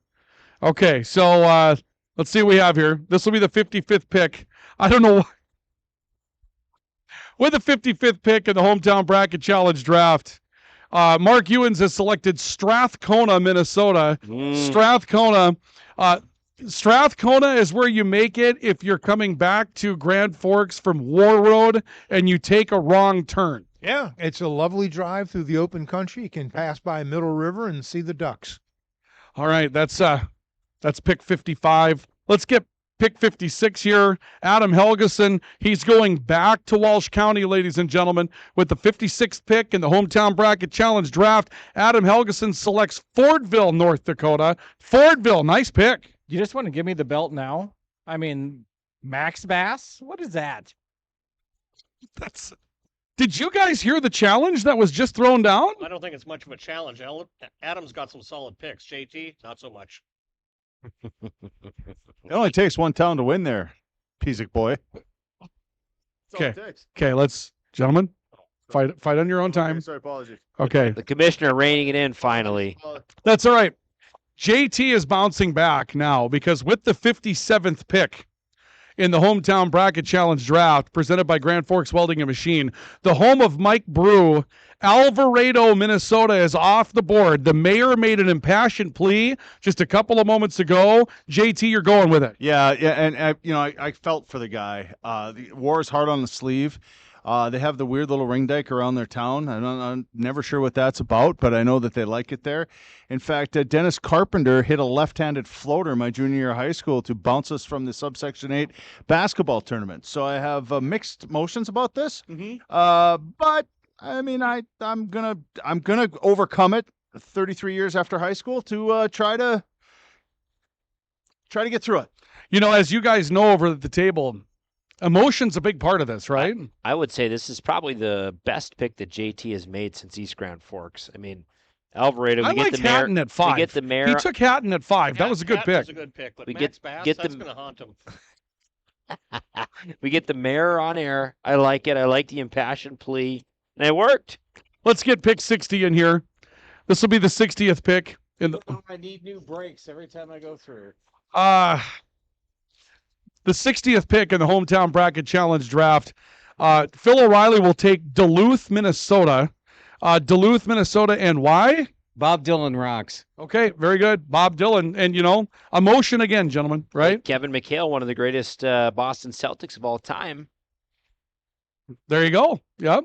The 61st pick is in. I want to mention that a text messenger has written in, everyone in Walsh County hates Grafton. That came from a text messenger. It's getting really brutal in the text messages, yeah. Well, it's the dividing line. Highway 18. Everybody east of 18 minded their own business, and everybody west of 18 was happy. Okay, all right. With the 61st pick in the hometown bracket challenge draft presented by Grand Forks Welding and Machine, Mark Ewens is going to take McKenna. You continue to live off the beaten path here, Mark. Yeah, I know, because I traveled all over the country and those little towns just really endearing. Besides, it's the Poles on one side and the Swedes on the other. The Poles on one side, the Swedes on the other. Let's get the 62nd pick in here. And this is a good pick. I like this pick a lot. With the 62nd pick in the hometown bracket challenge draft, Adam Helgeson has selected Annetta, home of the turkey barbecue, Annetta, North Dakota. There's some good little ponds and rivers for fishing out there too. When I was a recruiter, my boss used to make us carry. Get a CPAP. Tell us a story, Adam. I'm just saying, you want to know why I picked it? We used to fish out there all the time, and it's an awesome little town. You know, guys, I detect JT has been a little bullied online. Now he's beginning to bully his competition here a little bit. A little bit of sore seat coming out of JT. He's kind of probably kicking himself for not making some good picks earlier. So he's trying to. Bitter about Max Bass, I think. Yeah, well, you know what? He's about to throw away another pick. Because these are the final 4 picks. This is it. Okay, this is the last pick you get to make in the draft. With the 60. Oh, this one was for funsies. Funsies. That was Max Bass. What pick are we on? 61st. Wow. With the 61st pick in the Hometown Bracket Challenge draft, JT is going to select Napoleon, North Dakota, home of the Imperials, back behind the Iron Curtain. Have you ever even been close? No. Nope. But as you can see, my picks are themed. When you go to bracket this thing out and seed these teams correctly, you're going to see that I have a very strategic way I'm going about this. Okay. All right. Let's go. He trusts the process, guys. He trusts the process. I think he sunburned the noggin golfing. All right, let's finish it up. Let's get in the 62nd pick in the Hometown Bracket Challenge. You got a text message on this one, didn't you? No, I did not. With the 62nd pick in the Hometown Bracket Challenge draft, Phil O'Reilly has selected Proctor, Minnesota. Proctor, the home of Pastor Paul Knight from Hope Church. Oh, that's why you thought I got a text. Right. Well, I'm so happy I picked it. They don't have a Dairy Queen though, do they? I'm so guys, is the Dairy Queen theme overdone today? Adrian, do you think the Dairy Queen theme has been overdone? I've been craving a medium strawberry malt with whipped cream, so I'm saying no. No, it's but the season for Dairy Okay. Queens. I mean, they're kicking back up. We're down to the final 2 picks, ladies and gentlemen. We're down to the final 2 picks. With the 63rd pick in the Hometown Bracket Challenge draft, Mark Ewens has selected Edmore, North Dakota, going back to Cavalier County. Edmore, interesting choice. Yeah, it's a great area. It's also got a wonderful C-store for a thirsty person after a hot day working in the sun. All right, there you go. And finally, the 64th pick, Adam Helgeson with the 64th pick in the Hometown Bracket Challenge draft. This will round out the first ever Hometown Bracket Challenge draft. Adam Helgeson has selected Fergus Falls, Minnesota. Fergus Falls, Minnesota. Tell us why, Adam. Great gas stations right out the interstate. When you're heading south and you got a truck like mine, it doesn't get good mileage. So you need a place to stop. Fergus does it. Nice town. I like it, Adam. Thank you. Okay. So, guys, I'm going to turn it over to you for a moment. You go ahead and give us some analysis of what you've heard, and then I'm going to give you the list of the teams that have been produced by this draft, and we'll go through it. But go ahead and give us some analysis here. You know, Lynn, the first thing that jumps out to me is Adam Helgeson doing a lot with a little. He picked 4th in the draft, which is a clear disadvantage, but I think he had the most teams on our Power 15 board and really had a nice day, I think, drafting throughout the entire day, and he rounds it out with Fergus Falls there. Yeah, that's the only disappointment that I thought he had was that Fergus pick. I would have stayed a little closer to home on that one. I think that was kind of his Max Bass pick. But other than that, he did solid with his. You know, there was some other antics with Mr. Ewens and, you know, with his weather, but I liked it all overall, what the logic was behind most of the picks. You know, I thought Phil struggled a little bit. He didn't really have a rhyme or reason to where he was picking. I mean, the Dairy Queen theme for a while, and then just sort of a little bit erratic. He was kind of from one ditch to the other, just from left to right, and he was kind of all over the place. He's just no theme. I mean, I would have been a true Walsh County guy and picked my Walsh County and then kind of spread out from there. But yeah, he was kind of, I don't know, a little erratic. You know, I'd say JT kind of disappointed a little bit. I thought JT would, you know, give us a little bit of a better showing today, if you will. I just thought he sort of didn't. I don't know if all the Pistons weren't firing for him or what, but it just didn't really click for JT today. So struggle. But I'd say, you know, after sitting through all 64 picks, the clear winner has got to be Helgeson, and I think the rest is to be determined. I think so. I think Adam's got a strong chance at the belt here, and then it's kind of a toss-up between Mark and Puxatawny Phil there. JT is clearly in 4th place. All right, well, Let's okay, so I'll bring myself in. So here is what the individual pickers have as far as their rosters are concerned, okay? So Adam Helgeson, Fergus Falls, Annetta, Fordville, Langdon, Park River, couple of good picks there in Walsh County. Manville, last year's runner-up. Stevens made a deep run. Cavalier, Mackville, Red Lake Falls, Climax, Minnesota. Let's see what else we got here. Grand Forks. He's got Grand Forks. Mentor. Reynolds, a great pick. Fertile, a great pick. And Thompson. That's a pretty good roster. That's a pretty good roster of towns. Goes back to what we're saying, Lynn. I think he really is going to be the clear favorite, and a lot of heavyweights there in that group from Adam. Again, picking from the 4th spot. Absolutely. Yep. There was a couple sitting there left on the table, and he scooped them up. Yep. You know, there was like Lankin. I would thought Lankin would have gone a little sooner. But Yep. you know, they were picking and they were just sitting. I don't know. Let's keep going here. This will be Mark Ewan's team that he's assembled. Edmore, McKenna, Strathcona, Lancaster, Brockett, Key West, Minnesota, Forest River, Lankin, Merrifield, Mountain, Oakwood, Pillsbury, Osnabrook, Euclid, Warren, Minnesota, Northwood, North Dakota. I don't know that that's exactly strong. He took a lot of weather landmarks, but not a lot of strength in that team. I don't know. You got Osnabrock, not Brock, Northwood, which is a good one. Lankin.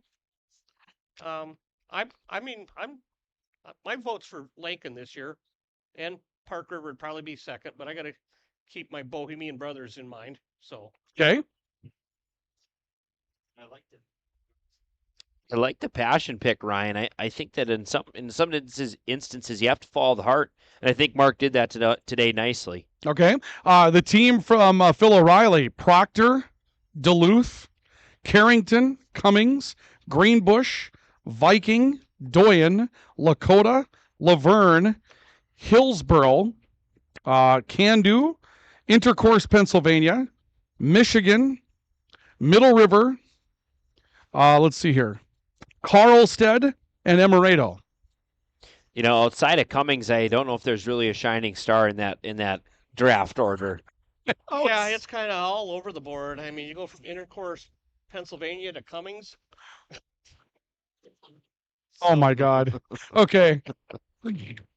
Let's we can't say these. Rein it in, Commish. JT's final team: Napoleon, Alvarado, Max Bass, Grafton, Killdeer, Warsaw, Zap, Harvey, Maple Grove, Minnesota, for some odd reason, Powers Lake, let's see, Dickinson, North Dakota, in a controversial pick, Argyle, Minnesota, let's see here, Milton, North Dakota, Larimore, Hatton, and of course the number 1 pick in the draft, East Grand Forks, Minnesota. You know, listening to it back, Ryan, I think it sounds a little stronger than maybe it rolled off the tongue initially. But I think JT's going to struggle. He had the big advantage of picking first, and he didn't really use it to his advantage, Lynn. No, he didn't. I'm sorry, but I don't think East Grand Forks would have been my first pick out of the gate. Wow. Okay. A lot of hate for a lot of things going on here. I think I'm looking at a small town, hometown challenge. Well, look at the time. So